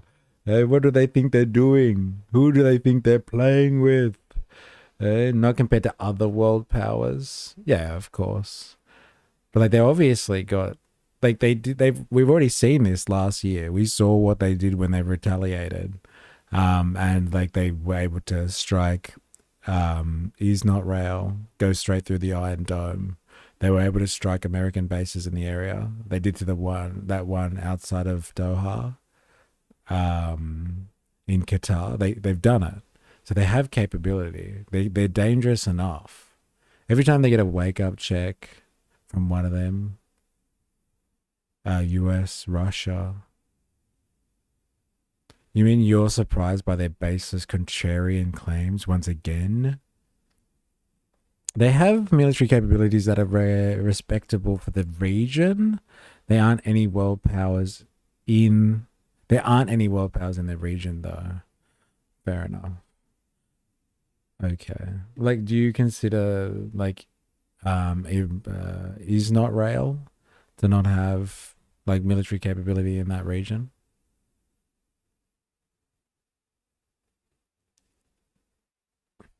America could take Iran, but the American people won't accept Yankee coffins from the Middle East. Iran landscape makes it difficult, but not impossible if America really wanted to. Yeah, but could you imagine the cost of that? Like, it is pretty hard, and like, yeah, like the ask would be way too much. I'd be really surprised if they weren't able to effectively do anything in Afghanistan, that they'd be able to effectively contain a population with like 90 million people and a terrain like Iran's, like actually take it out. So as you said, what did you say? Sorry. They could take Iran. Yeah, I'd be really surprised. And like, to what benefit would the Americans get out of taking Iran? Like, to be honest, the Iran situation is profitable for the Americans only as far as it's like is a thorn in the side of like Russian and therefore Chinese ambitions. And like, this is another proxy war in the Cold War. They're like, you know, isolating and taking out a friend of America's adversaries, the adversaries that they won't name in their national security strategy, but which are clearly Russia and China. It would be a lot harder than Iraq, for example. How do they reply after the US just straight up bombed their nuclear program? Oh, nothing? Yeah, that's what... No, they did retaliate. They actually struck the US base. They did that. And like during the 12-day war, they got through this. Is what I'm saying. They were fighting with the Israelis and they struck through the Iron Dome. They do know they can stand no chance when it comes to the crunch. They're just talking big to maintain dear leaders' ego. It seems like I hear you, but I do think that they're talking big as well as a deterrent. As in, like, you know, if you don't fight fire with fire, like we've seen what happens, and like the Americans will just walk all over you. So like they're really speaking a big game because that's the language. That's the language of war and dealing with the world police, I guess you would say. And I don't think they've closed it yet. That would cause a major international global crisis in terms of energy. I think if the Iranians try to do that, it will last 5 minutes. It will be the strategically most stupid thing they could possibly do. I know they're huffing and puffing and talking about it. The difficulty too is with Iran, you have like the foreign minister and others are at that talks in Geneva. But at the end of the day, the person who calls the shots in Iran, just like the person who calls the shots here is President Trump, and President Trump alone. The person who calls the shots in Iran is the Supreme Leader, Ali Khamenei. And as Marco Rubio said the other day, I think quite accurately, that these decisions by the Supreme Leader are being made on theological grounds rather than geopolitical grounds.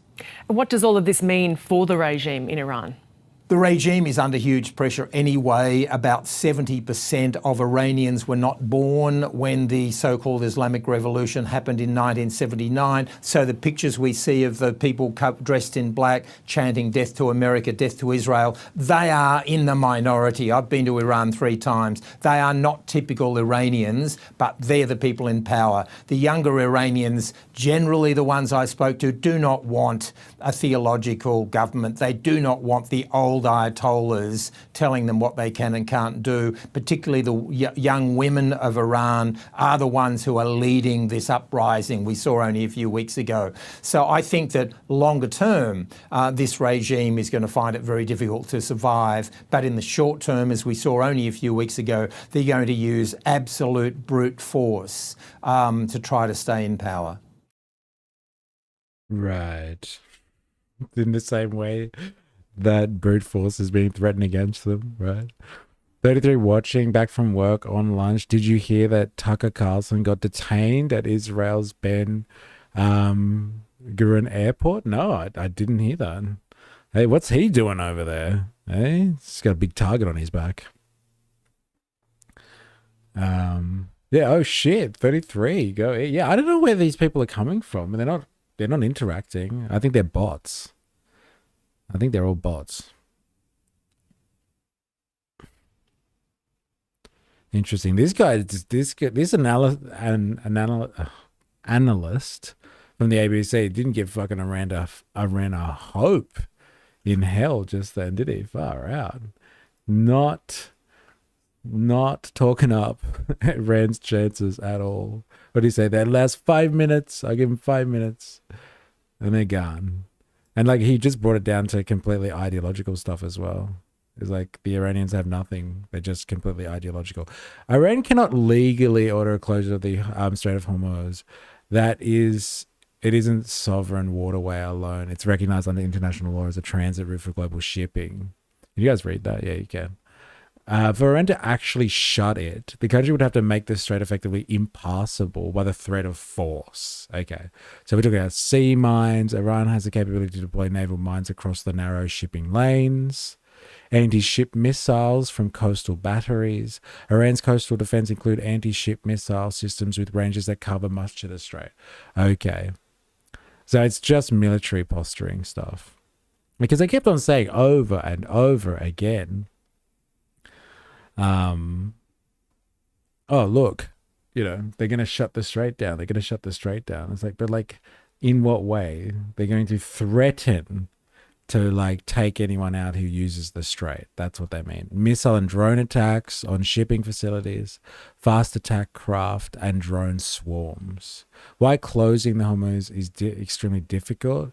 Even with these tools, completely and permanently closing the Strait of Hormuz is very hard. Most of the strait lies outside of Iranian territorial waters, with Oman controlling parts on the opposite side.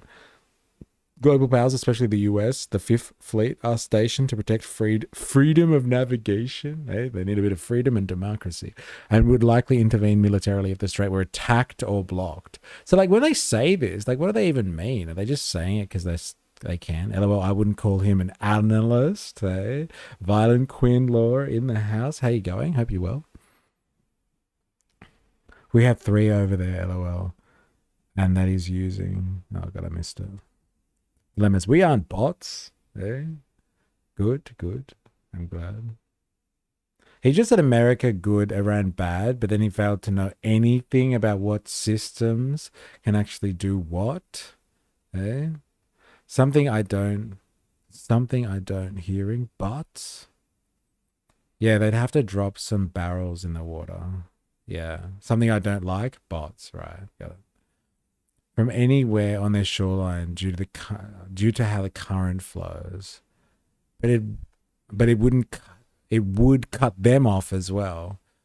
Makes me think that Trump going after Venezuela is just to secure energy before moving on to Iran. That's what I was saying. Like, it's part of their strategy. They go through and they're just eliminating friends and friends, allies. And anyone in the network of their adversaries under their national security strategy. And their adversaries are Russia and China. So it's just like, all right, we've taken out Venezuela. Cuba's on the rocks too. And Cuba has a good relationship with Russia. Now Iran has a great relationship with Russia and China. Supplies a lot of oil to China as well. They're just systematically going around the world, like cutting out people that are in the network of their adversaries systematically. It's got nothing to do with, wanting to liberate the people of Iran or something like that. I don't care about that at all. Yeah, you're not closing that strait, LOL. So where did that even come from then? Like, honestly. 36? Can we crack 40? Yeah, it's a good question. Like, who are these people, though? Like, are you watching this right now? Can you say something? I think most of them, they must be bots. Like, yeah, say hello if you are watching this and you're on YouTube right now. But anyone can close the strait with mines. If people remember World War II, a single U-boat could do it. And then China loses out if Iran closes the strait, so it makes it harder diplomatically to close the strait. Yeah, it does, but like it would seem like it's closed anyway, if you know what I mean. Like there's an armada there, an American armada there, closing it off already, stopping people. Rogue's in the house. Oh, I didn't know you were there, Rogue. How you going? Spandog, I knew you were there. Hello again. Oh, there are other people here. 6 Imperio. All right. I'm sure bots know how to say hi. Hello there, Mr. I am not a bot. I am human. It's so good. So like, what is this like? US strikes more likely as Iran temporary. They're saying that they've temporarily closed it. All right, I'm gonna have to ask them. The media is saying that Iran has closed the strait, though.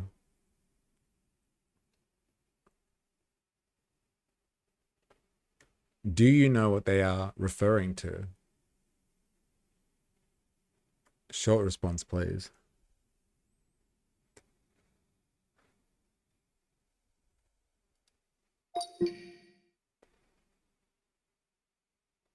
Iran can close the strait. Well, there's a bit of fucking there's a bit of conjecture going on there in the chat here. 6 Imperio, are you new here? Let me know. For anyone who is here and watching this for the first time, if you're on YouTube, hit the like button. You know how it is. And subscribe for more. Please. It helps a lot. And it's for free. You don't even have to pay anything. Just subscribe for more. Yes, when the media says Iran's closed the Strait of Hormuz, they are referring to Iran's announcement that it would temporarily close parts of the strait for a few hours during a live fire military drills conducted by the... Okay. This is described as a safety measure while exercising was underway. Oh, so while they were doing their military exercises, they closed the strait. Okay, as a safety thing. Blinken is trying to establish a forward operating point, but it's been navigating by the stars for weeks now. Oh my God. I can see your smile. Is it me that you're looking for? You're all that I ever wanted. There's a song going on. I feel a song coming on. The US Navy and the IRCG have been having drone wars. Yeah, apparently. We heard about that last week as well. Remember when the US shot down the drone? It's coming right for us. And they shot it out of the air. The US Navy, no, I read that. If the US can't just establish a forward operation point after weeks, then yeah, they can lose the strait even if there's a carrier there. It's coming right for us. Iran doesn't have a traditional navy. It has plenty of small craft and drones that would swarm a carrier strike group if they entered the strait. Notice the USA doesn't put carriers in the strait. Very interesting point. And they've got some intel coming in from the Chinese there. Not happy, Chinese. Why are you providing assistance here? Not happy. All right, let's have a look. All right, let's see. Let's get a UK perspective on this. Is a strike imminent? Yes or no? Hello, sir. Please tell us.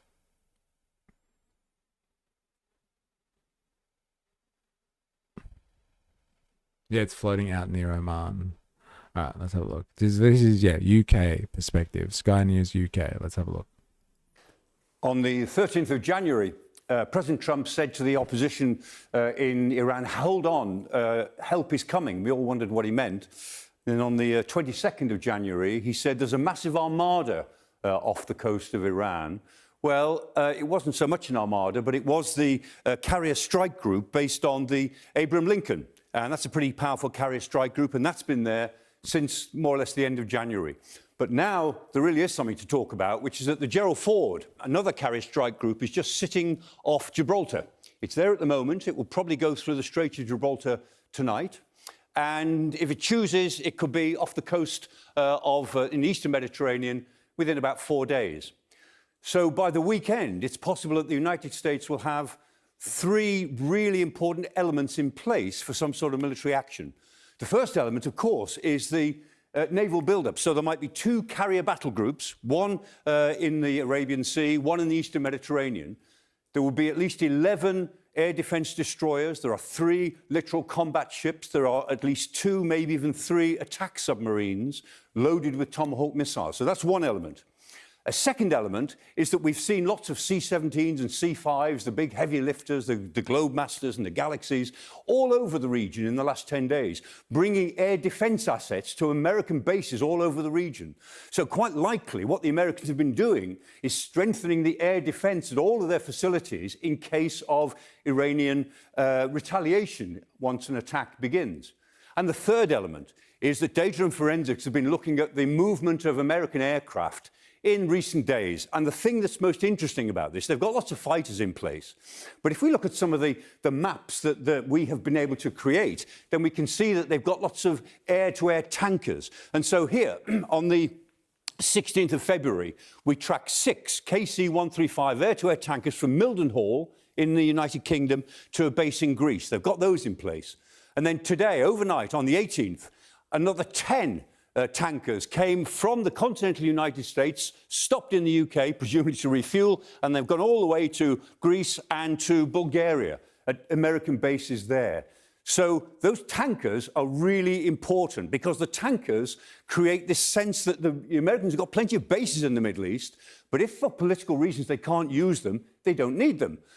Because they've got bases in Greece and Bulgaria, they could use Cyprus, Aquitanian Cyprus, and the tankers will give them the range that those fighters and bombers might need to attack Iran, if necessary. The final part of the jigsaw are the Sentry E-3 aircraft, very easy to recognise. These are the AWACS, the Airborne Warning and Control Aircraft. 6 of them are now in the region. You can start a war with one of these because they actually see the whole battlefield. And so with E-3 Sentry aircraft, we know that the Americans, by the weekend, could operate a very, very large campaign if they choose to from the weekend. We'll find out next week. Wow. There you go. It's like fucking looking at a risk board or something like that. Playing some type of fucking computer game. That's what it is to these fuckwits as well. Isn't it? Who cares on the collateral damage? And like, you know, like the real contradiction in all of this, the delicious irony, if it is that, or hypocrisy really, is that like the reason that they want to go into Iran, remember, was because they wanted to save Iranians from the government crackdown. They wanted to save lives, Iranian lives, from an evil regime. And so they're literally preparing to rain death down upon Iran. So much for saving the Iranians. Eh? So much for that. Must be something else going on there. Eh? Violet Quinn, a strike is imminent, I feel, but they have to establish control over the strait before they can launch attacks on Iran. The George Bush's escorts are already in the Strait of Hormuz. It's coming from the Pacific. The Ford's their biggest one. Also only one made in the last 30 years. Yeah, putting it close to the region is definitely a sign. It's barely a decade old and it's just off the production line in terms of the US carrier ages. Ready to dominate the region. People have to sleep. But the Roosevelt, the Bush and the Ford, all on their way, and Lincoln's already there. Good excuse to go in at 100% BS, but good excuse. Oh, right. Yeah, look. Well, fuck. Here we go, right? And what's it really about, right? It's really about just crippling, by extension, their real adversaries. So there's going to be a lot of collateral damage so the Americans can maintain hegemony, right? That motherfucker doing anything to make us forget about the files. Yes. I forgot that people continually do this. It's so good. Yes, when people bomb comment sections and say, hey, but what about the files? Why do they want us to forget about the files? The economy is the real reason. The price of oil's too low. My comment got censored. Ready for this? What do you mean by that? The economy is the real reason the price of oil's too low. And so what, they're taking out a player of the supply chain? Drill, baby, drill needs 72 per barrel to be viable to get loans to open fields. And so what, they're going to constrain supply? Russian oil trade? Nah, it's because they're meanies. Interesting. Right. Well, that was an interesting strategic analysis there. Oh, yes. Let's get this. I really wanted to watch this before. Let's get an Israeli perspective on this one. This is Israeli media. I don't know if it's state media or if it's just like, you know, private company. I'm not sure. Let's get an Israeli perspective on this one. Israeli news, TV7. Let's have a look. See what the Israelis say about this situation.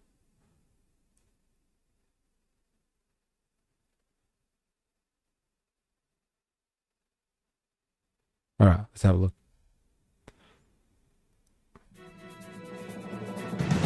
If supply is too high, like that's all it is about. Like, interesting.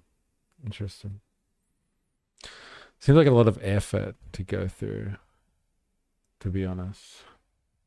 Like they could just keep plucking tankers out of the sea like they've been doing. But like, yes, fair enough. TV7 Israel News is made possible thanks to your generous donations. Thank you for your donations, everyone. Shalom ve'erev tov, good evening. Welcome to our daily TV7 Israel News Bulletin, broadcast from Jerusalem.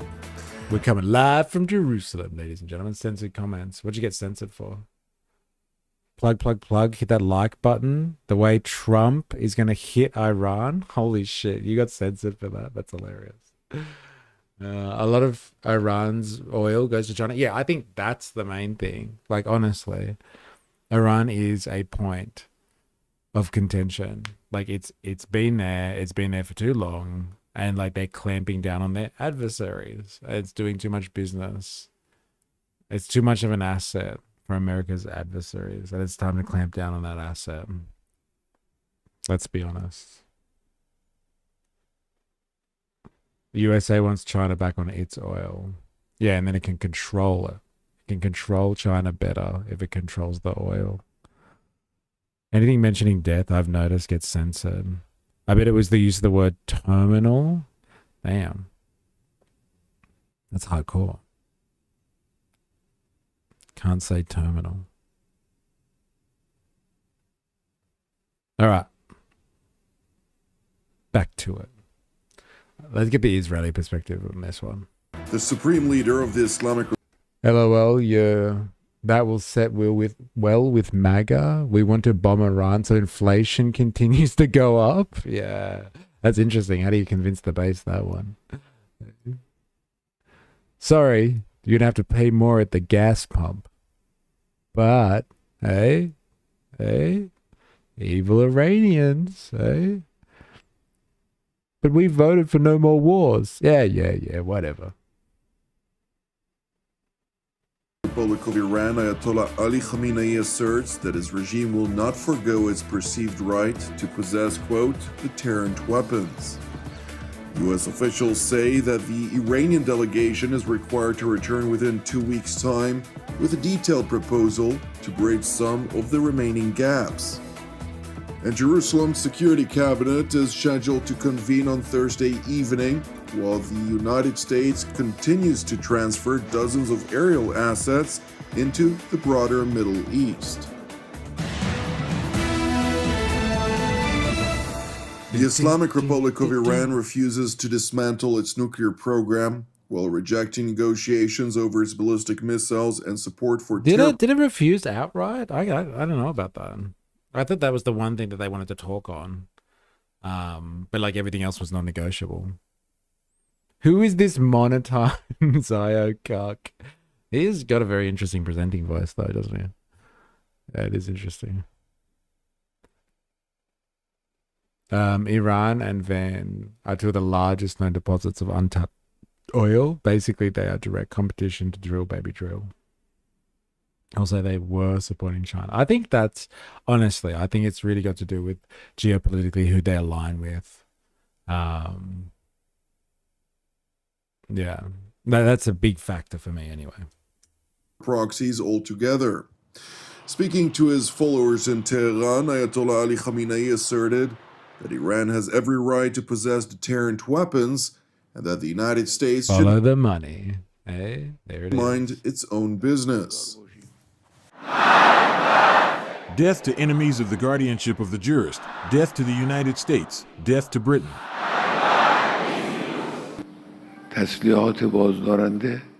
Deterrent weapons are one of the necessities of our nation. The Americans are interfering in this matter without any reason. You may have such and such missiles. You may have such range and not more. What does it have to do with you? It concerns the Iranian nation. The remarks by the Supreme Leader of the Islamic Republic were made after the second round of negotiations were held between delegations of the United States and Iran via Omani mediation in Geneva. The meeting lasted for almost 6 hours, after which Omani Foreign Minister Badr al-Busaidi released a statement in which he noted that the indirect negotiations between the Islamic Republic of Iran and the United States of America in Geneva, quote, concluded with good progress towards identifying common goals and relevant technical issues. Nevertheless, while characterizing the spirit of the meetings as constructive, he also acknowledged that much work is yet to be done. Meanwhile, according to a U.S. official intimately familiar with the contents of the talks, acknowledged that some progress had indeed been achieved in the talks. However, the official emphasized that many details have yet to be even discussed and pointed out that the Iranians were asked to return within 2 weeks' time with detailed proposals to bridge some of the remaining gaps. Meanwhile, Iranian Foreign Minister Abbas Arghani. Hey, protesters everywhere.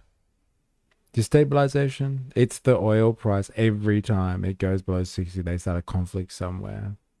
And if it gets over 70, they go to the bank and Trump might have some actual construction to point to in the economy. Interesting. The Seven Sisters. Bandsaw Bandit. Tell us more. Release the nukes. Tell us what the Seven Sisters things is. But if Barrel even got to 70 last time, they'd attack Iran. Sorry, but it barely even got to 70 last time they attacked Iran. What does it have to do with the US or anyone else in the world? Well, you tell us, Iran. Why do you apparently need missiles that can reach those countries? Question mark. If it's really self-defense, they wouldn't have such range. But that logic is fair enough, Spandok, but why does anyone have anything that has significant range? Like the Americans or the Chinese or the Russians. Why would anyone have anything then that has significant range? Why does the US need missiles that can reach other countries? Yeah, it's a fair question. After World War II, the US could have decided to just freeze mill development. It had the reins. The USA is a world power. It does operate globally and needs range, just like Russia and China. But a tiny Middle Eastern nation, yeah, you don't need long-range missiles. So how do you become a world power unless you start the process? Iran is also a world power, literally zero reason. A world power, not a big one. Iran has a population of 90 million people. It's one of the 10th largest countries in the world. has a lot of people, but its resources and economy and military are all failures. And it's next to Pakistan, who is another of the largest, who is next to China and India, who are the two largest. And like the Pakistanis, they've got nukes.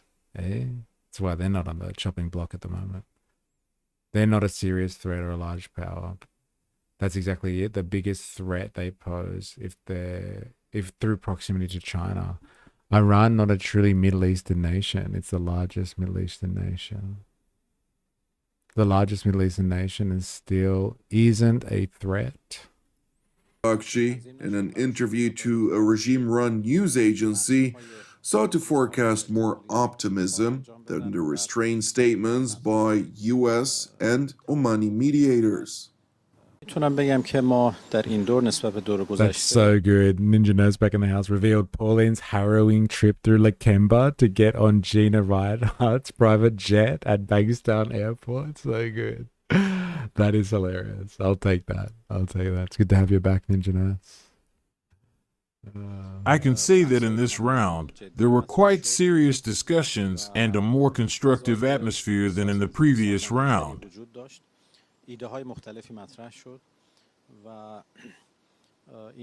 Various ideas were raised, and these ideas were seriously discussed, and finally we were able to reach a general agreement on a series of guiding principles that from now on we will move based on those principles and enter into the text of a possible agreement. Spandong.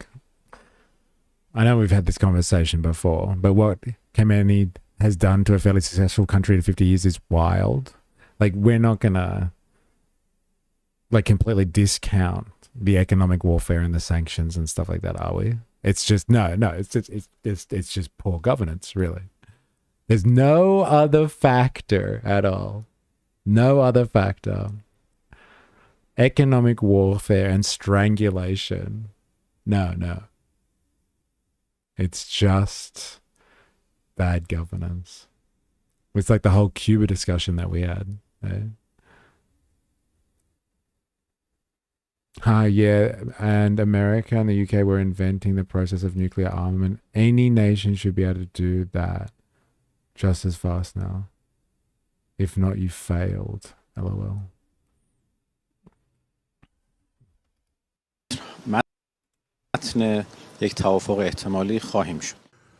The Ayatollah regime's top diplomat, who clearly aims to buy for time, further highlighted the necessity to engage further until common ground is achieved. This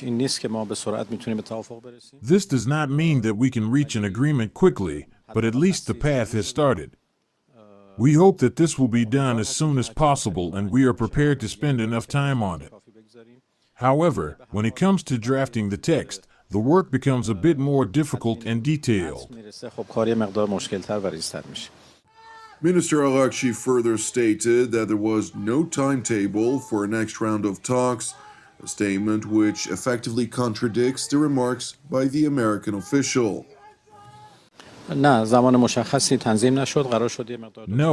specific time was set. It was agreed that the two sides would work on the texts of a possible agreement for a while, and then we would exchange these texts and then set another date for the third round. We now have a clearer picture of what needs to be done and what needs to be done down the road. Of course, both sides still have positions that need to be brought closer together, but at least now we have a set of guiding principles and a clearer path to follow.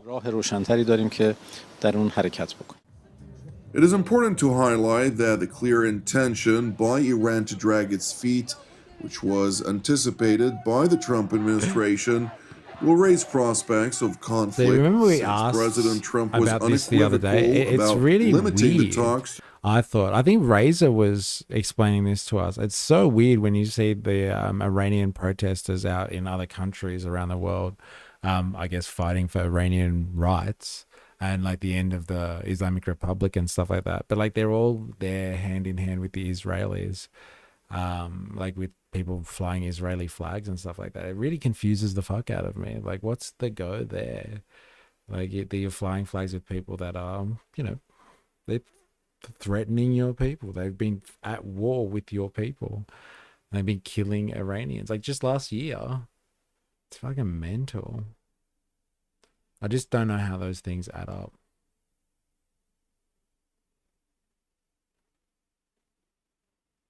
We had a war, a real one, last century using Iraq as proxies. Yeah, this is a little bigger than those nations, a lot more people. We were stronger, they were weaker, and it didn't go well for us. It'll be interesting.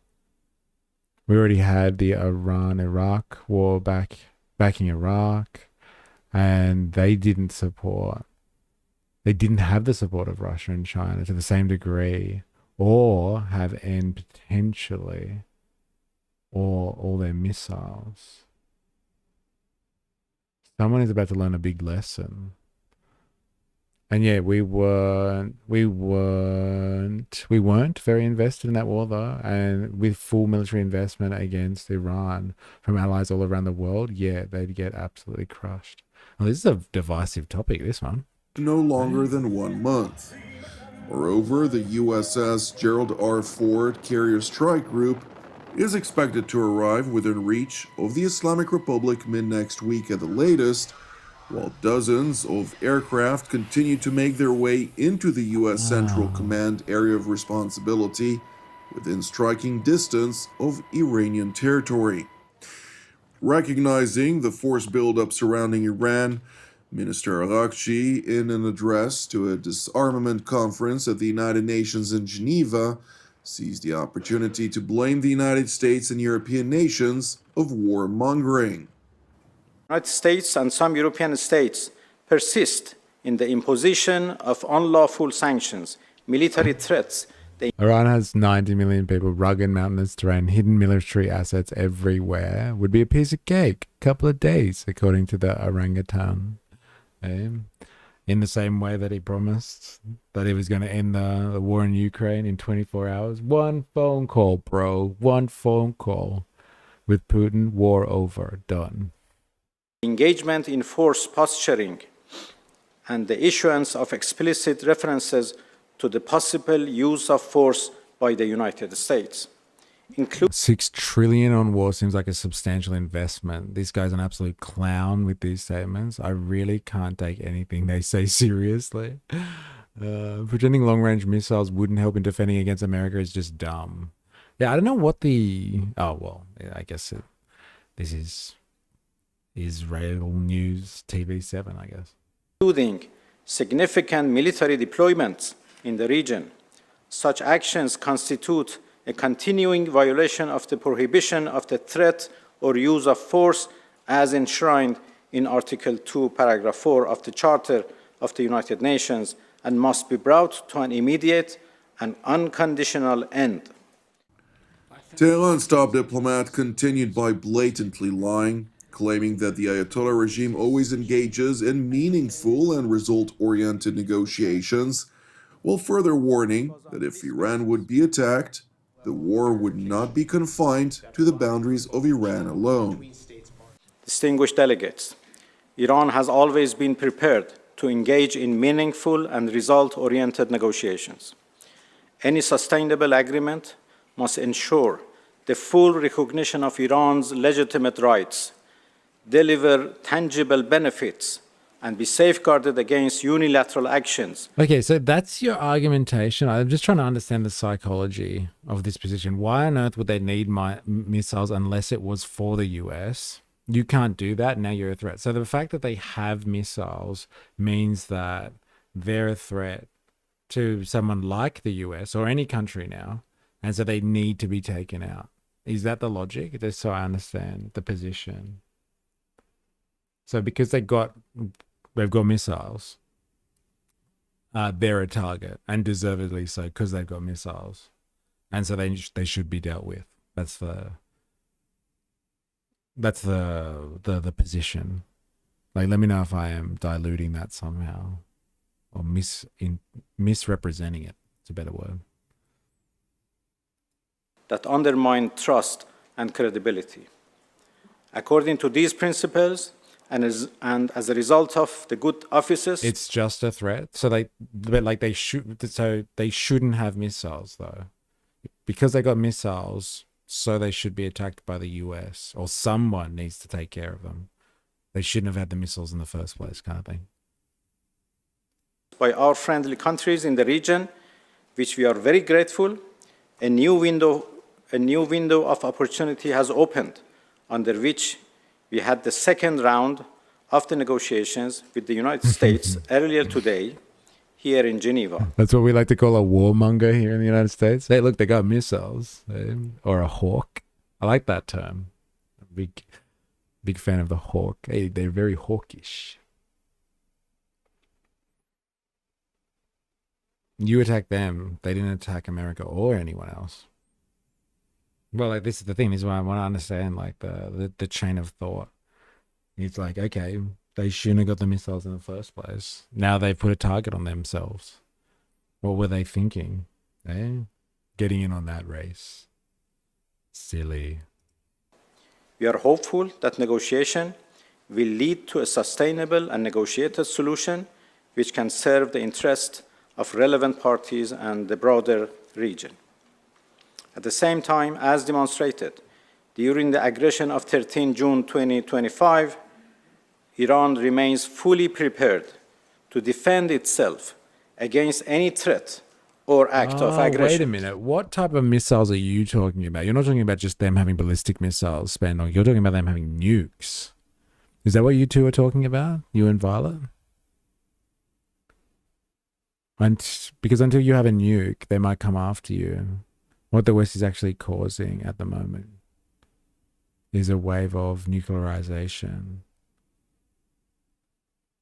Who are you to say you can have missiles? Who can have missiles?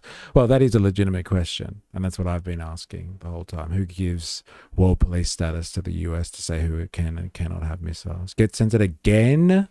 Had to put in the Discord. Okay, fair enough. Yeah, like, are we talking about like nukes here or just general missiles? God says it again, but we're saying if you know that you're not capable of defending yourself properly from the US, which Iran knows it can't, then why do you need missiles that have reach there? It's just a threat. Okay. So, like, if you can't play with the biggest players, don't get missiles in the first place. Or you're just putting a target on yourself. Interesting. We were discussing ICBMs, but I'm just saying that what we are doing is forcing people to not just get ICBMs, but you need a nuke on top of that to be safe. I think that's been the reality now ever since World War II, right? Like, one of the first things the Chinese Communist Party worked on, right, was like, fuck, we need nuclear technology. Get it? Get it now?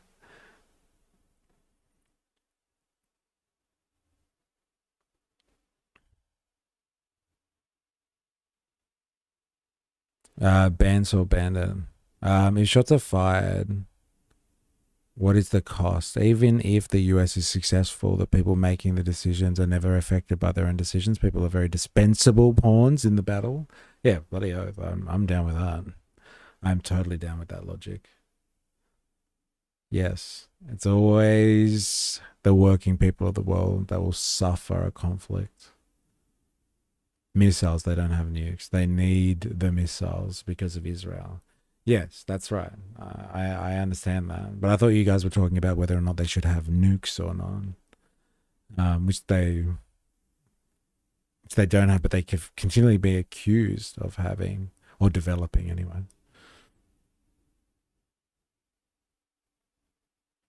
But I just think it is ridiculously short-sighted. They need a nuke to stop the US, in my opinion. Call it whatever you like. Trump is acting on it. I call him how I see him. Right. Fair enough.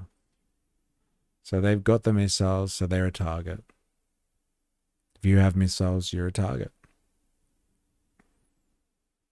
Unless you're a friendly with missiles, then you're not a target. Not everyone's a target that has missiles. It's just forcing people to get nukes or be attacked by USA for having missiles that might host them in the future. No one has the balls to use nukes, and well, thank God for that. I hope you're right. Also, having ICBMs without nukes is a little like bringing a knife to a gunfight.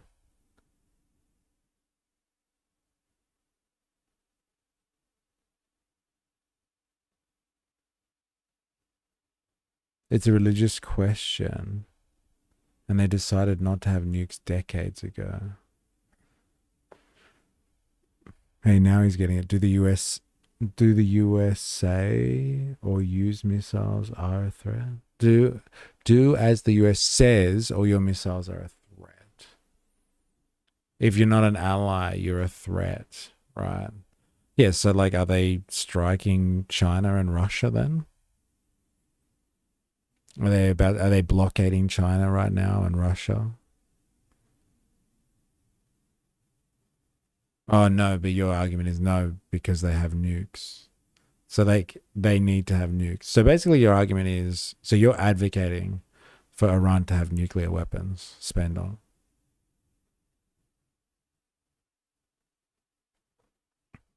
Really? They should have got nukes by now. And so they should get their hands on nukes. Interesting. Yeah, I don't agree with it, but it appears to be how geopolitics is operating right now. The consequences of any attack against Iran will not be confined to its borders. While the foreign minister was talking about the peaceful nature of his regime, the Islamic Revolutionary Guards Corps reportedly opened fire towards Iranian civilians who were visiting the graves of their loved ones who were brutally murdered during protests that saw over 30,000 Iranian civilians killed by regime forces. In tandem, during a memorial service for regime forces who were killed in altercations with the protesters last month. But like, do they want, if they can't get nukes and defend them, then hell yeah, they should if they want to fight. But like, do they want to fight? Who's saying that they want to fight? Like, this is the thing. You're making it sound like, before it was like you have missiles, you're a target. And now it's like, well, like if you want to fight, then you got to have the right stuff. Like, who's bringing the fight? Like, it doesn't seem to be anyone else but the same actor over and over again looking for a fight here. Otherwise, get in line like us and Canada and all the other EU, US allies. If they had nukes, you would be dealing with them like you do with North Korea. Yeah. Unless you have always forgive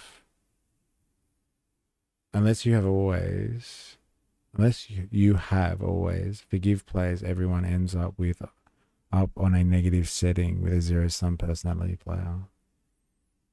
Yeah, even Patreon. Yes, I'll do a plug. If you're new here, make sure you hit the like button on YouTube. Make sure you are subscribing for more. And if you're on Twitch right now, hit the follow.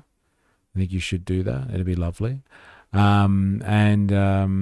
come and join our Discord community if you are enjoying. Here's the Discord link. This is where we share our propaganda. And like for people that have been around for a while now, this is for you. And I would appreciate it if you are able to do so. This is my Patreon.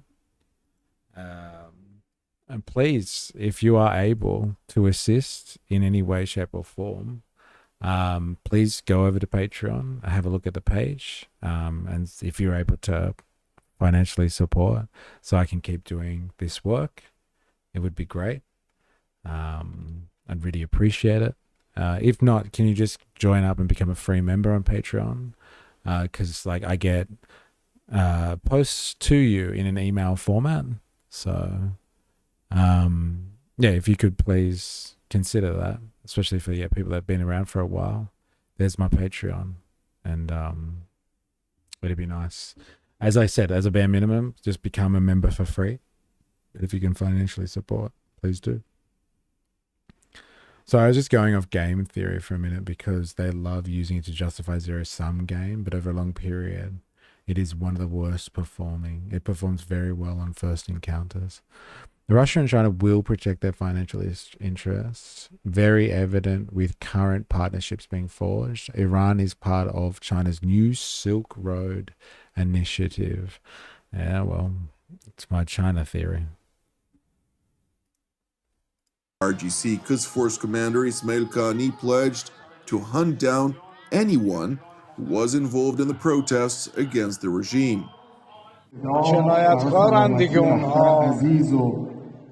There is no doubt that the criminals will see the consequences of their crimes.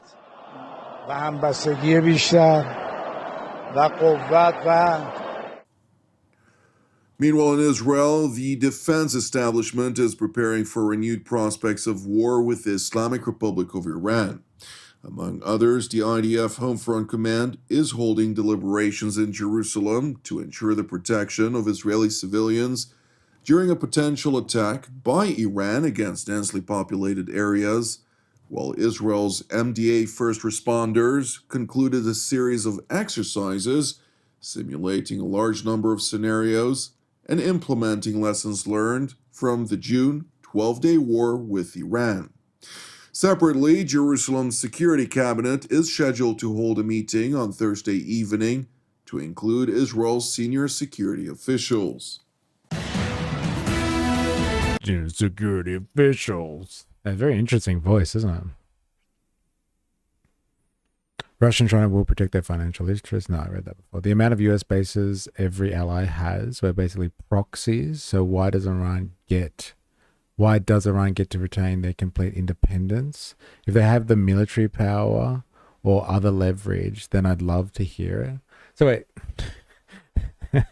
are you suggesting that it's just like, well, look, we all have military bases and we're completely vassal states to the Americans. Why don't they get a military base like everybody else? Is that what you're saying? It's funny. It's funny. Look, if that's your logic, like I guess I can get down with it. But like, you know how it sounds, right? We're just like, well, we all are completely screwed over by American imperial domination. So why don't they get screwed over by American imperial domination?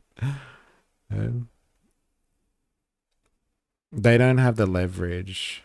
We aren't as advanced comparatively as it was once. The 12-day war showed that. We will feel this war more than anyone since, like, Vietnam.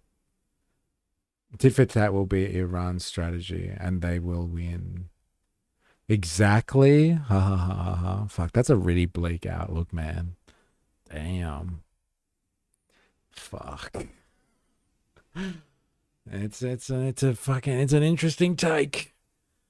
Definitely that, KK. I'll give you that one, Spandonk. I'll give you that one. It's unique. I must say, I don't hear people normally spouting that type of take on this situation.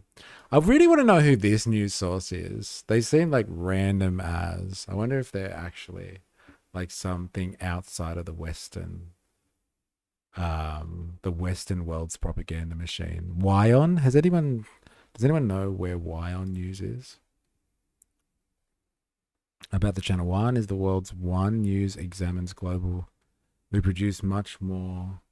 Oh, it's from our global headquarters in New Delhi. It's Indian news channel. All right, interesting. Okay. All right, so this one is Iran. Russia joins Iran in explosive naval showdown at the Sea of Oman. So like the Russians are in on this one. So like I don't know if this changes anyone's perspectives on what's going on here, but it's not like Iran out in the middle of the sea by itself. It would seem that the Russians, and it would seem like the Chinese, as we have seen, the Chinese are giving intel support to Iran. Hence why we had that altercation last week with the US fighter jet that took out the Iranian drone. So, you know, food for thought in that regard, I guess. Yeah, the soft heart of the petrodollar beats in the Middle East. Yeah, I'm a bit too realistic there. I don't see anyone but US or China controlling the world. The amount of damage that that can be done to refining in a day of conflict that will take a year to repair. There's like, there's other countries kind of getting in on this action. Let's have a look. The Indian perspective on this one. Russia has sent a warship to Iran. Russia and Iran are set to embark on a drill. The naval exercises are taking place in the Gulf of Oman. This is the same area of the high seas where U.S. Armada is stationed. These are images of the Russian corvette Stoiky arriving at the Iranian port of Bandar Abbas.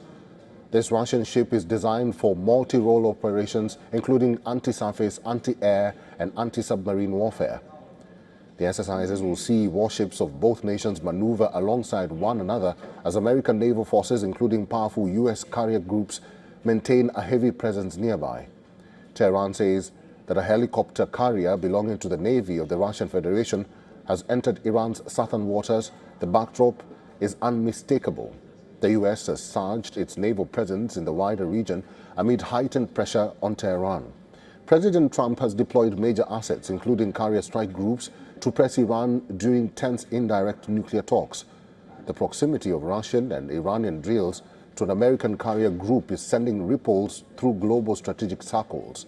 Analysts see it as more than routine training.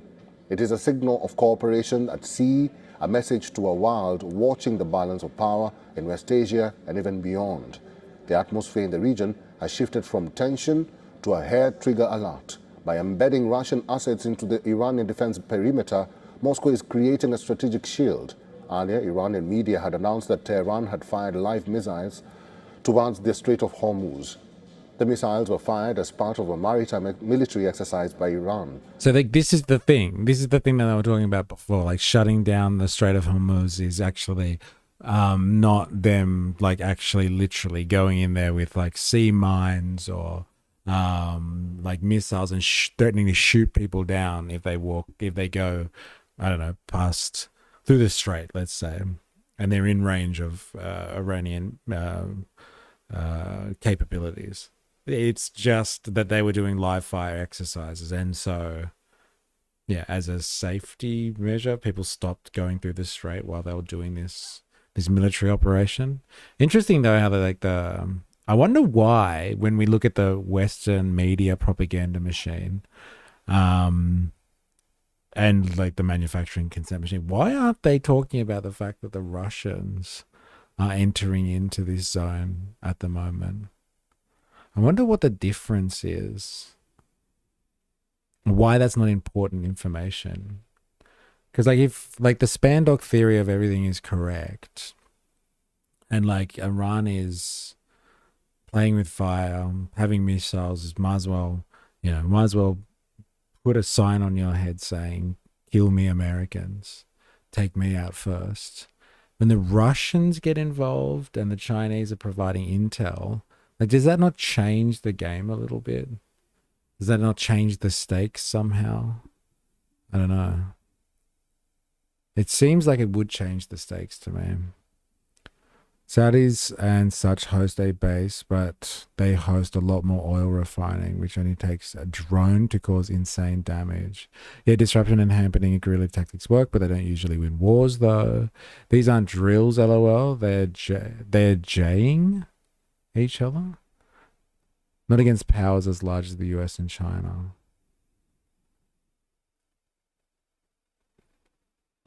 They're just finding jamming. They're jamming.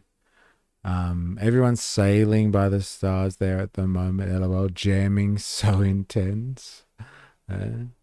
They just make it unpassable, too dangerous to get insurance for. They shut the Red Sea with insurance costs. Russia anti-access area denial A2 AD systems are in place. Good luck with the stealth fighters. Yeah, see, this makes a difference, don't you reckon? I think Russia is getting a pass at the moment because Trump's trying to make himself look good by ending the Ukraine war through Russian negotiation. So, like, they just don't mention the Russians when you're speaking about Iran. Is that what you mean? He wants Zelensky to come to the table and give up land to Putin to end it. So the entire Western media machine is just leaving the Russians out of the conversation. The stakes were already insane. Iran's had enough enriched. Jesus, I can't speak. Enriched to make a nuke if they wanted to since 2020.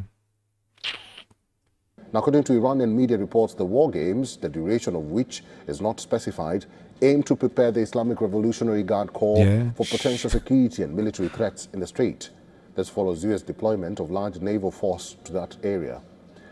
The Strait of Hormuz is a strategically significant waterway through which a large share of the world's energy supplies passes, making any military activity in the area a focus of international attention.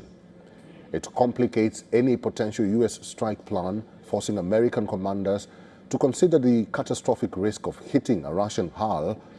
Remember, Moscow has... Yeah, I know, right? I can't help but think that as well, Violet Quinn, to be honest. They have a religious ban on nukes, but when you consider all that we've done, it's kind of trusting a bit that they haven't made a few nukes. Yeah, it doesn't make sense, doesn't it?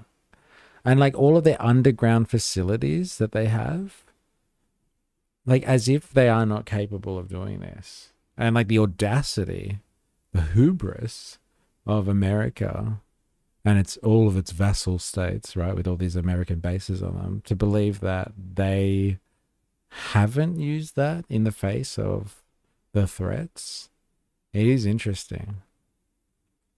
It's very interesting. Repeatedly released statements urging Washington to engage in dialogue and not to attack Iran. Interesting. Yeah, it's an interesting factor that I don't hear a lot of people speaking about. The assistance that the Iranians are getting. Everyone's just making it out. It's just like, well, the Americans have got everything stationed in the Middle East, ready to go. They've got it in the Arab Sea, the Hormuz Strait. They've got the East Mediterranean covered, fully ready to go. Bulgaria's in there too, completely surrounded. Iran is like, but is Iran getting any assistance of its own? You didn't learn anything with Starlink. They can jam optical systems at low Earth orbit altitude. Starlink. Yeah, let's have a look here.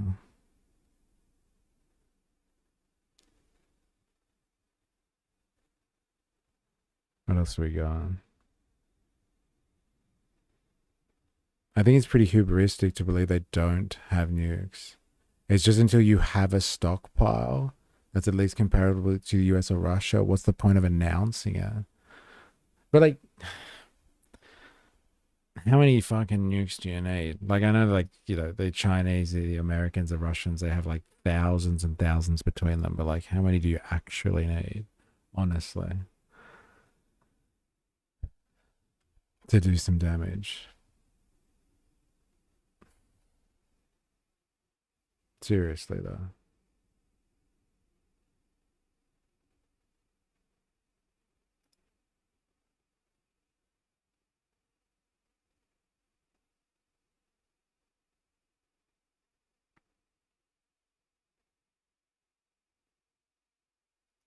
Why is this so different from the Indian media than like the US and like the Western media? Times of India, Chinese Navy joins Iran and Russian warships in the Strait of Hormuz as US military watches from the Gulf. Why is this AI slop news though? Oh, we're about to find out.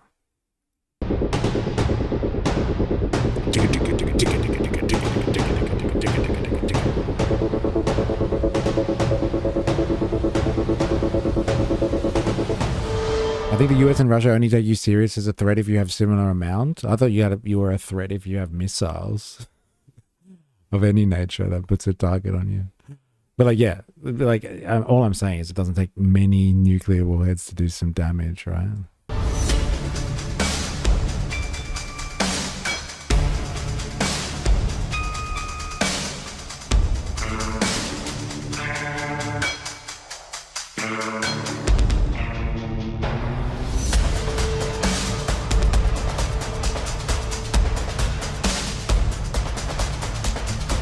How's the fucking music? It's hardcore.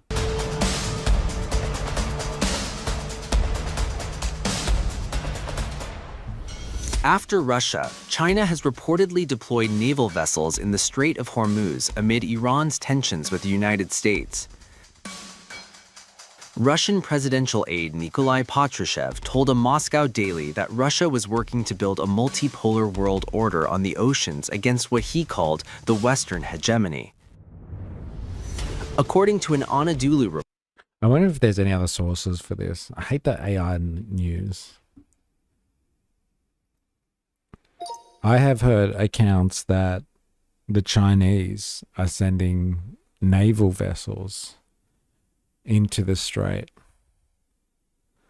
to assist with Iranian defenses in the event of an American attack. Do you have any news sources that could verify this?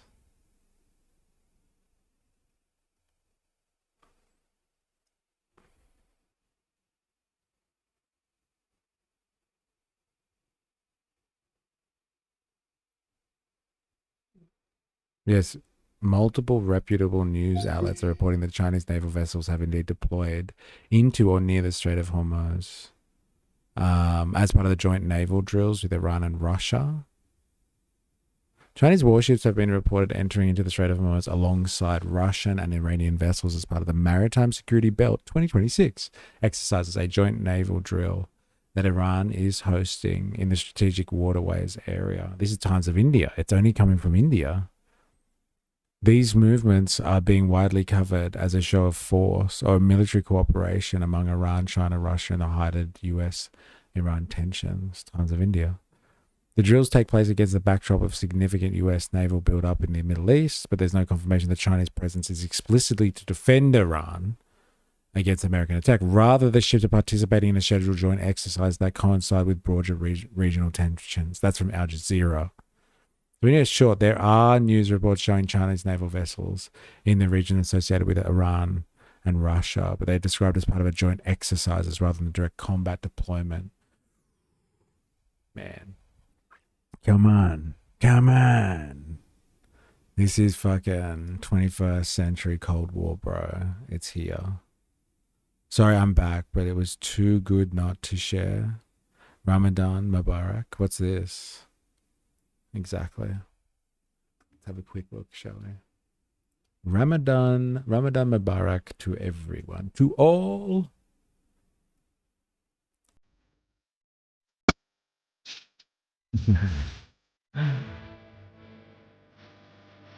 That's so good. That's just wearing a burqa, alright. So good. They would love to celebrate some Ramadan, wouldn't they? Hey? She likes a burqa. And what's his name? Kata, with his Lebanese heritage. Oh, mate, don't say that. So good. I punch blokes in the mouth for saying that. And yeah, you could do damage with one nuke, even, but that's not the question. The question is, could you maintain a nuclear war, as horrible as it would be? Well, once it's started, you really have to maintain it for long. US and Russia whip out theirs and say, all right, bring it on. Better hope you have a similar amount if you want to fight, right? Solid Kata impression. Bro, I can't believe how well you know Australian fucking politicians. You could be like, yep, that was a good Kata, bro. That was a sick Kata. Oh, bro. That's a solid Kata. Oh, man. I'm glad, because I feel like I've learned a lot about American politics over our time together. So I'm glad that you're learning about the intricacies of Australian politics. So good. Oh my god. Oh, I'm done with this topic now. I'm sorry. I'm sorry if you're enjoying it. But I'm done with this topic for now. I feel well versed in Aussie politics by this point. Yeah. Yeah, definitely. Let 1,000 blossoms bloom. But every few months, someone's taken by a crocodile in northern Queensland or something like that. Whatever he says. This one I came across and I just couldn't resist it. So I thought I'd watch it with you guys. For some reason, Channel 4 are entertaining evil anti-capitalist propaganda. We can escape capitalism. Channel 4 News, ways to change the world. Clara Matti, I want to say, Matti. Capitalism is not natural, it's enforced. I don't know who this lefty loony is and why Channel 4 is having these types of people on. But like, I am so intrigued to see what this person has to say about evil capitalism. Capitalism is not natural, it's enforced, and we can escape capitalism. This is some crazy shit. Like, this type of language, this anti-capitalist stuff, will land you in hot water if she was American right now. She'd basically be a domestic terrorist for saying this. I'm not giving it any time. Well, a croc takes a person every week in northern Queensland. Got to remember that properly. Yeah, let's hear what they have to say about this. A critique of capitalism, always welcome, might I add. Let's see if it's got any legs. We're in a situation in which the violence of the economy has reached There's an economist very, very obscene who wants us to rethink the idea of capitalism. peak. We have actually 12 people in the world owning more than the bottom 4 billion people. We've built it. We need to see how the systemic forces trap us and shape us. But we're the... What an interesting stat that is. There's 12 people that own as much as 4 billion people, the bottom 4 billion people. Pretty crazy. Eh? Crocs only eat people that didn't bring a dog. They prefer dog. Wow. architects. So there is space for alternatives if we build them. How do you actually think change would happen? Are you a revolutionary? No, he's asking hard questions. Are you one of those dirty Hello and welcome to Ways to Change the World. I'm Krishnan Giri-Murthy, and this is the podcast where we talk to extraordinary people about the big ideas in their lives and the events that have helped shape them. My guest this week is an economist who wants us to rethink the idea that capitalism is simply the natural order of things. Clara Matti is an author and professor of economics whose work explores how economic ideas become tools of power, shaping policy while masking... No comment on the dog thing. Yeah, fair enough. Guess you haven't spent enough time around Crocs. The political decisions beneath. Her new book, Escape from Capitalism, argues that many of the problems that we see as inevitable, poverty, unemployment, inflation, are built into the system and shored up by models and theories designed to convince us that there is no alternative. Welcome to the podcast. It's such a pleasure. I mean, how can you escape capitalism? I mean, we are all brought up to believe or to think that it is just the way of the world, it is human nature to want to accumulate things and wealth and to have the freedom to choose what you want and what your destiny is. So the first point is to... Did you hear that? Like, capitalism is associated with freedom and the ability to choose your destiny.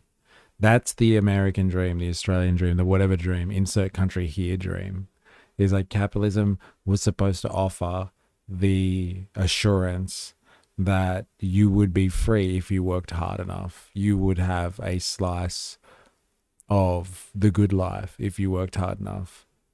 And the question is it delivering? If it's not, it is failing. It is failing humanity. Think about it.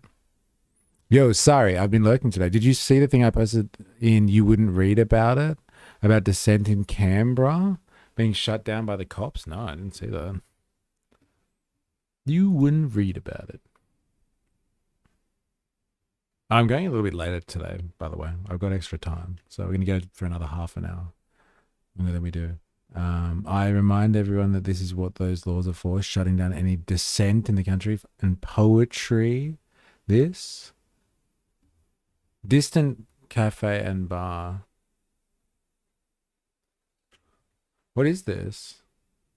Just a timely reminder that your freedom to use art to express a political point of view can be removed at any time. Dissent closed for 2.5 hours on a gig night Yes, gig cancelled because we were displaying political art, which, by the way, is freely available online. Back open tomorrow for the next installment of how to shut down the nighttime culture in the CBD. What is this? The full weight of the law apparently applies to artistic parody. Get fucked. Really? Because they had pictures like this of Musk, Putin,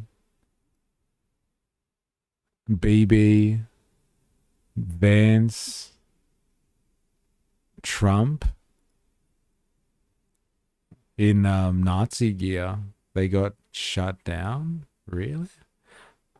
ACT police have closed us down because our artwork has offended someone. Ooh, this is interesting. I wonder if this is the new laws that we're talking about. Shutting down dissent. Jesus. Well, because it offended someone. It's fucking poetic. Yeah, wow. Wow. I wonder who they caused offense to then. Interesting. I wonder who they've offended. I guess it doesn't matter anymore. Yep, it's the new law. It doesn't matter. Like, if people have been offended.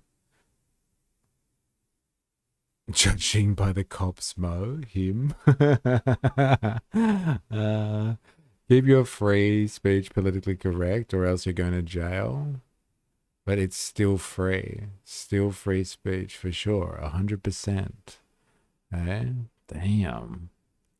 Wow. It's offended someone, and now you got to defend the fact that you defend yourself because somebody else has been offended. Not that you meant to do it. Good luck defending yourself. Escape the mental trap that... And to have the freedom to choose what you want and what your destiny is. So the first point... Yeah, mustn't have offended Ashkenazis. I see what you did there. I see. Clever. Did you hear that or did you make it up yourself? I'll give you that. Point is to escape the... And what your destiny is. So the first point is to escape the mental trap that naturalizes the system, that makes us think exactly what you just said, which is that we have a spontaneous tendency towards this capitalist economy. What I show in the book is that capitalism is far from spontaneous. That was all me, but it's low-hanging fruit. It's not bad fruit. I know it's low-hanging, potentially, but I don't think I've ever heard that one out there before. Yeah. It requires constant, violent enforcement of those policies of austerity to preserve the system in place. So what the state needs to do is to protect the market by keeping the majority of us subordinated to the market itself and maintaining us in a situation by which we have no alternative but to go work for wage, and usually a very low wage and very precarious conditions. So what is capitalism? Yeah, and if you look at the system that we're looking at much earlier with the SNAP system and the benefits, like your Walmarts, your Safeways, like all those, that industry set up to really exploit people and make their jobs deliberately precarious so they don't have to provide them with any benefits, not even pay them a subsistence wage in the first place. Like, that undermines capitalism itself. Like, the one point of employing labor power was to at least pay them a subsistence level so they can reproduce their own existence.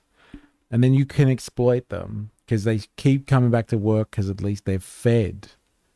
Well, now you can just you just outsource that and the government will pay for that as well. So they're almost slaves. They're fucking wage laborers, almost slaves. In your terms.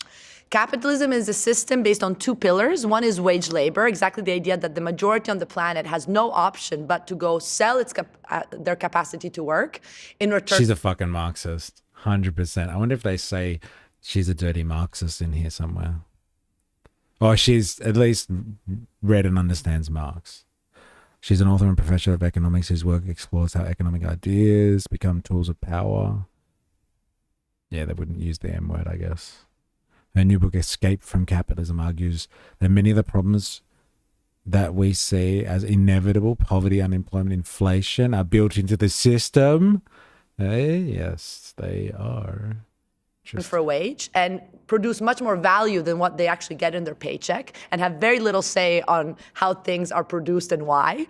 And on the other hand, private investment. So the idea that it's actually very few that we have basically as society delegated the command over what is produced and why. So private investment and wage labor are the two pillars. And of course, the roof is production for profit. The fact that nothing we have around us would be ever produced if it weren't for the fact that there's expectations to get more money from what you started off with.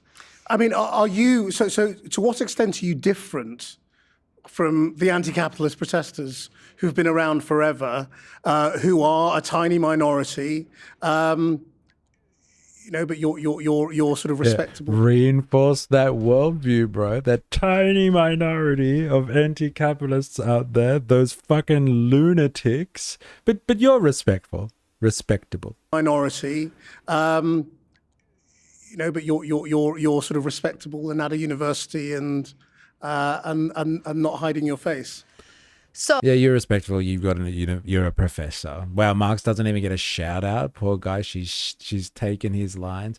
Many people have, I guess, and like Marx wouldn't have got much from it. But like she gets to sell books and go on Channel 4 News. All right. So I think right now we're in a situation in which the violence of the economy has reached a very, very obscene peak. We know right now that we have actually 12 people in the world owning more than the bottom 4 billion people. We have soaring poverty, inequality that is extreme. We know the climate catastrophe, constant wars and militarism and genocide. People are suffering. So actually, the point is to say that if we want our basic needs met, if we want people to even get fed, we have 2 billion people who are suffering from food insecurity. If we want these basic needs to be met for everybody, you're an anti-capitalist. Because the system is not meant to provide for the need. It's meant... Dun, dun, dun. Did you hear that, ladies and gentlemen? If you believe in basic human decency, that when humans are born into a world where production is based around profit, and so if you don't fit into that system somehow, then you die.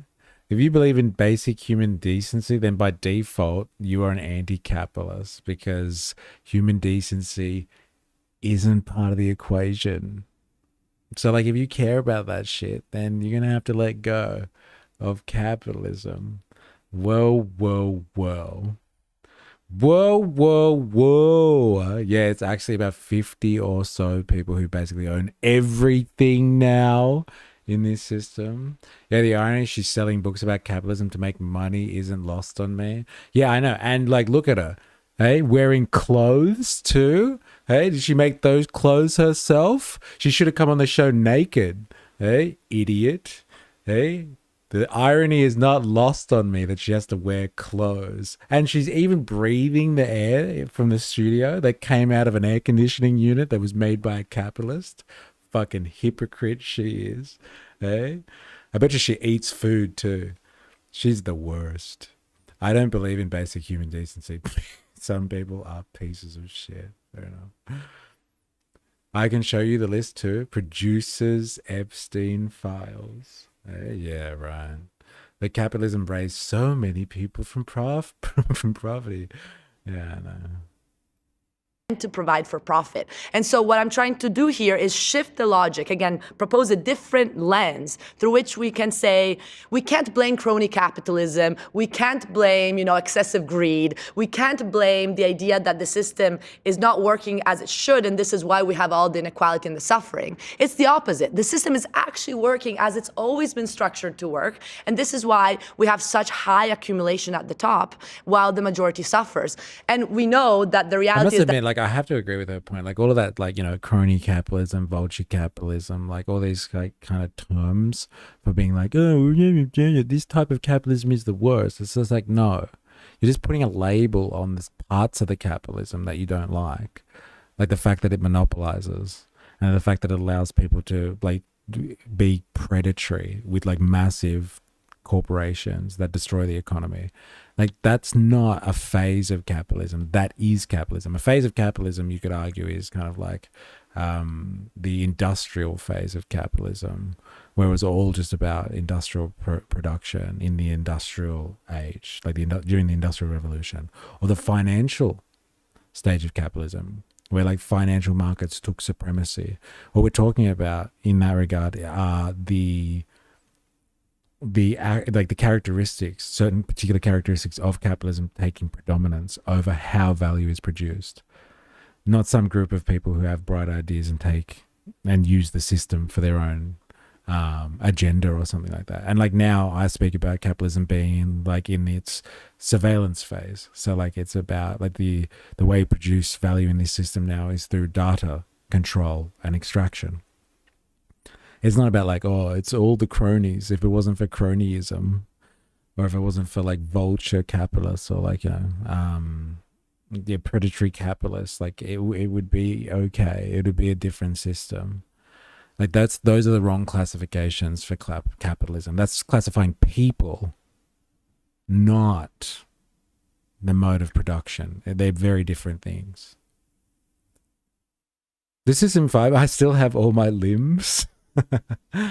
Oh man, I couldn't have just published and released this book for free while focusing on my teaching career. No money.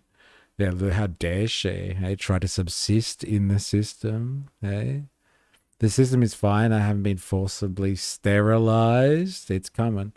I bit my tongue because I'm a fat capitalist pig. Bloody capitalism.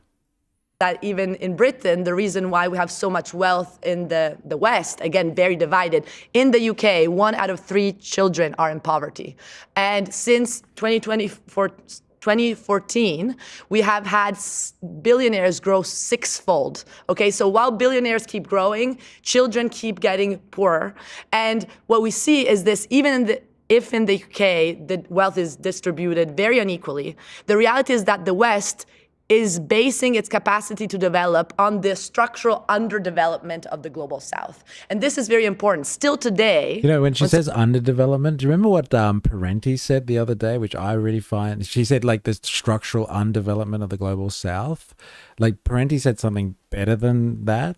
And, like, I would have used similar language to that. Like, the system does keep the peripheries underdeveloped so it can turn resources around and get the capital to flow back, like the capital, like the financial, like the money capital to move back to the center of like the imperial core, as they say it. But like instead of saying underdeveloped, forcibly or structurally underdeveloped, you should say maldeveloped, because it's like there's been an actual effort to destroy their development, to withhold it, to stop it from flourishing and taking place.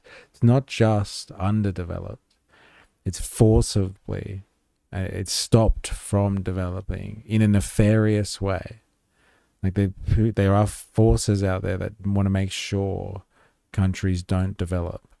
And that's why like China's a big threat to the current world order, because like they are going around the world investing in other people's infrastructure, because I think they understand that like if other people start developing their infrastructure, they will actually start to develop, and that is actually a major threat to the system, more than wars, right? More than being held, like, you know, being able to develop your own nuclear arsenal so you can stave off American aggression, like we've been speaking about.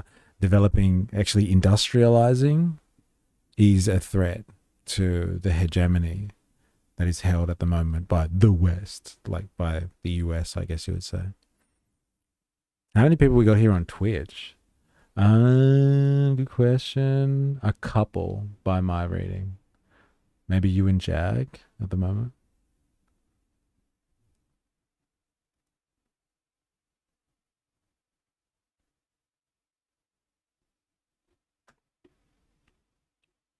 Oh, it's coming. I'm waiting for them to announce the camps any day. Australian cultural re-education for social cohesion and peace.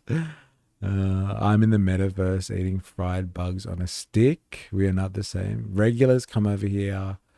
I have an idea for another raid.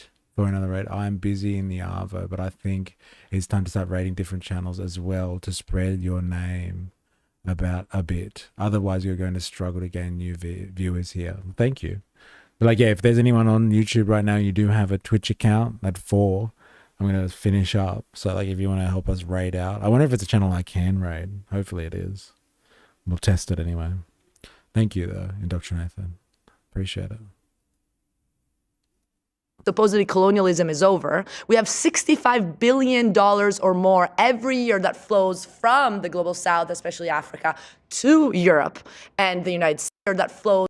Colonialism is over. We have $65 billion or more every year that flows from the global south, especially Africa, to Europe and the United States. Because of debt.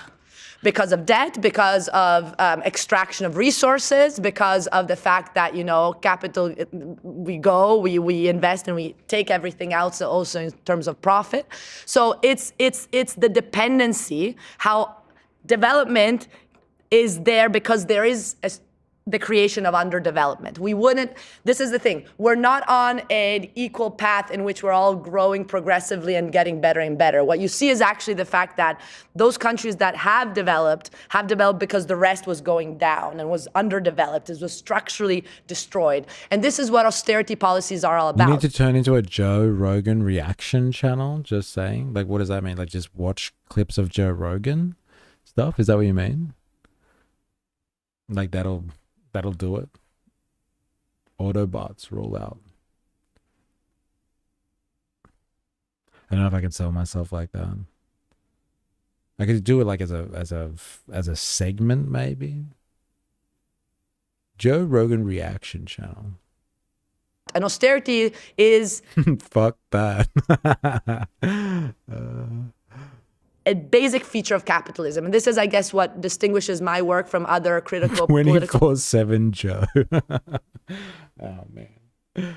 Economy is to say that austerity is not irrational. It's irrational for us for the logic of need, but it's very, very rational for the logic of profit. Why? Because it keeps us in a subordinate condition. It keeps us needing to go work for whatever job to pay our bills and to pay for healthcare and education. So if you cut social services, as the capitalist state does, while financing private investors, de-risking, militarizing the surveillance economy, the protection of the borders, this is what capitalism needs, because it protects the two pillars, right? You keep wage labor and private investment in check.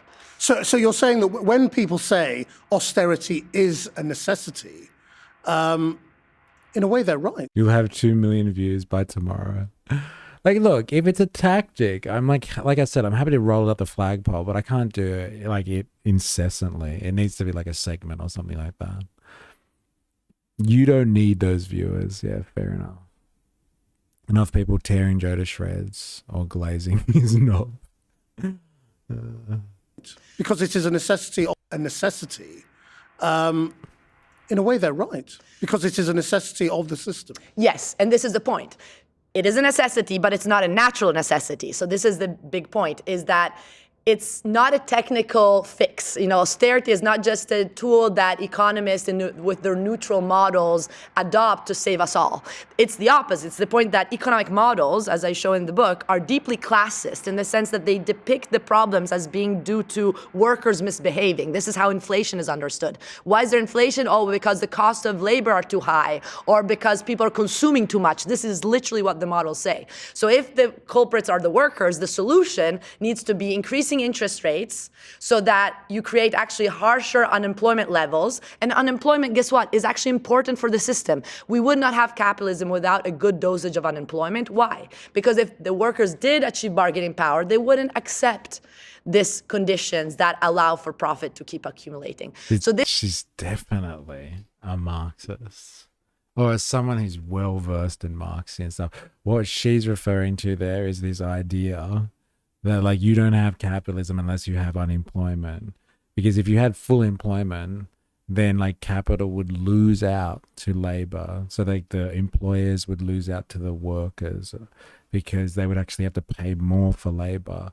And like, if you pay more for labor, that is like the first line in like reducing your profitability. Like, if you can suppress labor and convince everyone that like to work as close to minimum wage as possible, like actually, convince people that a minimum wage is not even necessary, kind of thing, then like, controlling the fact that you have what Marx calls an industrial reserve army. Like, you need employment so people are fighting for work, and they feel desperate, but like also you need to have options. So like, if you have unemployment, you can justify paying people less, giving them less benefits and all that sort of stuff, because they don't want to be on that unemployment line. But as soon as you have full employment, everyone's employed, you have capital chasing labor, not labor chasing capital. And like, workers could demand anything. They could even demand a share in profits. Like, that'd be fucking scary, wouldn't it? Hey, that'd be really scary. Used to bring people in, sure. So used to bring people in, sure, but we got bigger fish to fry than Joe, the irrelevant Rogan. Hey, yeah, fair enough. We got a lot of fish to fry here. 'Twas a Christmas joke. You cheeky Scrooge. You see those flippin' robots? We fucked, dude. So we need like 3+ people to raid into another channel. 2 more guys. Come on. Come on. Come on. Everybody go to Twitch. Come on. You know you want to. Fuck, I've only got like 1 viewer on Twitch now. Come on, ladies and gentlemen. Get yourself to Twitch. If you can. This is really important, is to realize that austerity is not neutral, it's political, but it's also necessary for this economic system. But I think the empowering element of the conversation is that capitalism is not spontaneous, and it has been around for very little time. Only 0.1% of the time Homo sapiens has been on the planet have we been under industrial capitalism. And in this little time, we've managed to destroy, as we know, our ecology and many people around us. Do you mean just post the Industrial Revolution, basically? Yes. But even before that, wasn't it essentially a capitalist system? Yes. Definitely. It was, capitalism was born in the UK, so the cradle of capitalism is right here where I stand today, through the enclosure. I would, but I have a boycott on Twitch, like as in you're boycotting Twitch, or like something happened to you and you're banned. The AI plan is to make everyone rich, then they will self-delete by dividing into gold piles. Sorry, that's okay. That's fine. I think we might have to do it. Like, there are days when we have a lot of people in Twitch at the end of the afternoon. We'll have to try it another time. Indoctrinate them. We will use our money, or will the bottle cap economy take off? Because I'm waiting. Yeah, I'm ready. I've been saving my bottle caps. Yeah, personally, I don't use them. Right, okay. Don't like the company. System. And this is very important. This is a story that economics never tells you, because economics as a discipline is deeply ahistorical, purposefully to make you think that this is a natural, spontaneous order. The reality is that if you look at history, our economic system was born through violence. And what was this violence? It was the exclusion of people from the land. The land was the basic means of subsistence in which people could reproduce themselves autonomously from respect to the market. Once you eliminate the self-sufficiency, then people become market dependent, and thus, in a way, necessarily have to accept going to work for whatever situation they can find. Well, wasn't that a product of natural human nature, to acquire and to exercise power over others? I don't think so. If you look at all the indigenous cultures in many places in the world, I'm in Oklahoma right now. This was the reservation land. After the indigenous people had been kicked out, they had the trails of tears. Many, many died, and they reached this reservation land, and then all the oil was stolen from the indigenous people. But the indigenous people, the Cherokee Nation, for example, was based on circular horizontal organization through councils. And actually, women had a very, very big role there. And it was about caring for the commons, caring for nature rather than extracting. So, indigenous values tell you that actually humanity has no essence for self-interest. This is the adaptation under capitalism. We can be different according to what social relations we construct. In Tulsa, the Forum for Real Economic Emancipation I now founded, very interesting experiment to try to bring back these different social relations that need to start locally, because it's at the local level that we can associate through assemblies in which you show how collectively we can think to be together in a different way and pressure our local and national institutions to do not austerity, but democratic decision-making over the budget and much else. Well, where does democracy come in? Because the defenders of the system will say these are choices that people have made deliberately through their democratic rights. Well, I would say that these choices have been made by a tiny... What? Tribalism was huge and inter-tribe conflict was brutal for every indigenous race and bloody and way more horrible than the modern era. I don't know about the last one. Not even on the scale of it. Like, tell that to people in Laos and like people in North Korea that were bombed into non-existence. But like, I don't think she's talking about war. She's talking about social organization. He said that everybody looks out for their own self-interests, and she was like, no, that's not how indigenous cultures would have worked. It wasn't about self-interests. It was about the commons, not violence. I don't think she was talking about violence.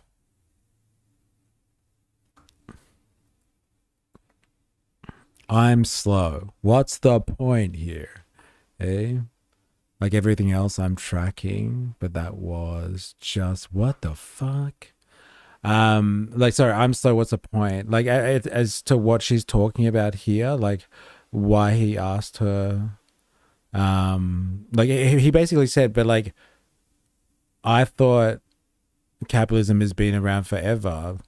Rah, rah, rah, rah, rah. There's always been people that have had to, trade stuff and use money. And she's just like, well, yeah, but that's not what capitalism is.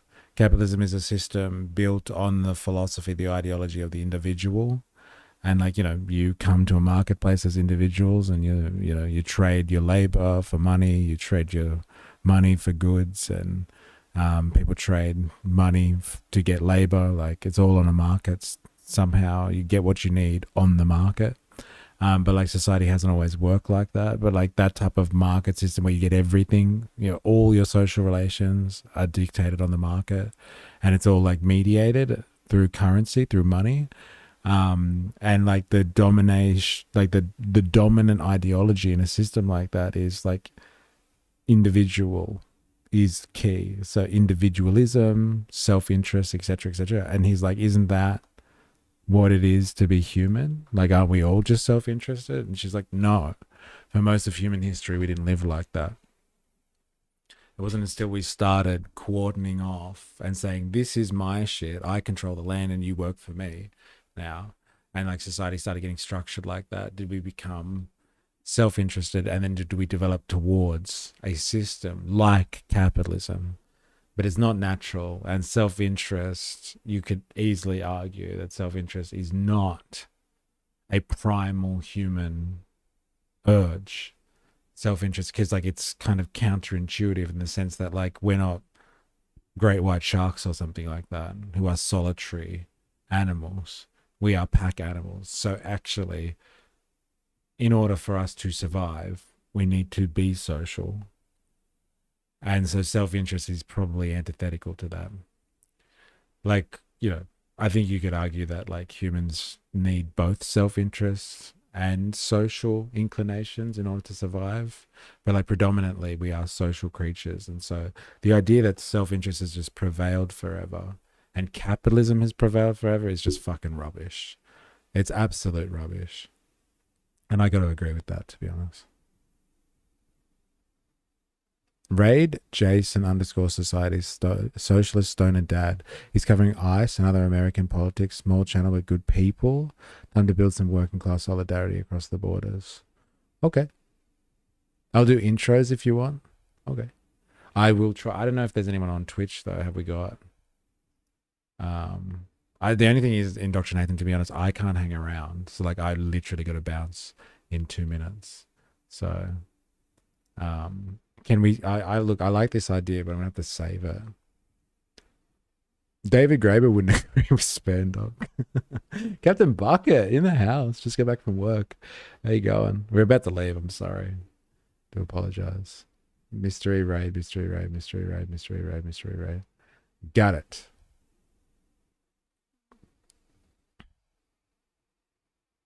I can raid. I just can't really change.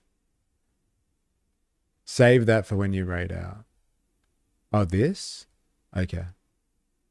Got it. I will save that. Again, I can't hang, so I don't know if that's correct protocol. Capitalism was created by the Dutch a few hundred years ago. Yeah, trading beforehand was just ending in conflict. I'm failing to see how tribes without a currency were better. So dumb, they fought more often. Way more often, and the system they had resulted in more conflict and death. Bad system. Can you argue we're in a different system now? That we are separate from gold and just print money up and have a debt system? This is new territory. Have we been here before? Well, like, there's been many systems of currency that have actually existed through fiat. Not everything's been backed by gold or some type of what's the word? Like, yeah, some metallic currency or precious something. So we've used fiat currency before as humans. Like, different societies have dabbled in fiat currency. Yes. But have they done on the scale that we do now? Absolutely not. No. Definitely not.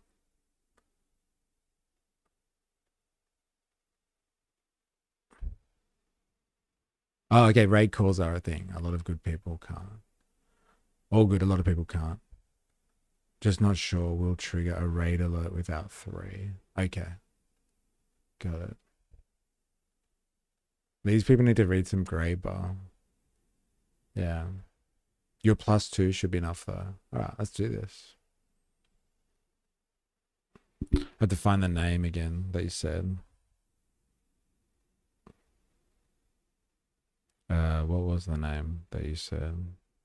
Socialist Stoner Dad, Jason's _ Society.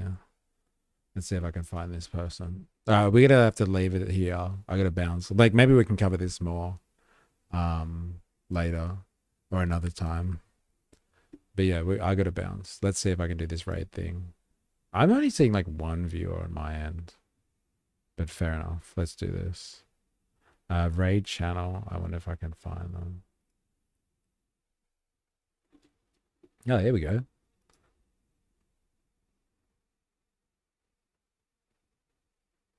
Let's see if it's working.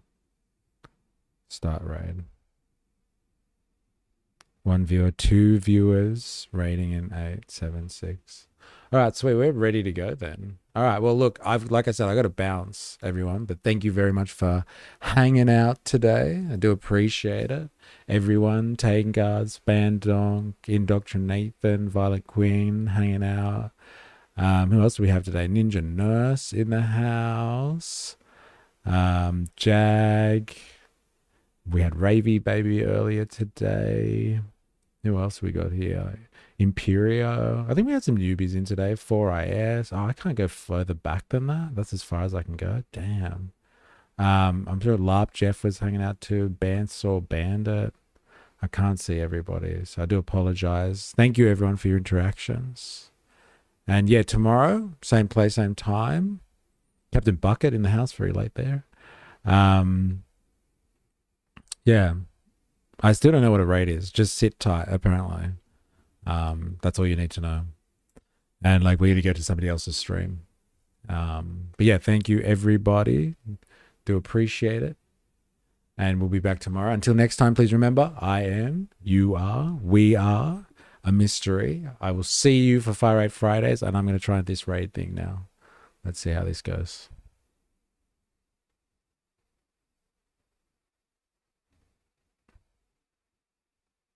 There it is. Okay, got it. There it is. Thank you, Indoctrinathan.